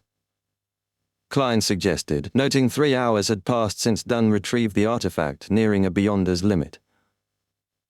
Okay, Fry said succinctly. I have no problem about that, Klein confirmed, touching his charms. The Nighthawks in black windbreakers trekked to the mountain, reaching a collapsed ancient castle wall overgrown with plants. A chill prickled Klein's skin. There really is a wraith, Fry said monotonously. Don't worry, we have both 30782 and Fry. The wraith won't cause too much of a problem, Dunn reassured, holding his revolver and the emblem, advancing. Klein followed, ready with his gun, cane, or charms. A shrill breeze howled, resisting their approach, but the emblem's warmth prevailed. They entered the dim, moss-covered hall, its narrow windows casting gloom typical of Fourth Epoch architecture.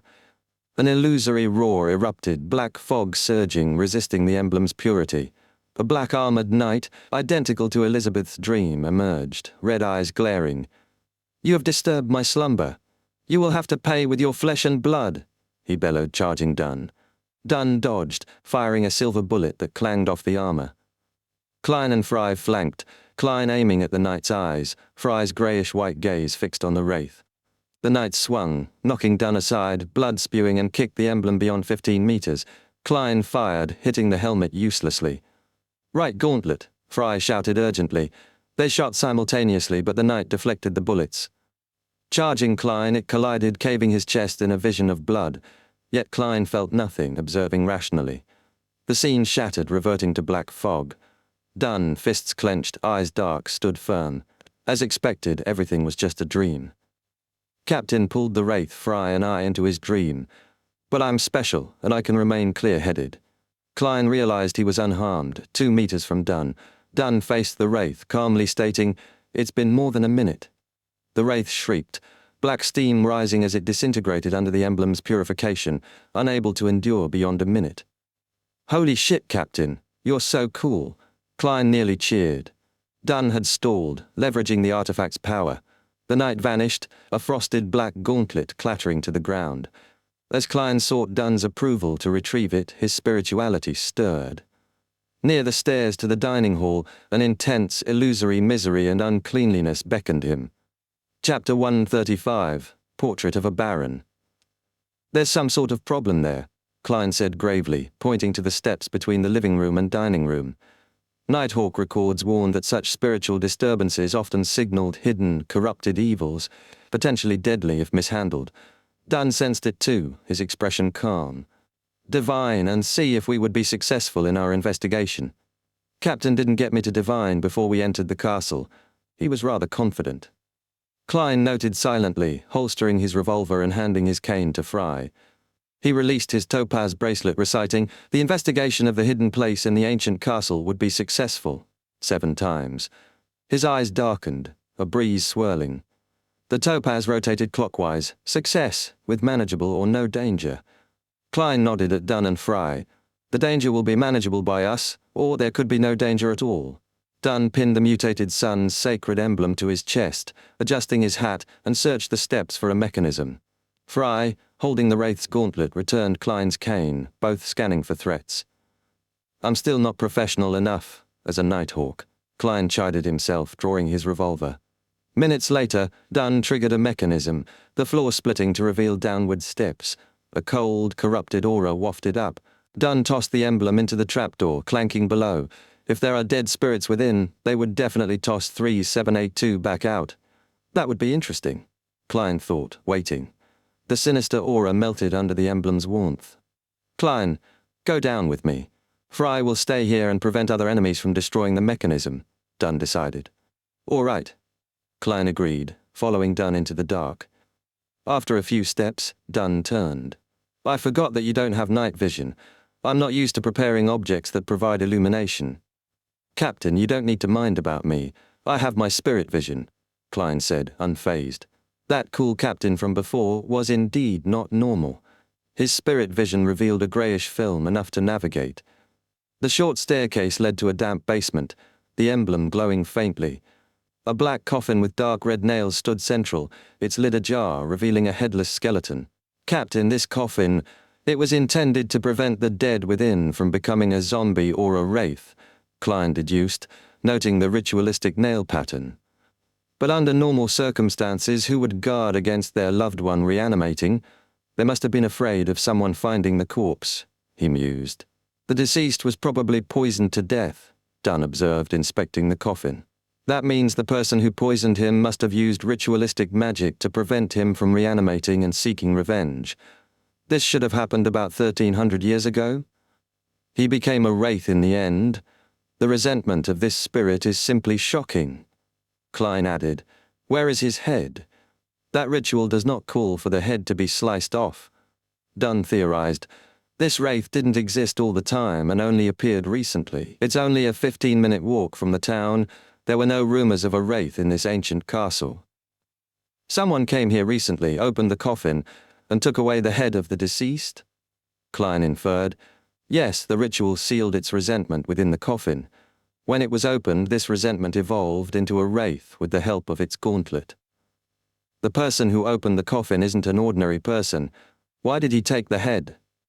Dunn mused. "For resentment to be preserved for such a long time, there should be some reason other than the ritual. He could have been a Beyonder, perhaps a descendant 1 or 2 generations removed of a mid-sequence Beyonder. His head might be usable in some kind of ritual," Dunn continued. "What I said just now was all conjecture. But we can try to verify some of it. We can split up later in town and investigate to see if anyone was injured before in their youth," he suggested. "A logical train of thought," Klein agreed, searching the basement fruitlessly. A ritual to sketch the intruder failed due to time and wraith interference. Fry examined the corpse, confirming poisoning and recent neck trauma, likely within 3 months. The Nighthawks returned to Lamud town, securing 2 inn rooms. The emblem's bearer would patrol outside, switching every 2 hours. After dinner, they split up, questioning long-time residents. "Officer, why are you asking this? I used to head to the abandoned castle to play when I was young. Injured? Definitely, how could a child not have fallen while playing? I remember, yes, I've been cut by a sharp rock," a 40-year-old blonde man told Klein, the 14th interviewee, too recalling castle injuries.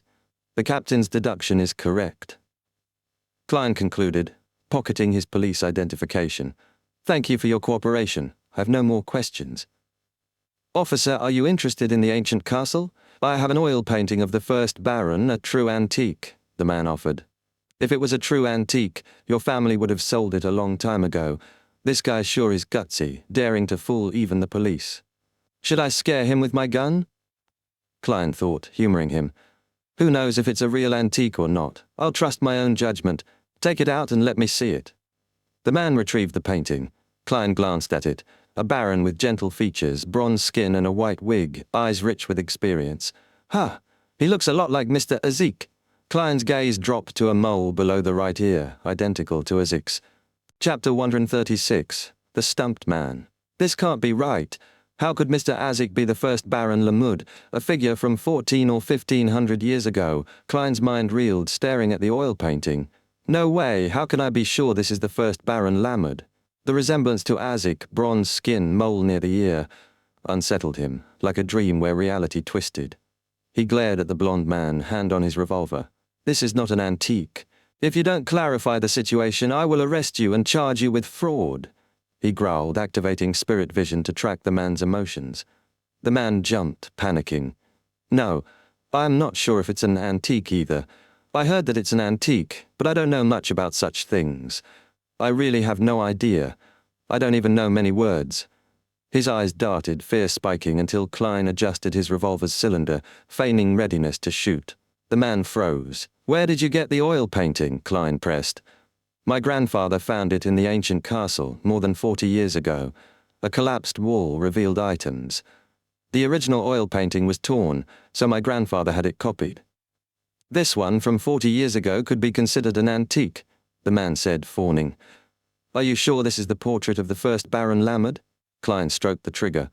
"I'm not sure, but I'm guessing so." The man chuckled nervously. "Reason?" Klein scoffed at his audacity.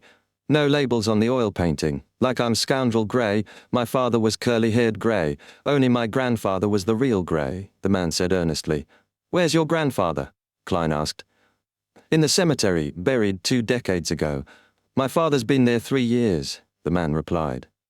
After probing further, Klein holstered his revolver, pocketed his identification and left, hands in his windbreaker pockets, the dim streetlights casting long shadows. I can't confirm if the portrait is the first Baron Lamoud. Does the town have historical records? The man in the portrait from 1,000 years ago looks identical to Mr. Azik. Reincarnation?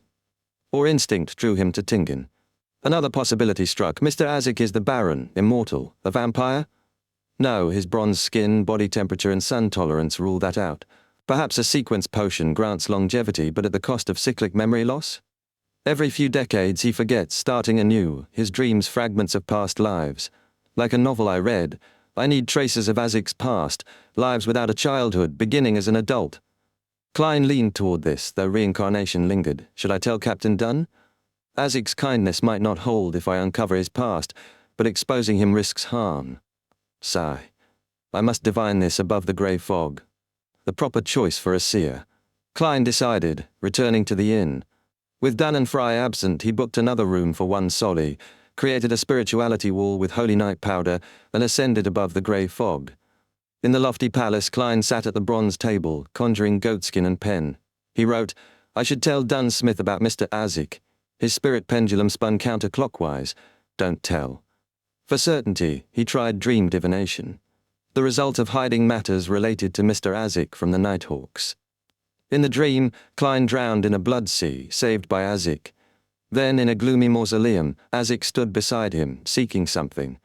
Awakening, Klein interpreted, hiding Azik's matters brings his aid in danger, possibly caused by the secret. The mausoleum might symbolize discovery or something else. He decided to mention only the portrait's resemblance to a Koi University teacher, avoiding Azik's dreams or recount. Dunn, unfamiliar with Azik, wouldn't connect them. Klein suspected Dunn might not recall Azik's face.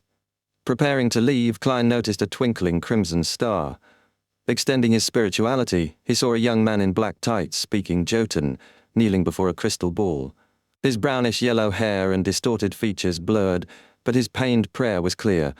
O magnificent deity, please cast your eyes on this land that you have forsaken. Please allow us, the people of the dark, be freed from the curse of our destiny. I am willing to dedicate my life to you, using my blood to please you. Forsaken land of the gods, people of the dark. Klein recalled the hanged man's mention and Rozelle's failed search. Squinting, he tapped the table thrice, then touched the crimson star, crimson light exploding like water. Chapter 137, City of Silver. City of Silver, mortuary. Derek faced 2 coffins holding his parents, his eyes reddened. A silver sword was embedded in a stone plate before him, trembling with the thunder's boom. The Bergs, not fully dead, struggled to breathe, their life's luster fading. Do it, a black-robed elder commanded, gripping a staff. Derek's face twisted in agony. No, no, no, he screamed, retreating with each word. The elder struck his staff. Do you wish for the whole city to be buried along with your parents? We are the people of the dark, forsaken by God, cursed to live here. All dead become evil spirits unless ended by family. Why? Why are the citizens of the City of Silver destined to kill their parents? Derek despaired. This is our destiny, our curse, the will of God, the elder said, eyes shut, recalling his own pain. Draw your sword, Derek. This is respect for your parents. Afterward, you can try becoming a divine blood warrior. Berg groaned weakly. Derek, trembling, gripped the sword, memories flooding. His father's stern lessons, gentle pats, his mother's care, bravery. Suppressing a croak, he drew the sword, charged and stabbed. Blood splattered, staining his face. He stabbed the second coffin, released the sword, and fled the mortuary, fists and teeth clenched. The elder sighed, watching. The City of Silver's streets, lined with stone pillars and unlit lanterns, lay under a dark, starless sky, lit only by lightning. When lightning waned, candles warned off monsters during the true night. Derek wandered, reaching his empty, cold home. He knelt before a crystal ball, praying hopelessly. O magnificent deity, please cast your eyes on this land that you have forsaken. Please allow us, the people of the dark, be freed from the curse of our destiny. I am willing to dedicate my life to you, using my blood to please you. A dark red glow burst from the crystal ball, engulfing him. Derek found himself in a grand palace with stone pillars, facing a fog-shrouded figure across a bronze table above a boundless grey fog. Hope flickered. Are you God? He asked then, recalling a city text, lowered his head. You may not look directly at God. Klein, hands crossed, replied in Jotun, I am not God. I am merely the fool who is interested in the long history of this world. His spirit vision showed Derek was no beyonder. Derek pondered. The fool, then said, I don't care if you're God or the fool, my prayers will not change. I hope that the people of the City of Silver will be freed from the curse of their destinies. I hope that the sun and sky described in the books will appear in our skies. If possible, I wish that my parents can be revived. Hey, I am not a wishing well. Klein chuckled. Why should I help you? I will offer my soul to you. I will use my blood to please you, Derek pleaded. I have no interest in the soul and blood of a mortal, Klein said, noting Derek's despair. But I can give you a chance. I am a fool that likes a fair and equal exchange. You can use what you can attain to exchange with me or people like you for things you want. This can make you powerful. Perhaps one day you can free the City of Silver from its curse and make the sun appear in your sky again. Klein suspected the City of Silver was the forsaken land of the gods, mentioned by the Hanged Man and Roselle, though the First Epoch's sunless state left room for doubt. Derek listened, then said, I want to become the sun. I wish to obtain the formula of the corresponding starting sequence potion from you. Sequence, potion, the sun. The Church of the Eternal Blazing Sun's pathway. We're in the same world, Klein realized. The term sequence from the Second Epoch suggested the city's isolation post-Dark Epoch, possibly tied to the Third Epoch's cataclysm. Mastering Jotun via ancient Faceac, Klein avoided embarrassment. We can discuss this transaction in the future. Do not go out for the next 2 days. Try your best to not be in the same room as anyone else, Klein instructed, unsure of the city's time units or difference from Lone. All right, I'll follow your instructions, Derek agreed. Klein tapped the table. Before I send you back, let me complete our equal exchange. I gave you a chance to be strong, and you have to give me something equal in return. The history of the City of Silver. Everything that you know. Derek replied softly, I will describe it faithfully. The City of Silver has existed ever since the omnipotent and omniscient God, the Lord that created everything, forsook this land. No, it existed before that, but it was called the Kingdom of Silver.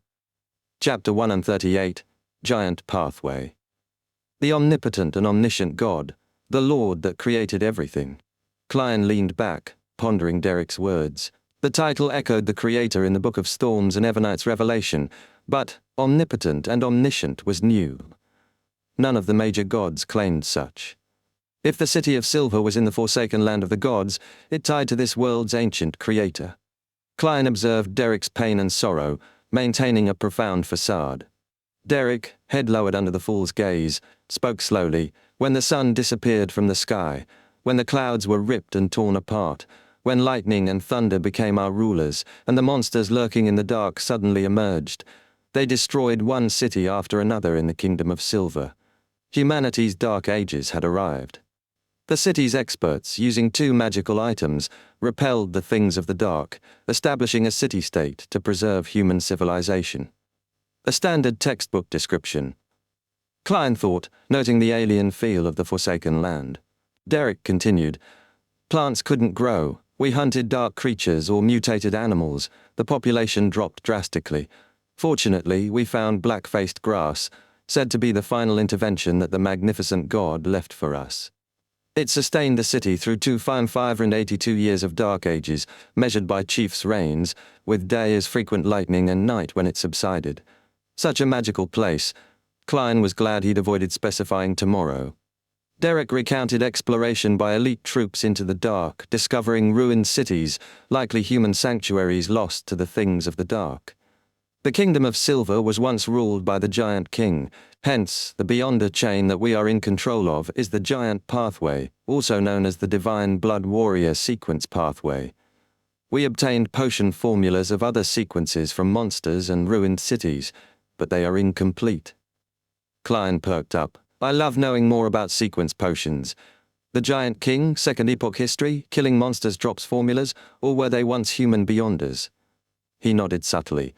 Derek listed the giant pathway: Sequence 9 the Beyonder Warrior, Sequence 8 Gladiator, Sequence 7 Weapons Master, Sequence 6 Dawn Paladin, Sequence 5 Guardian, and Sequence 4 Demon Hunter.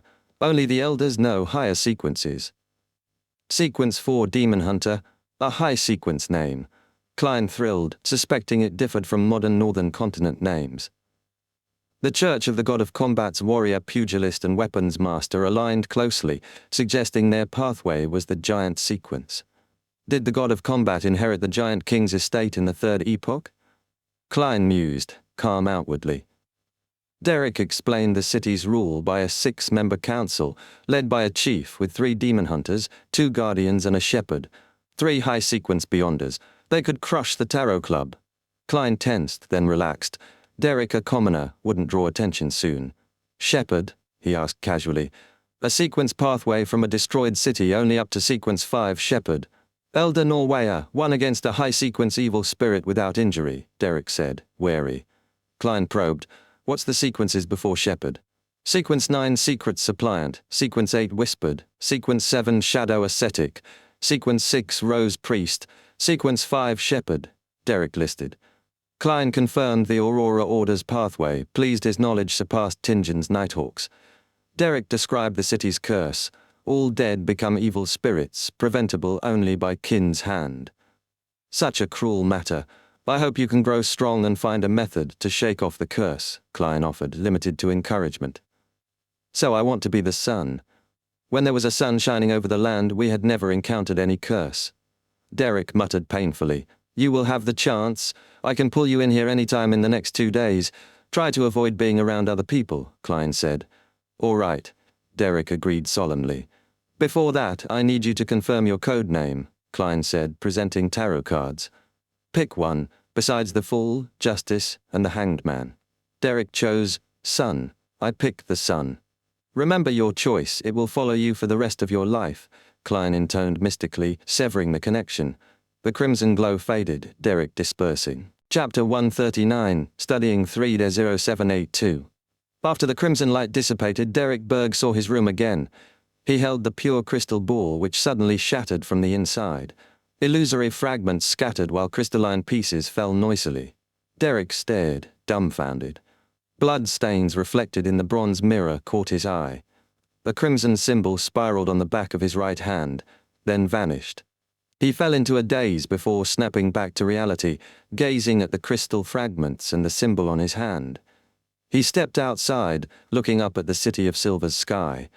Lightning streaked across, followed by thunder. Darkness cloaked the city, leaving people in despair. Derek clenched his fists, grief and pain still lingered in his eyes. But he was no longer lost. Phew, looks like I've managed to trick another person into becoming a member. No, I've recruited another member. Klein shook his head and mocked the present strength of his tarot club. The leader, the Fool, was only Sequence 9, just digesting the seer potion. And there were at least 3 high-sequence beyonders at Sequence 4 in the hopeless City of Silver that the Sun spoke of. After mentioning the acting method one more time, I can start telling the captain specifics, and hand in my special application. At the very least, I'll stop being in charge of support once I become a clown. Klein extended his spirituality, wrapped it around himself, and descended through the fog. He returned to his room, dispelled the wall of spirituality, then picked up the key and headed out. He checked Dunn's 2 rooms, confirming the captain and Fry weren't back yet, then handed the key back to the inn's boss. The boss looked at the wall clock and gave a thumbs up. Well done. Hey, are you mistaken about why I booked an hourly room? Klein wanted to explain, but left the misunderstanding be. Yes, this way he won't mention that I rented another room in front of the captain. Back at the inn's 2nd floor, Klein found Dunn and Fry discussing their investigations. We can confirm the wraith appeared within the last 3 months, Dunn summarized with a nod. My investigations also confirmed it. Klein echoed.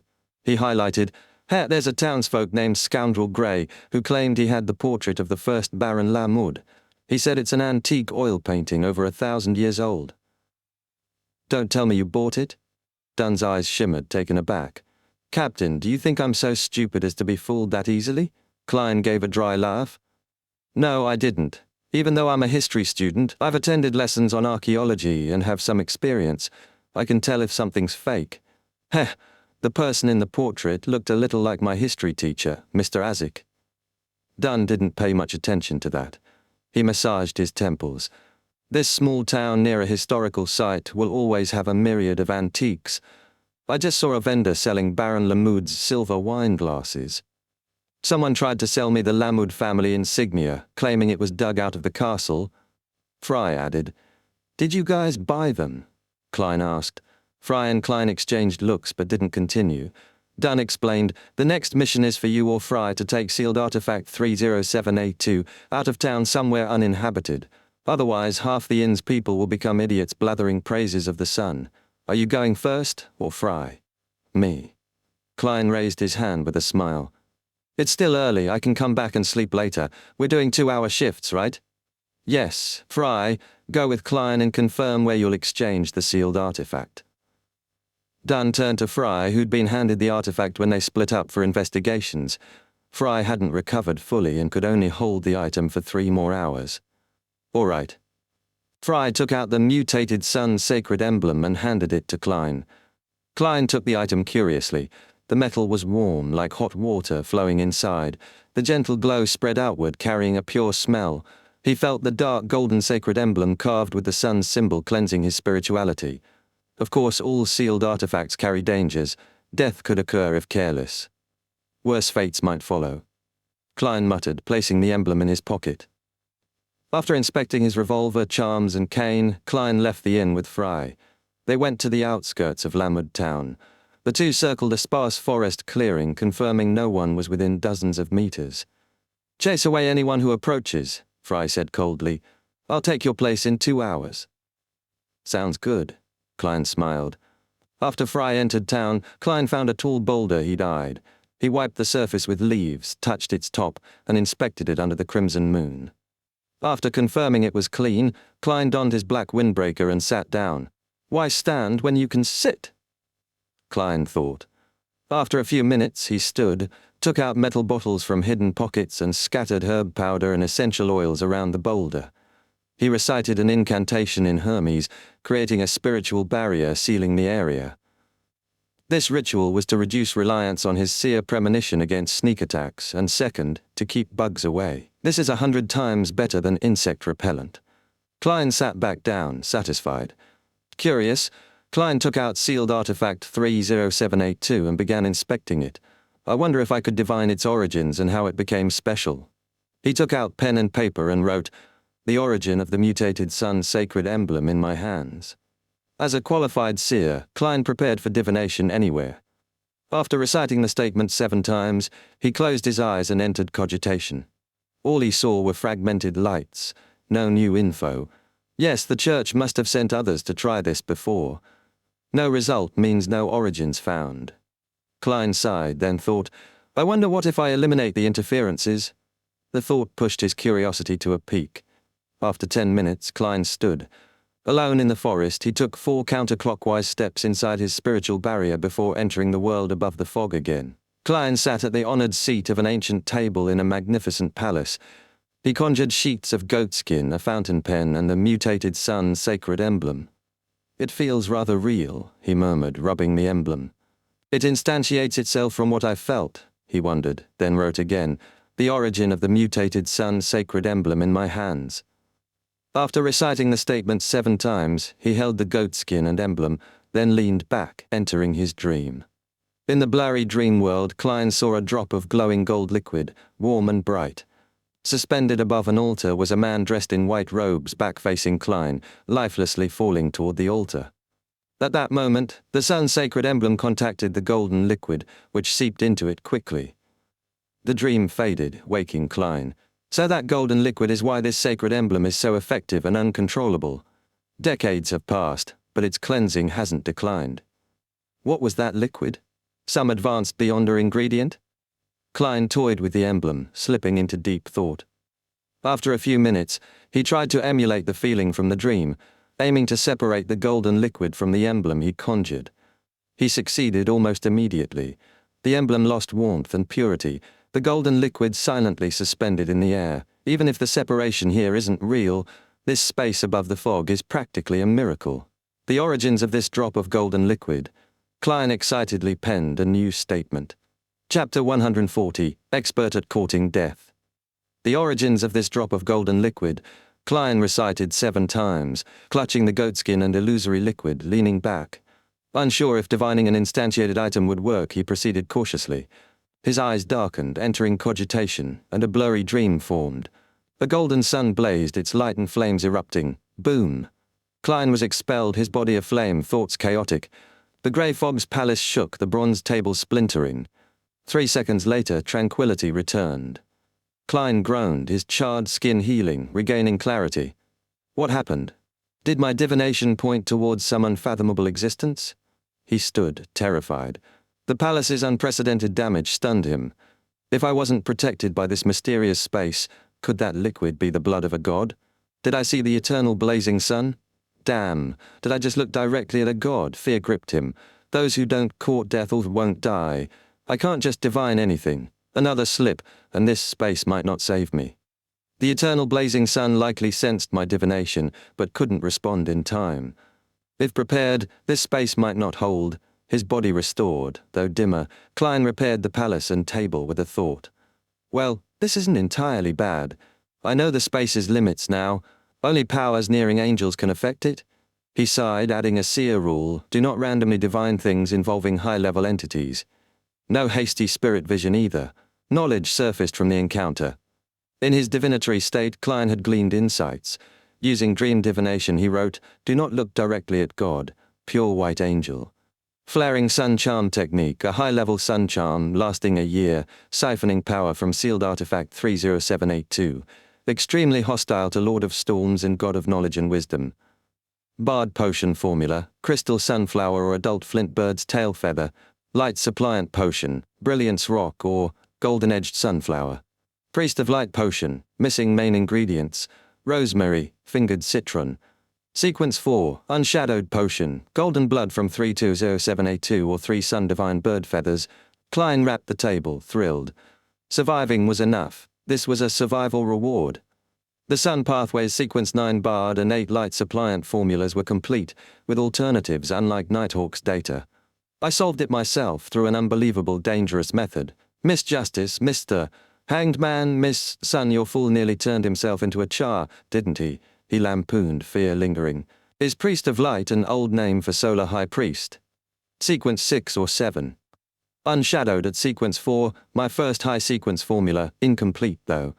The golden liquid is God's blood, 30782 could be grade 1.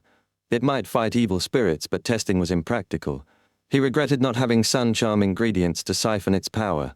No divine pursuit followed, easing Klein. Do not look directly at God. Why the hostility? What's a pure white angel? Exhausted, he realized too much time had passed. Expecting a quick divination, he hadn't anticipated the near-fatal delay. Fearing repercussions, he descended, clutching 30782.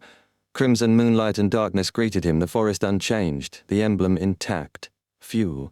Klein exhaled. Safe, but drained from his reckless probe.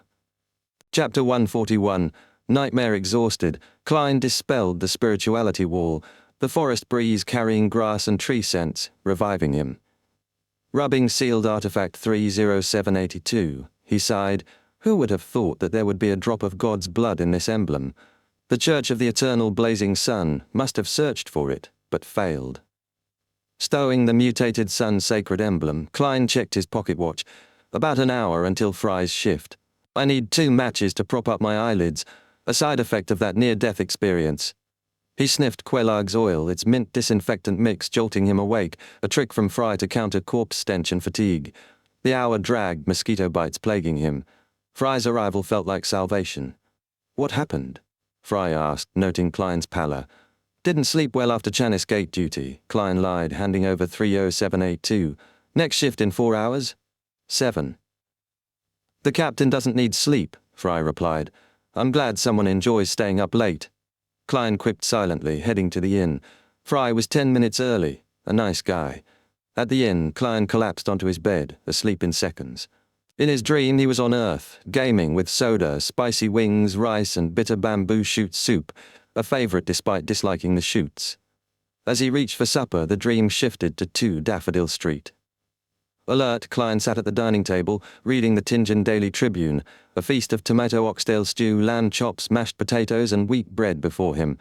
A figure loomed outside the window, Dunn, grey eyes pressed to the glass, silently watching. "Captain, can you not scare someone in their dreams? Is this your nightmare act?"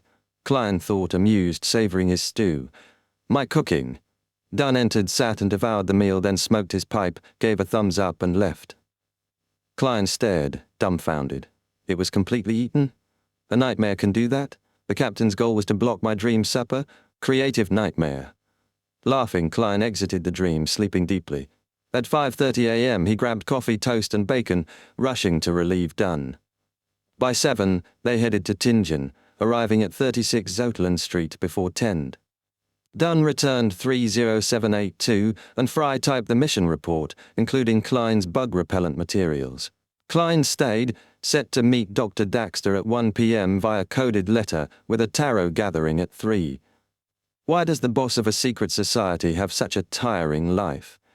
He napped in the Nighthawk's break room, reviewing yesterday's knowledge to avoid forgetting. Divination could recall it, but he feared overlooking its existence. At noon, Klein headed to the Zouterland Street Shooting Club, waiting in the reception with his cane.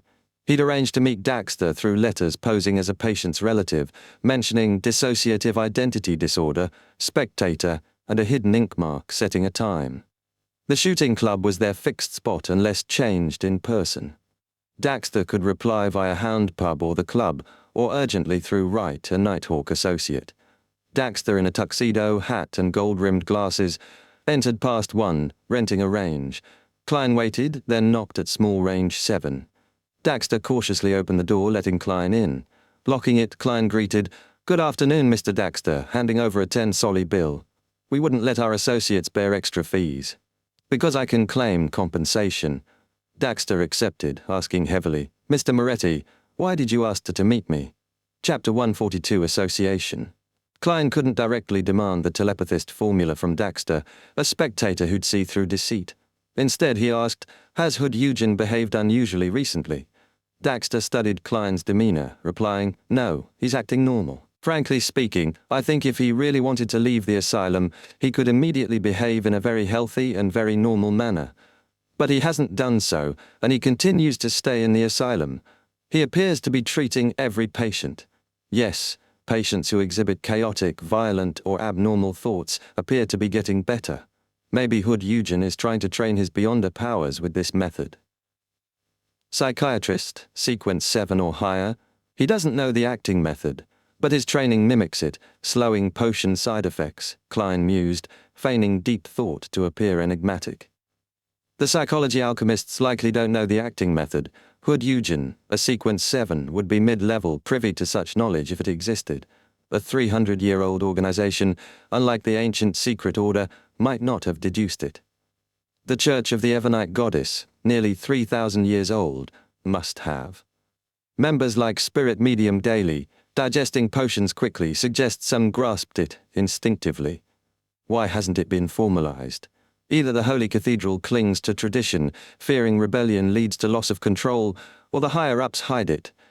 I need to check records for fast-digesting Beyonders and their fates, Klein thought, solemn. Daxter waited, then asked, "Officer, is there some sort of problem with Hood Eugen's actions?" "Not right now.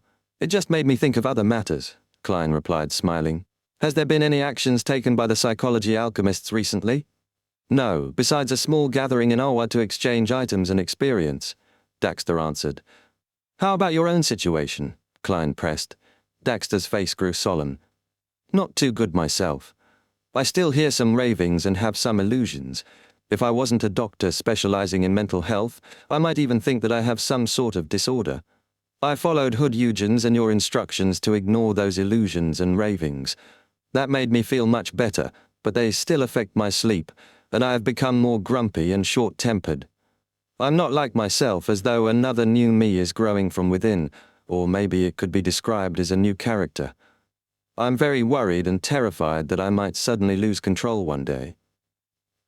Klein anticipated this. You don't have to worry, you're a subsidiary member of the Nighthawks now.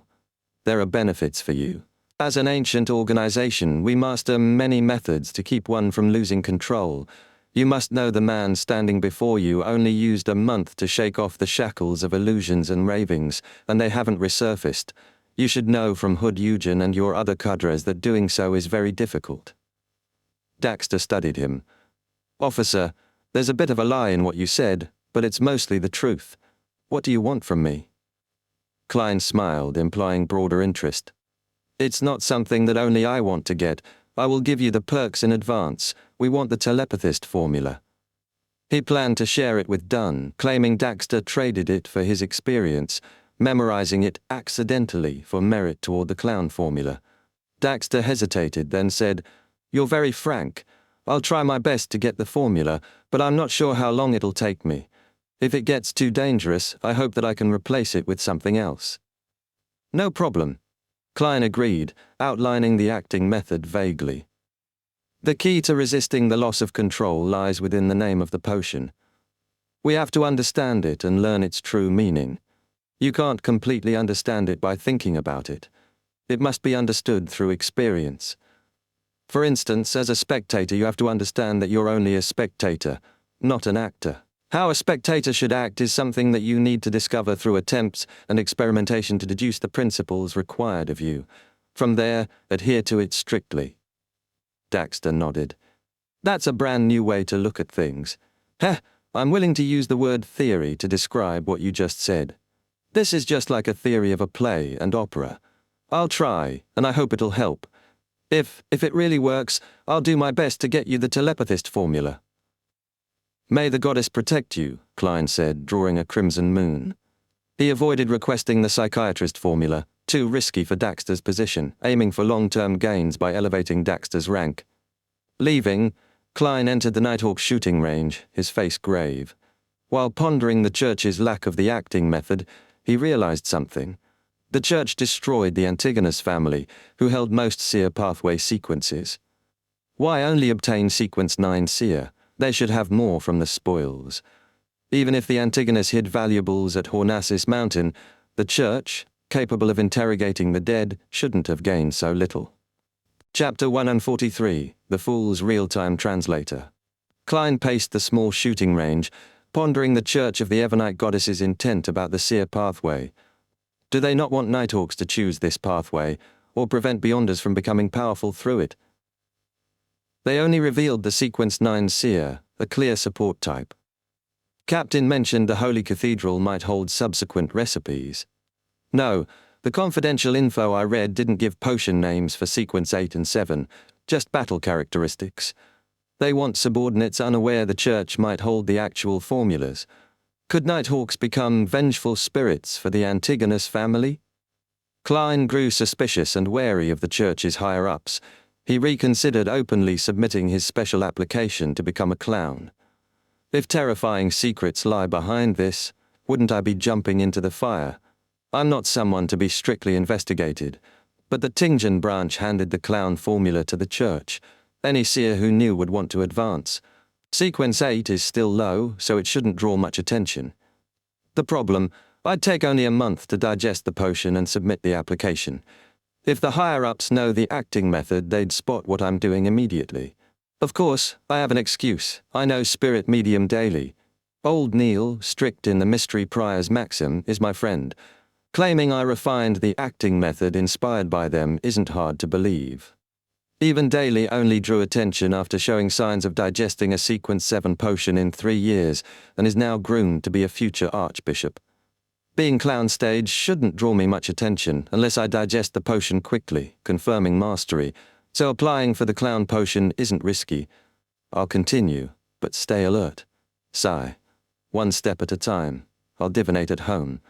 Klein collected himself, pulled out his revolver and resumed shooting practice. The revolver from Welch was good quality, lasting a while. Thanks to Dunn and Leonard teaching maintenance. Honestly, damage doesn't matter. I can claim compensation. He eyed the target, put away his revolver, and left the shooting club. On public transport to 2 Daffodil Street, Klein saw a young lady pacing by his door. She was Elizabeth, Melissa's classmate, in a blue lacy dress and thin veiled hat, her adorable baby fat showing. She hurried over, removed her hat, smiling brightly. "Good afternoon, Mr. Moretti. I'm guessing you just came back from Lamud Town, right?" "I'm sorry, I came back in the morning." Klein smiled. "No, I came from Zoutelen Street." "A very honest answer," he chuckled. Elizabeth paused, then said excitedly, "All right, I guessed wrong. I wanted to tell you I didn't have that nightmare last night. No more dreams about the knight in black armor. Exactly like your divination." Of course, the wraith was purified by sealed artifact 3U782. I couldn't channel his spirit, even if I tried, much less her dream. Klein laughed gently. "I'm happy you're freed from your troubles. I'm also very satisfied with my divination yesterday." "Thank you again. I have lessons this afternoon, so I must go. Bye-bye, Mr. Moretti. I'll visit Melissa when I can." Elizabeth left joyfully, renting a carriage. As it rolled forward, she smiled proudly. Melissa definitely doesn't know how great her brother is. Seems my explanation was useless. Young ladies trust intuition and their own truths more. Klein watched Elizabeth leave, opened his door and went to his room. He rested, then consolidated all events from the past week, including unresolved questions. After finishing, he burned his notes, took out his pocket watch and opened it. 2:30, 15 minutes left. Still time. Klein donned his oldest suit and headed to Smyron Bakery at Iron Cross Street for Mrs. Wendy's sweet iced tea.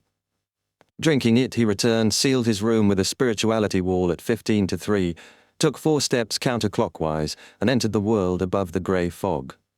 In the quiet palace, Klein conjured goatskin and wrote a divination statement. "I should obtain the clown potion through the Nighthawks." He put down his pen, untangled the spirit pendulum, and held it over the paper. He recited the statement 7 times. His eyes darkened, the pendulum turned clockwise. A positive answer, appropriate. But sequences beyond clown are uncertain. "I should seriously develop my tarot club." Klein divinated again to confirm. Next, he pressed the dark red star representing the sun. He wanted to bring the youth from City of Silver early and ask if he revealed what happened here to the 6-member council. If not, Klein would give him a better way to know when gatherings start. In a room of the Berg household, City of Silver, Derek sat silently by his bed waiting for the fool's summoning. Avoiding others he hadn't left since returning. Nearly finished all food in his room. Hungry, stomach growling, Derek felt like a living corpse on a dark plain. Yet silent, still. Suddenly dark red color spread in the air, swallowing him. The grey, boundless, cold, lonely world appeared again. Seated at the seat of honor, the fool, obscured by thick fog, appeared. Klein was satisfied his summoning wasn't interrupted and saw no immediate danger. "Son, we meet again," he said smilingly, using Jotun. Derek was shocked, lowered his head. "You are a fool who keeps his word. The other members will arrive soon. Before that, I'll confirm a few things." Klein spoke in Lone, willing the space to translate into Jotun. The words came in Jotun to Derek. "What's the matter?" "Well, now that I've mastered Jotun, the mysterious space can translate anything I say in real time. No worries about justice and the hanged man not understanding son. Sire, why does a boss like me work so hard?" Klein pinched his nose, laughed, shook his head. "I'll permit you to recite my name. Remember the incantations I'll tell you. The fool that doesn't belong to this era, the mysterious ruler above the grey fog, the king of yellow and black who wields good luck." Derek's pupils constricted, but he focused. He recited it silently, confirming with the fool. "You must use a simple ritual, and recite my name whenever you return to City of Silver. I'll notify you in advance for gatherings. Don't worry about other days or avoiding anyone. When notified, isolate yourself within 1,000 heartbeats." Klein explained the Tarot Club's idea, then checked his watch. Derek froze, looking at it. When 3 approached, Klein pressed the dark red stars representing justice and the hanged man. Derek saw light burst forth, 2 hazy figures emerged. Audrey Hall surveyed the room, froze, then heard Mr. Fool's calm voice. "This is our newest member. His code name is Sun. This is Miss Justice, and that is Mr. Hanged Man." "Newest member?" Audrey's shock turned to joy. Excited by Tarot Club's growth, she felt like a protagonist. The Hanged Man, Alger, frowned, annoyed Mead. The fool added a new member without telling them. He thought a great figure like Mr. Fool wouldn't care about our feelings, then greeted Justice and Sun. Audrey entered her spectator state, watching Sun closely. He's quite young, nervous and restrained, but keeps a tolerable silence like a lone wolf. Yes, a lone wolf. She looked at the Fool and joyfully said, "Mr. Fool, I've collected another 2 pages of Emperor Roselle's diary." Chapter 144, Three-Way Deal. Actually, there were 3 pages, but the characters were too complicated to memorize. Audrey could barely handle over 2, the rest would have to wait for the next gathering. New pages of Roselle's diary? Klein's interest was piqued. Already guessing, he smiled and asked, "Miss Justice, what do you need?" Audrey's eyes lit up, but she answered with restraint. "You know that I'll soon fully digest the spectator potion. I hope that I can get the formula for the telepathist potion so that I can prepare the ingredients ahead of time. I know that there isn't much content for 2 pages of the diary, and it might not equal to the value of the telepathist formula, so I'll give you another page. I'll also pay you a sum of money on the side." Realizing her mistake, Audrey scolded herself. Mr. Fool approaches godhood. How could he be swayed by money? She quickly added, flustered, "That's not what I meant. Mr. Fool, what I meant is that you can determine the compensation that you'd like. Yes, that's what I meant." Klein, careful to maintain his image, considered his response in silence. "When you've fully digested the spectator potion, you'll get the formula. I'll say I have an adorer who needs money. I'll make an anonymous account at Backlund Bank." He kept his expression unreadable. Backlund Bank, one of Loan's 7 major banks, handled centralized transfers. Cross-city transactions were only possible within the same bank via account reconciliation. Thanks to steam locomotives and telegrams, transfer efficiency had improved. Suddenly, the Sun spoke. "The telepathist potion formula? Telepathist that is followed by psyche-analyst?" Audrey blinked. "You know of it?" Her instincts flared. He said psyche-analyst, the ancient term, not psychiatrist. Something was off. She studied his every movement. Derek replied seriously, "I can get you the formula." Then, slightly ashamed, he explained, "It's a sequence pathway from the dragon race. Our city of Silver was once ruled by the Giant King's imperial household. As you know, the giants and the dragons are sworn enemies, hence the city of Silver has all of sequence 9, 8, and 7. I have ways to get them." Didn't I warn him not to expose his origins? Klein nearly face-palmed. Despite his calmness, he's still just a boy. But this explains the spectator sequence's origin. No wonder the star symbol behind Miss Justice is a dragon. The city of Silver has preserved history well. He leaned back, watching without intervening. If he hadn't translated, Justice and Hanged Man wouldn't have understood. But letting them hear helped reinforce his mysterious image. Audrey was confused. Giant King, Dragon Race, City of Silver. She glanced at Hanged Man and saw similar bewilderment. She looked to the seat of honor. The Fool sat engulfed in fog, arm resting casually, smiling without emotion or curiosity. He knows, she and Alger realized at once. "The City of Silver? I've never heard of this place. Where is it?" Audrey asked. Derek, equally puzzled, replied, "If you aren't residents of the City of Silver, which city-state are you from?" Audrey faltered, lips trembling. "The implication is clear. If you don't want to answer personal questions, don't ask others." She nodded faintly and fell silent.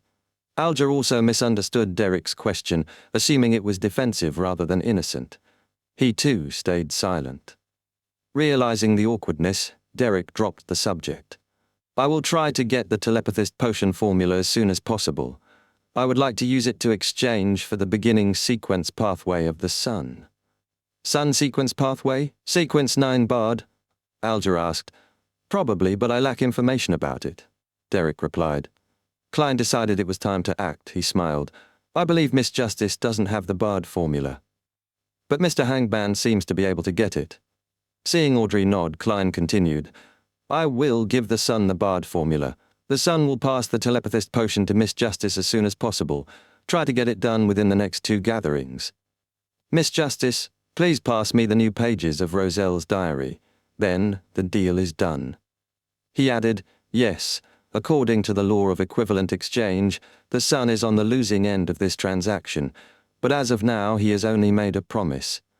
When he really provides the telepathist formula, Miss Justice can consider how to compensate him again, or I will compensate him while Miss Justice provides money to one of my adorers who needs to do some things recently." Haha. That's because the Sun might not necessarily be able to receive Miss Justice's cash or ingredients as compensation. This diverted attention from the so-called adorer and further deepened Klein's mysterious image. Where exactly is the Sun? Alger frowned. The southern continent? So Mr. Fool really has subordinates in the real world. Audrey was filled with hope. I have no objections. Neither do I, Derek said quickly. Alger remained silent, excluded from the deal. He could obtain the Bard formula, but not immediately. Klein, satisfied with the arrangement, pressed his palm forward. The Bard formula appeared. Main ingredients: a crystal sunflower or an adult flint bird's tail feather or a firebird's tail feather, a piece of siren rock or a singing sunflower. Supplementary ingredients: a blade of midsummer grass, 5 drops of July wine juice, a blade of elf dark leaf. Derek frowned, then relaxed. These ancient names match what I know. Thankfully, the formula was from the eternal blazing sun. It used old terms. Klein glanced at Audrey. She saw Derek memorizing the formula, then quickly summoned the diary pages she had memorized. 2 pages formed on the yellowed goatskin and were passed to Klein in a flash. He read immediately. 3rd November, Matilda is 3 months pregnant now. I even find those maidservants who come from the villages beautiful. No, I can't lower my standards. Coincidentally, Countess Floras has invited me to join a private party. Heh. 8th November, Archbishop Van Esten sought my help. Huh, what can I do for an archbishop? 9th November, it turns out that there is actually a secret hidden within sequence pathways. Archbishop Esten told me that after becoming a sequence 5 Beyonder, the rest of the sequences could be replaced with sequences of the same level from 1 or 2 other pathways. In other words, it starts from the mid-sequence to high sequence. But this is only limited between those 1 or 2 pathways. If it's replaced with a potion from a wrong pathway, semi-insanity is the mildest outcome, and one can't advance any further. This way, one can begin substituting pathways from sequence 4 onwards. Sleepless and corpse collector pathways. Yes, the Church's savant and mystery prior pathways can also substitute for one another at a high sequence. Chapter 145, Request for Cooperation. Some pathways are interchangeable after sequence 5. That's different from what the Nighthawks told me. Isn't it a fact that once you choose a pathway, you're locked in? That straying leads to insanity and stagnation? So there are hidden exceptions. Klein's pupils contracted as he stared at the diary. Emperor Roselle wouldn't write nonsense on something so serious. The surprise in his tone felt genuine. Still, Klein didn't take it as absolute truth. The Emperor might have been misled or misunderstood the information. I'll memorize it for now. This needs verification. If Roselle is right, these pathways are far more complex than I imagined. The Nighthawk's complete pathway is sleepless, and they hold the corpse collector line up to sequence 4. To think these are interchangeable past sequence 5, others are even more fragmented. Some only have the first sequence. The Church of the God of Steam and Machinery has the full savant path, and a mostly complete mystery prior one. And those might also be interchangeable at high levels. Then what about the seer pathway? Could it be linked to the apprentice or marauder paths mentioned by Roselle? Each of the first 5 sequences likely provides a distinct ability that merges by sequence 4.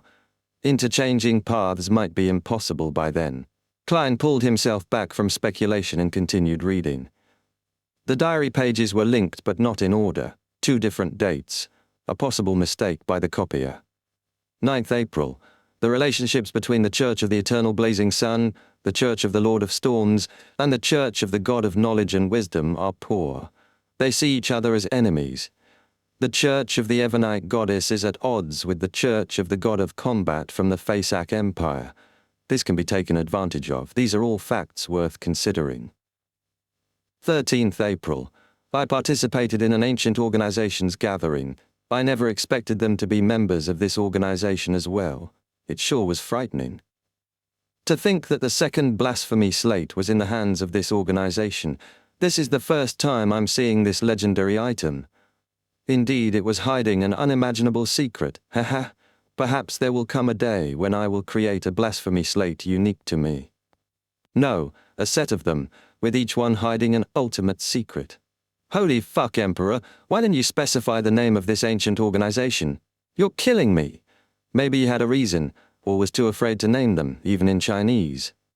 Still, this confirmed Razel had seen the second blasphemy slate. He later created a set of cards, each tied to a path to godhood. Could those cards hold the secret of apotheosis? Where are they now? And this organization had the second slate. Klein forced himself to stop spiraling. He glanced at the others. Actually, you didn't need to wait for me. It's our honor. Alger had put away his discontent and replied respectfully. Audrey smiled. Mr. Fool, the open selection of government officials through examinations that you described previously has already garnered the support of the King and the Prime Minister. It will soon be passed by the House of Lords and the House of Commons, and is predicted to be implemented early next year. It looks like the King and the Prime Minister still use their brains, Alger mocked. Klein nodded slightly, suppressing a sigh. With Benson's diligence, he should be ready by then. But the competition would be fierce. He just had to secure a different niche, away from university elites fighting for top roles. Seeing the Fool's nod, Audrey straightened and added, Mr. Hanged Man, you got me to check on something for you previously. I've received an answer. The King has been convinced by the Prime Minister and won't seek revenge on the Fasak Empire at the East Balam shore for the time being. I think you can now give me the extra payment that you promised me. Alger replied after a pause, Miss Justice, thank you for your answer.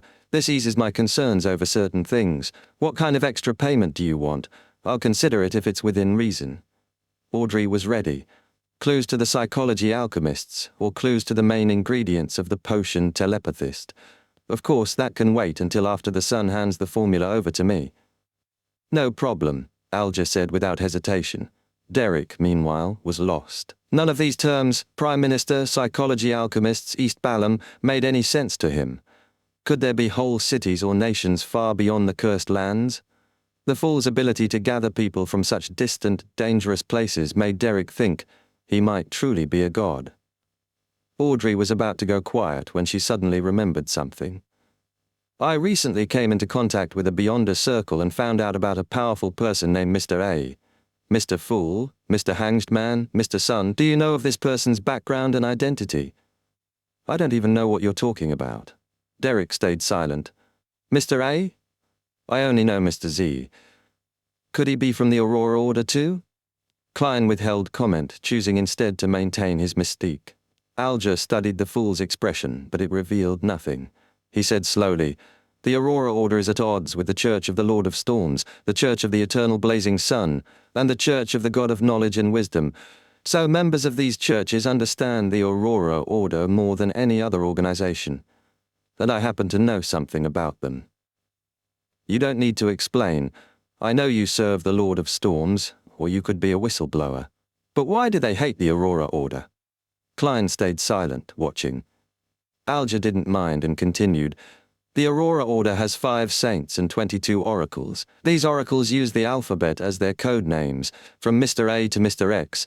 They are Beyonders, with the weakest being sequence 7 and the strongest sequence 5. They are all adept at hiding themselves. Should an oracle die, a new one takes their place. I cannot guarantee that the Mr. A you spoke of is the Mr. A from the Aurora Order, but there is a good possibility. As for the details of the Aurora Order, I have mentioned that to you before. Audrey nodded, her wariness growing. Thank you for your answer, Mr. Hanged Man. You need not make a payment any more. No, I wish to ask for your help with the answer just now, as well as provide extra compensation, Alger said with a deep voice. What help? Audrey asked curiously. I received intelligence that the pirate Chilangos, codenamed Rear Admiral Hurricane, has secretly gone on shore and infiltrated Backland. I don't know what he's up to, but I hope that you can help me locate his whereabouts. As for whatever happens afterwards, you need not put yourself in danger. Rear Admiral Hurricane Chilangos? One of the 7 great admiral pirates? Audrey widened her eyes, barely able to stay composed. This was exactly the kind of person she wanted to encounter as a Beyonder, one out of the fables. Yes, he's a Sequence 6 Beyonder of the Path of the Sailor, Wind-Blessed. He also has a miraculous item that could be classified as a sealed artifact. He's quite crafty and cruel. Don't attempt to deal with him, Alger warned. He then turned to Klein. Mr. Fool, Can I get your adorer to assist me at the critical moment? I would pay a price that interests you. The only adorer I have is myself. Klein thought sarcastically but smiled. That is built on the premise that my adorer happens to be in Backlund. All right. Alger looked away, disappointed but still hopeful. Chapter 146, Creeping Hunger. What's so special about Qilang's magical item? Audrey asked slightly confidently. She considered it. In Backlund, she had a fair ability to locate people. Her father's status and her own popularity gave her access to many resources in upper-middle-class society. Then there were Fours and Xiao. Each had their own networks. Fours, a former doctor and now author, knew people in the literary and medical communities. Xiao, a long-time mediator, was well connected among the working class and underground in East Barrow. Together they had quite a bit of reach. To her question, Alger responded without hesitation. No one knows the real name of the magical item, but the people who have come into contact with it call it the creeping hunger. Qilangos uses a living person's soul and flesh to satisfy it every other day, otherwise it would consume its owner as a replacement. This could be one of the most important clues to seek out Qilangos, Audrey said, creasing her eyebrows. She felt disgust and hatred rise toward any item that fed on living blood and souls. Yes, but in a big city with at least 5 million people, a few vagrants going missing wouldn't be noticed, Alger reminded her. Ever since he got his hands on the creeping hunger, Qilangos has been very difficult to deal with. He was originally a wind-blessed. He possesses great beyonder power in domains related to water, wind, and the weather. But later on, people realized that he could drive his targets crazy, enter the dreams of others, summon light to purify a dead soul, sing to strengthen himself and change his appearance. There's almost nothing that he can't do, Alger explained. We suspect that those are all effects that came from the magical item, creeping hunger. Before he could finish, Derek suddenly blurted, "Shepherd? Shepherd?" Klein's thoughts flicked to the secret suppliant pathway. In the City of Silver, one of the elders was a shepherd strong enough to challenge a Sequence 4, an evil spirit of the same grade. Klein's expression shifted behind the grey fog. Justice didn't notice. "Shepherd? Shepherd?" Justice and the hanged man asked at once. Justice was clearly confused, while Alger sounded startled. Seeing everyone's eyes on him, Derek panicked. Despite his usual quiet and gloomy demeanor, he was still a boy. He hurriedly explained, "What I meant was the traits that the hanged man described were like the beyonder power of the Sequence job, shepherd. Every shepherd can swallow another's soul into their body, including wraiths and evil spirits. They control these souls to do their bidding with a unique method, which allows them to make use of their abilities, just like a god letting his lambs out to graze. Hence, no one knows how many powers a shepherd has. That depends on how many beyonder souls they have swallowed, and that makes them very scary. They're almost like a high sequence beyonder. However, there are people who suspect that there's a limit to the number of souls that a shepherd can consume and let out to graze, and that the souls inside them could be replaced as well. So that's what being a shepherd means." Klein thought. The Aurora Order's pathway really was obscure. No wonder they worshipped the fallen creator. Still, he remained still and calm under the fog, as if this knowledge was long known to him. He sighed inwardly. "Son, you're still a boy. That kind of insight could have earned something valuable, but you just gave it away. Yes, the abilities of creeping hunger resemble those of a Sequence 5 shepherd. Do other sealed artifacts mimic powers like this? What about 2049, the puppet from the Antigonus family?" Alger quietly nodded, his thoughts aligning with what had been revealed. Audrey pressed further. "Which sequence pathway is shepherd from? Which number is it?" "The secret suppliant pathway, Sequence 5. Klein jumped in quickly to maintain his image of omniscience. Secret suppliant, Aurora Order. Audrey thought of Mr. A and grew heavy-hearted. She began wondering what kind of price she could offer to move Mr. Fool to rid them of that man, but couldn't think of anything sufficient. As expected, godlike beings aren't easily swayed. Not many things would interest such an entity. Audrey sighed but nodded gratefully to the son, thankful for the insight that could help them face Qilangos more effectively. "Mr. Hanged Man, I'm willing to accept the mission, but I can't guarantee if I can find Rear Admiral Hurricane, Qilangos." Audrey looked across the table. There's no better answer than this. Regardless of your success, as long as you try, I will definitely compensate you with things like secret information or intelligence. And if you succeed, maybe I could provide you the telepathist's main ingredients directly. Of course, the prerequisite is that we have to know what it is, Alger replied generously. Deal, Audrey said with a faint smile. With Klein's help, Alger sketched a portrait of Chilangos. He had a broad chin, brown hair tied into a warrior's bun, and green eyes that hinted at laughter but were icy cold. After all was said, Klein smiled and ended the gathering. Justice and the hanged man stood and bowed, while the son followed clumsily. Klein severed the connection with a wave.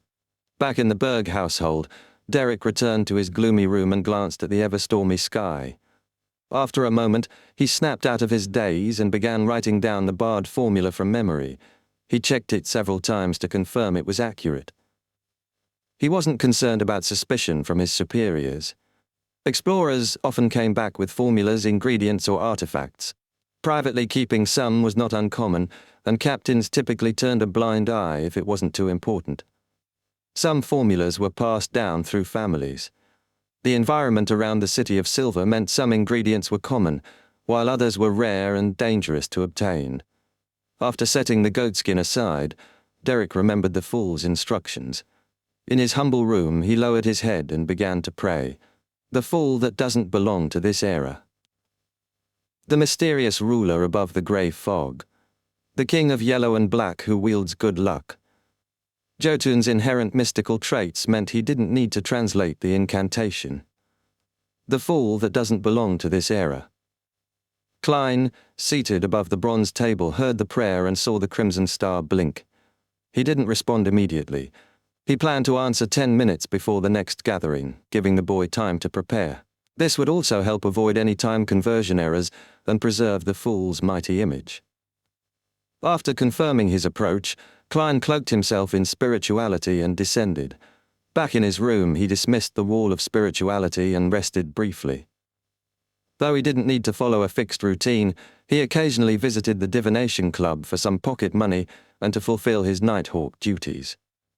He had planned to idle the afternoon away, but remembered his appointment with Detective Henry to receive the final report on the Red Chimney. Sigh.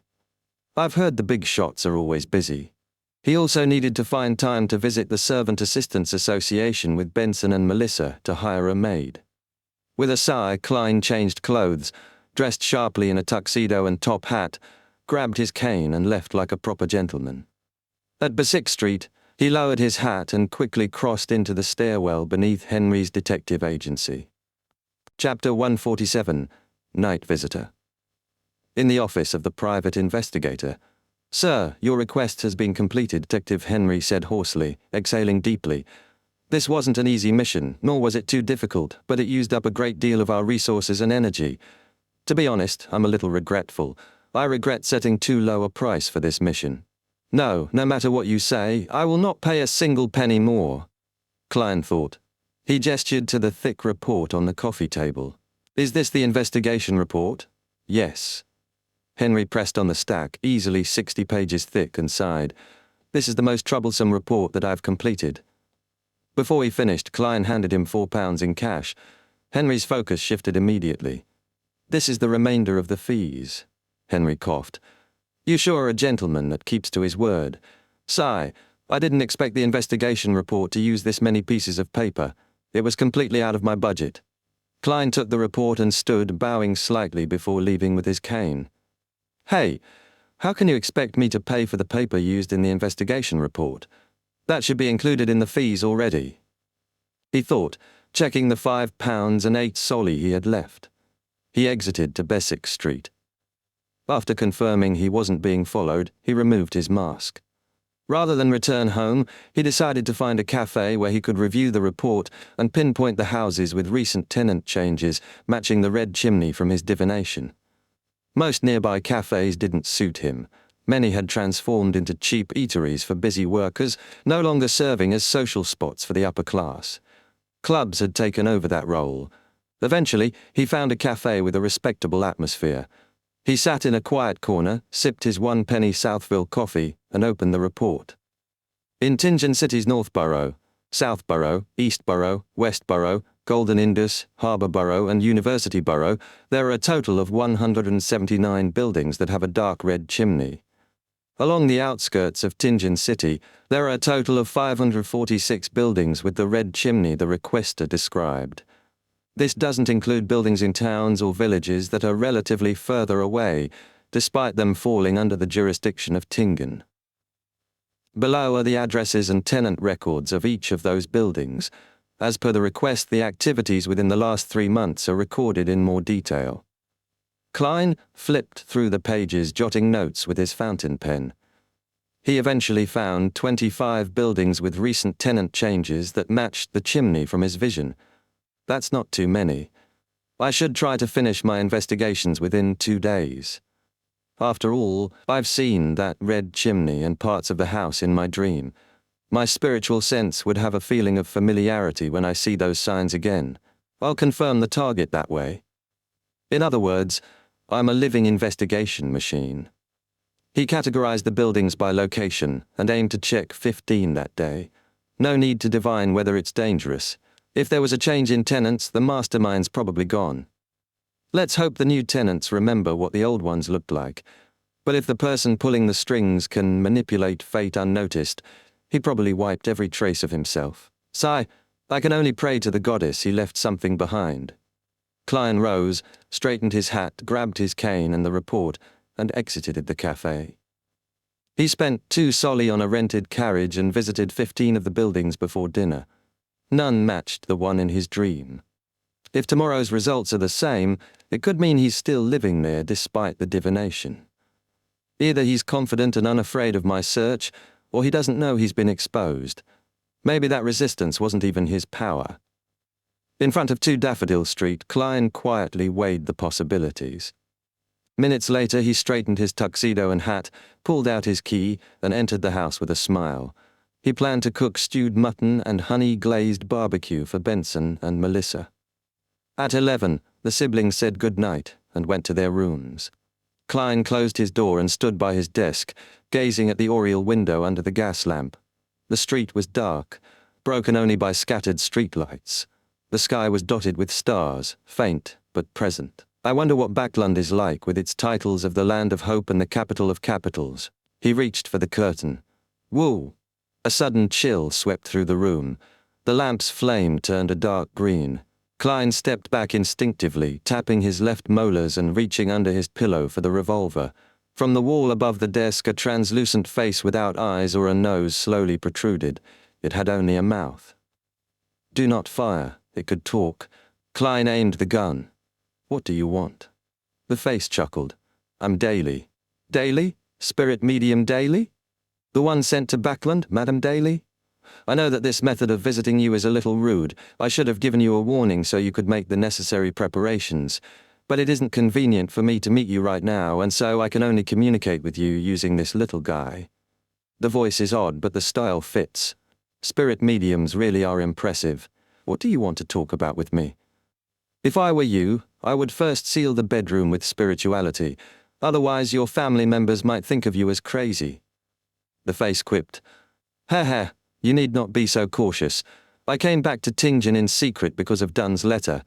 You know that a Nighthawk cannot leave the area they are assigned to at will. The captain's letter? Klein kept his distance, hand near his hidden Holy Night powder. Dunn and I are both beyonders that started with the Tingen Nighthawks. We have always maintained a good relationship. Last Thursday, yes, Thursday, he sent me a letter and mentioned you. He said that you emulated the maxim of a mystery prior, came up with a set of rules for a seer, and claimed that it was effective in helping you grasp your potion. From then on, you no longer hear sounds and see visions that you shouldn't. Dunn said that it was similar to what I did. Are you not going to seal the room? I personally do not mind your brother and sister misunderstanding. So that's the reason. She's indeed Madame Daly. Klein relaxed slightly and tucked away the powder. He retrieved a silver ritual dagger from his drawer and sealed the room with spirituality. Madam Daly, what else did the captain talk about in the letter? He only expressed his own confusion and said that he seemed to understand something. Yet, he couldn't describe it clearly. He hoped to get my opinion on the matter, Daly said. And when I read the letter this morning, I knew that you aren't as clueless as you pretend to be. Ha ha, Mr. Moretti, I think that you have deduced the acting method. That's the reason you came looking for me? Daly's translucent face smiled. Yes.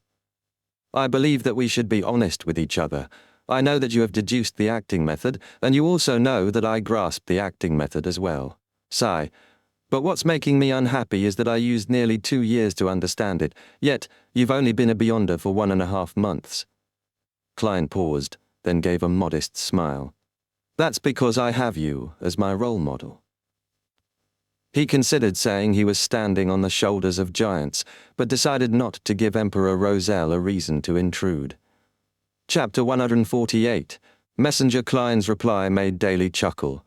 The translucent face with only a mouth said, "Even though you found inspiration through the maxim of the mystery priors and confirmed your theories through my experience and performance, it only took you a month to understand the acting method and come up with your own seer principle.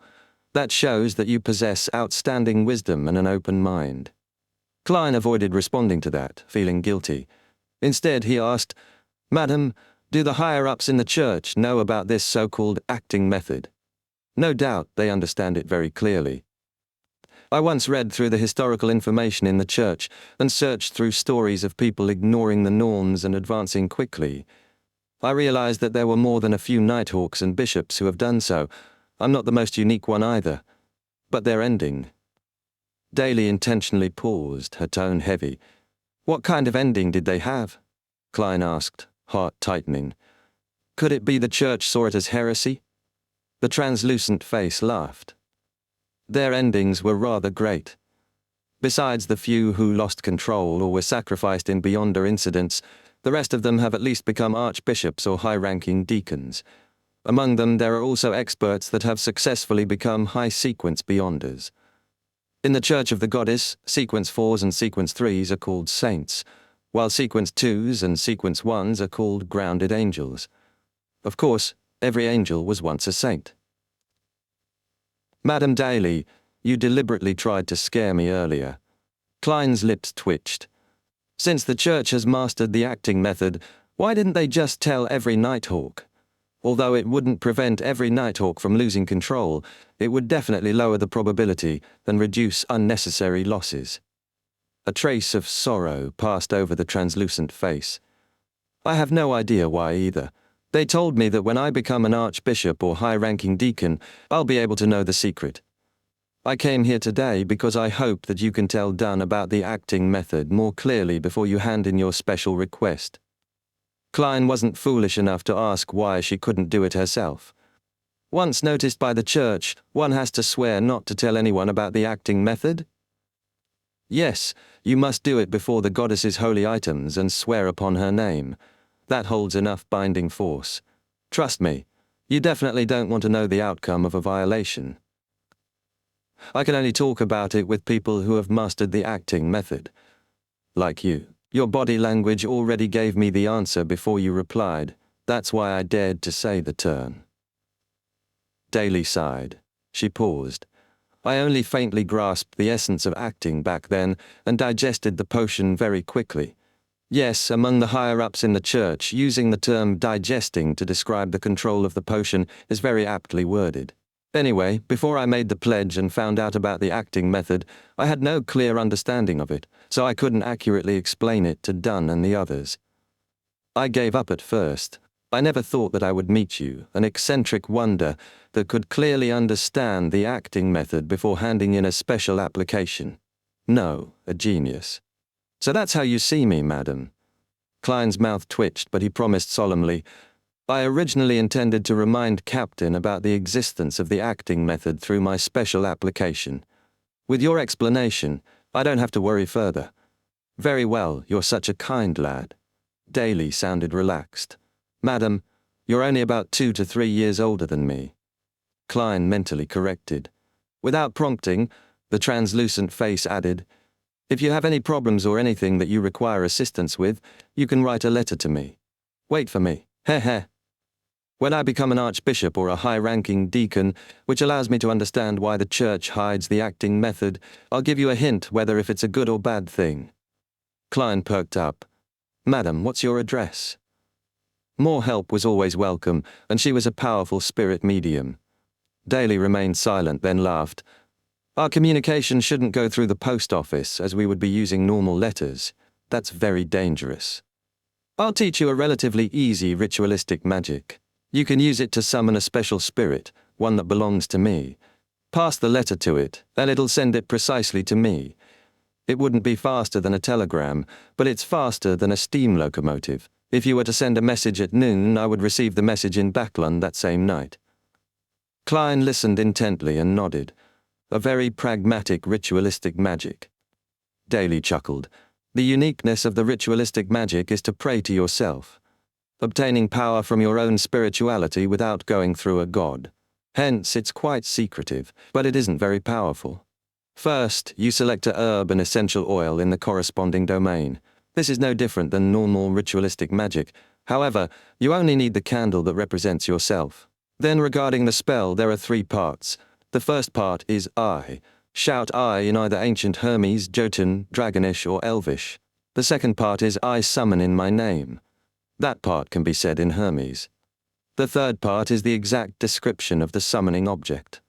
For instance, you would use this in the future, the spirit that wanders about the unfounded, the higher dimensional creature that a human orders, the messenger that belongs to Daly Simone. Higher dimensional? In mysticism, that usually meant the spirit world. Klein noted each step as he mentally analyzed it. This kind of ritual avoided invoking gods and relied purely on personal power. Effective and unrestricted, but limited by the caster's own strength. Klein recognized this as knowledge far beyond what a Sequence 8 should normally access.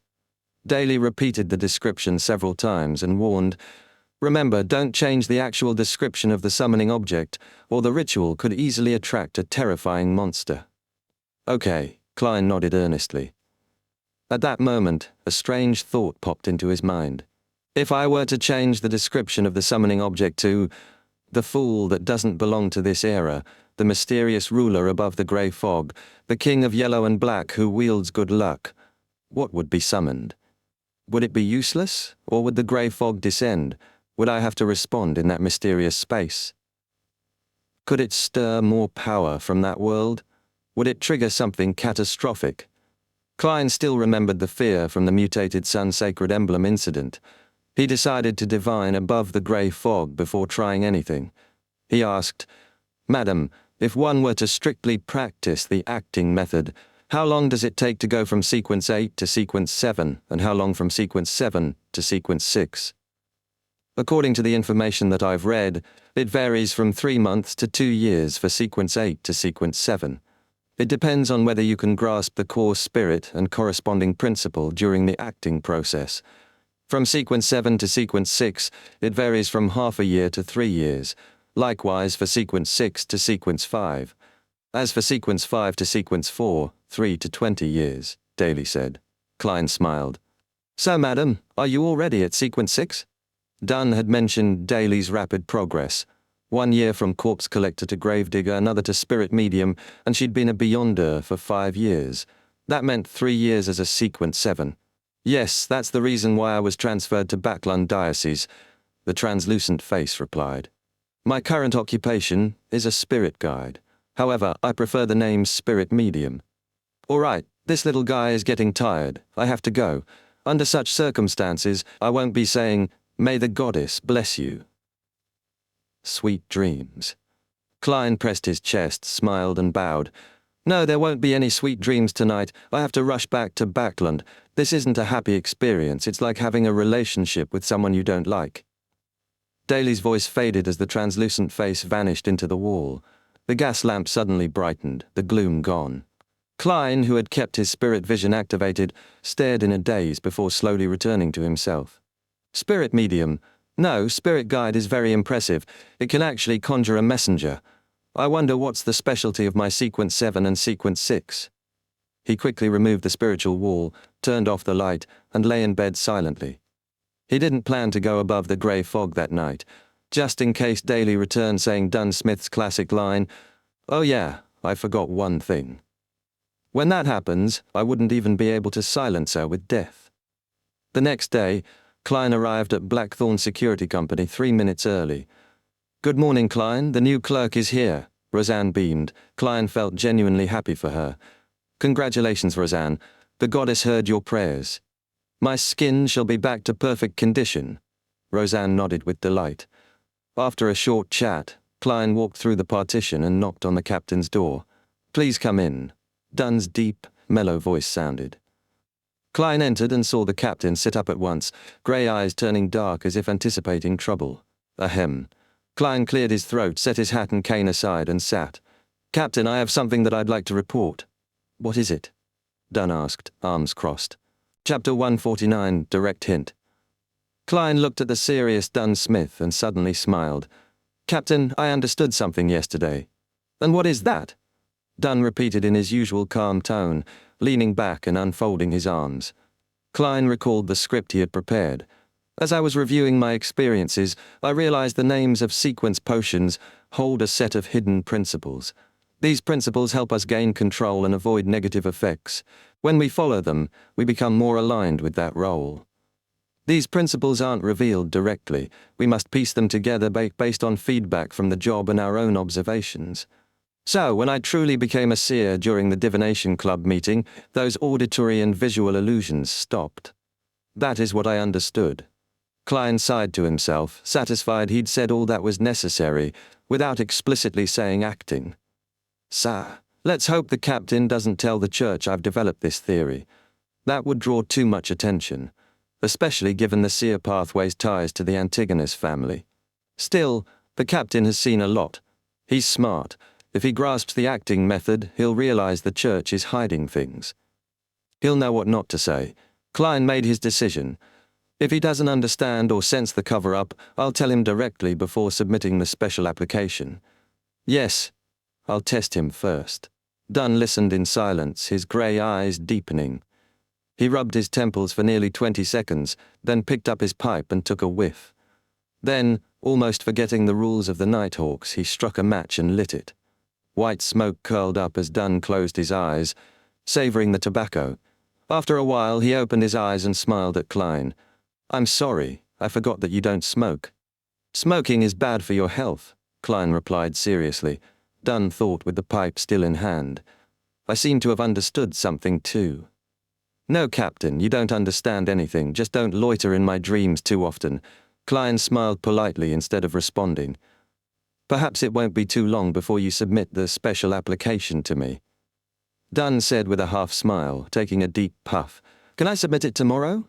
Klein thought. He checked his pocket watch. "Captain, I have to be at Old Neil's. Mysticism class is about to start." "All right." Dunn watched him leave, pipe still in hand. Klein exited the office and headed down the stairs in high spirits. As he passed the clerk's office, he saw 2 unfamiliar people, a man and a woman. The new clerks, he thought, then added, "In 2 days, definitely this week, I'll submit the application. Then I'll go through the inspections and become a Sequence 8 clown."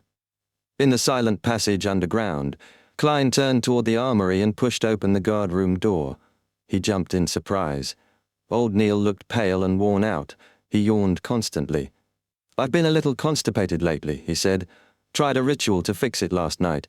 Didn't sleep at all. Kept running to the bathroom. Almost fell asleep on the toilet." "Well, at least the constipation is cured." Klein nearly laughed but held it back. He asked, "Are you feeling better now?" As he spoke, he tapped his left molar twice and opened his spirit vision to check Old Neil's health. There were some dark impurities in the digestive system's yellow and kidneys' orange colors, but it was within acceptable limits. Klein let out a breath of relief. "I'm fine now. Got medicine for the diarrhea from Fry."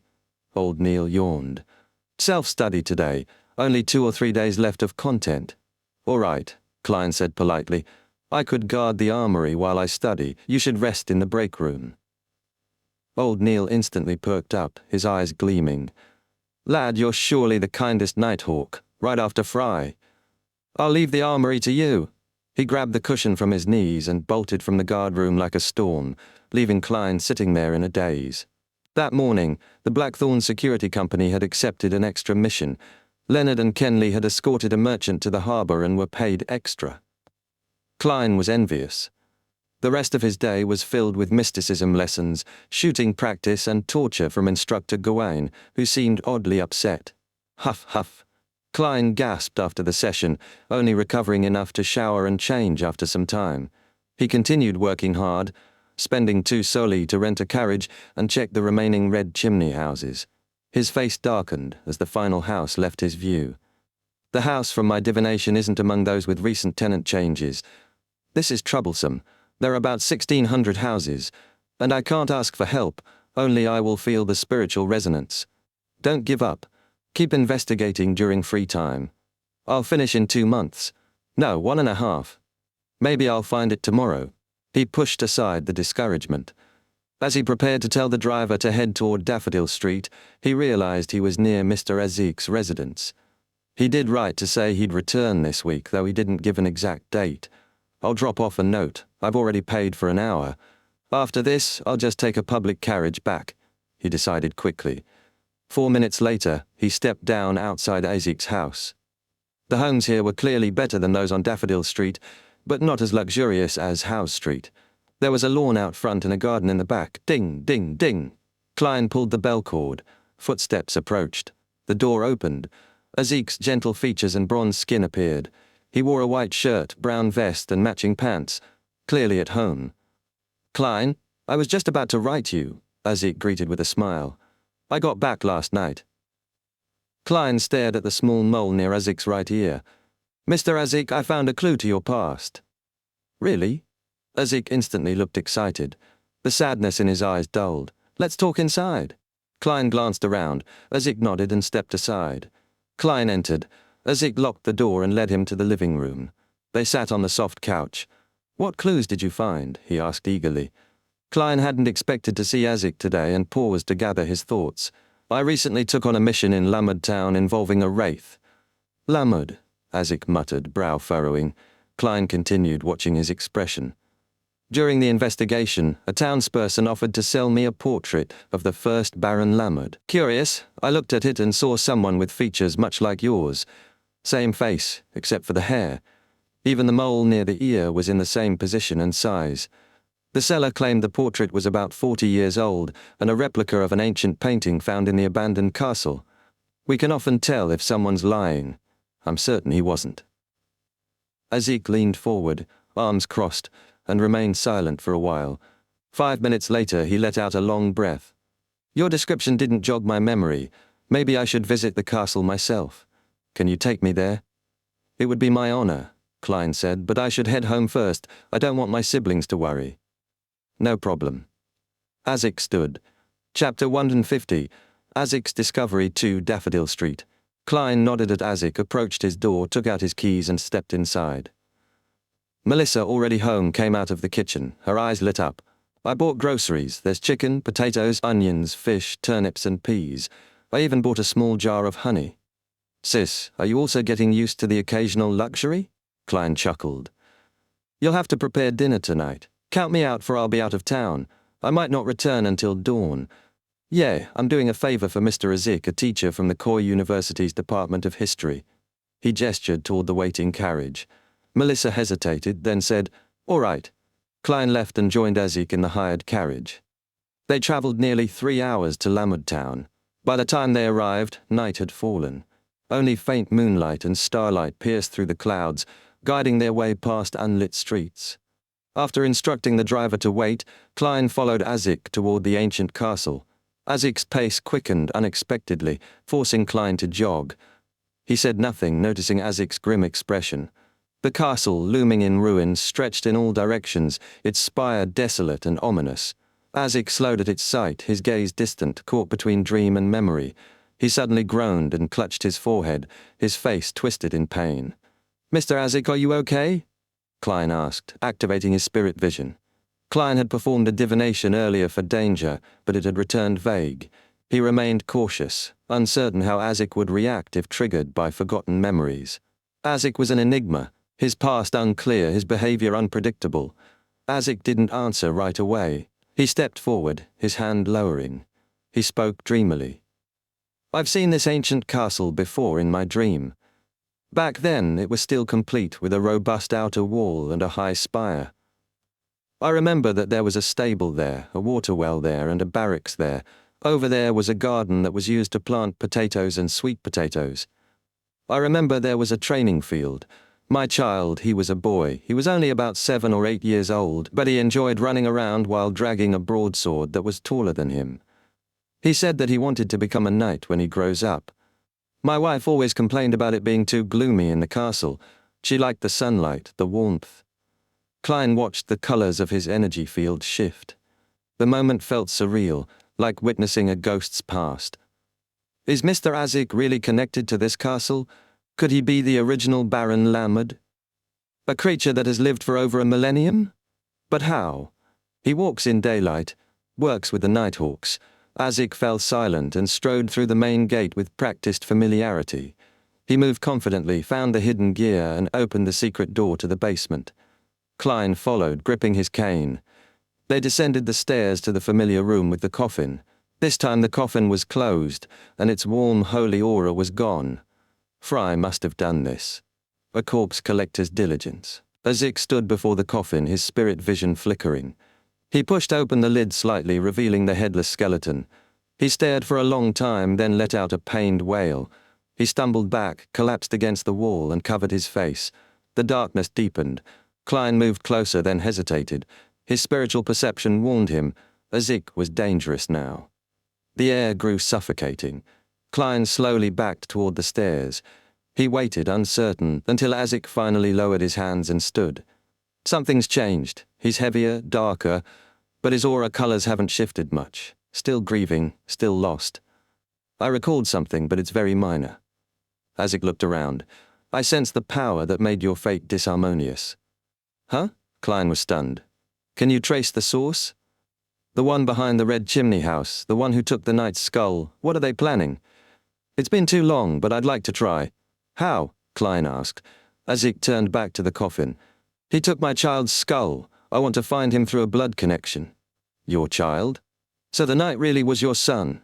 You've lived that long, and paid the price in memories? Azik cut his finger and let a drop of blood fall onto the skeleton. It seeped in, turning the bones blood red. Suddenly, baby cries echoed. Klein spun, revolver raised, but saw nothing. The stairway had vanished. Dark fog rose from the coffin, forming distorted faces. Then a strange door. Creak. Pale arms stretched from the opening but dissolved into mist. Klein glimpsed a skull beneath a brown tree, then saw it turn to dust. Creak. The door slammed shut, severing the arms which thudded to the ground. Then came a long, ancient sigh, Azik's sigh, and the fog lifted. The cries ceased. The skeleton turned white again. I'm sorry, I couldn't find him. Azik turned away and closed the coffin. It's not surprising that we couldn't find him. It would have been a surprise if we could, Klein said, hiding his disappointment. Azik looked back one last time. I'll continue investigating, and I hope that I can have your assistance. No problem. This is exactly what I wanted to do. Klein said nothing about the red chimney house. It wouldn't help. He had to find it himself. But now, he had help. Azik seemed like he wanted to speak, but only sighed and left in silence. They exited the basement, shut the secret door, and walked through the overgrown path back to town, the silence heavy between them. Then, in the dark, Azik said, Until this matter is resolved, I will quit my job and leave Tingen to look for my lost past. Mr. Azik, did you find out what happened to you? Klein asked, unable to contain his curiosity.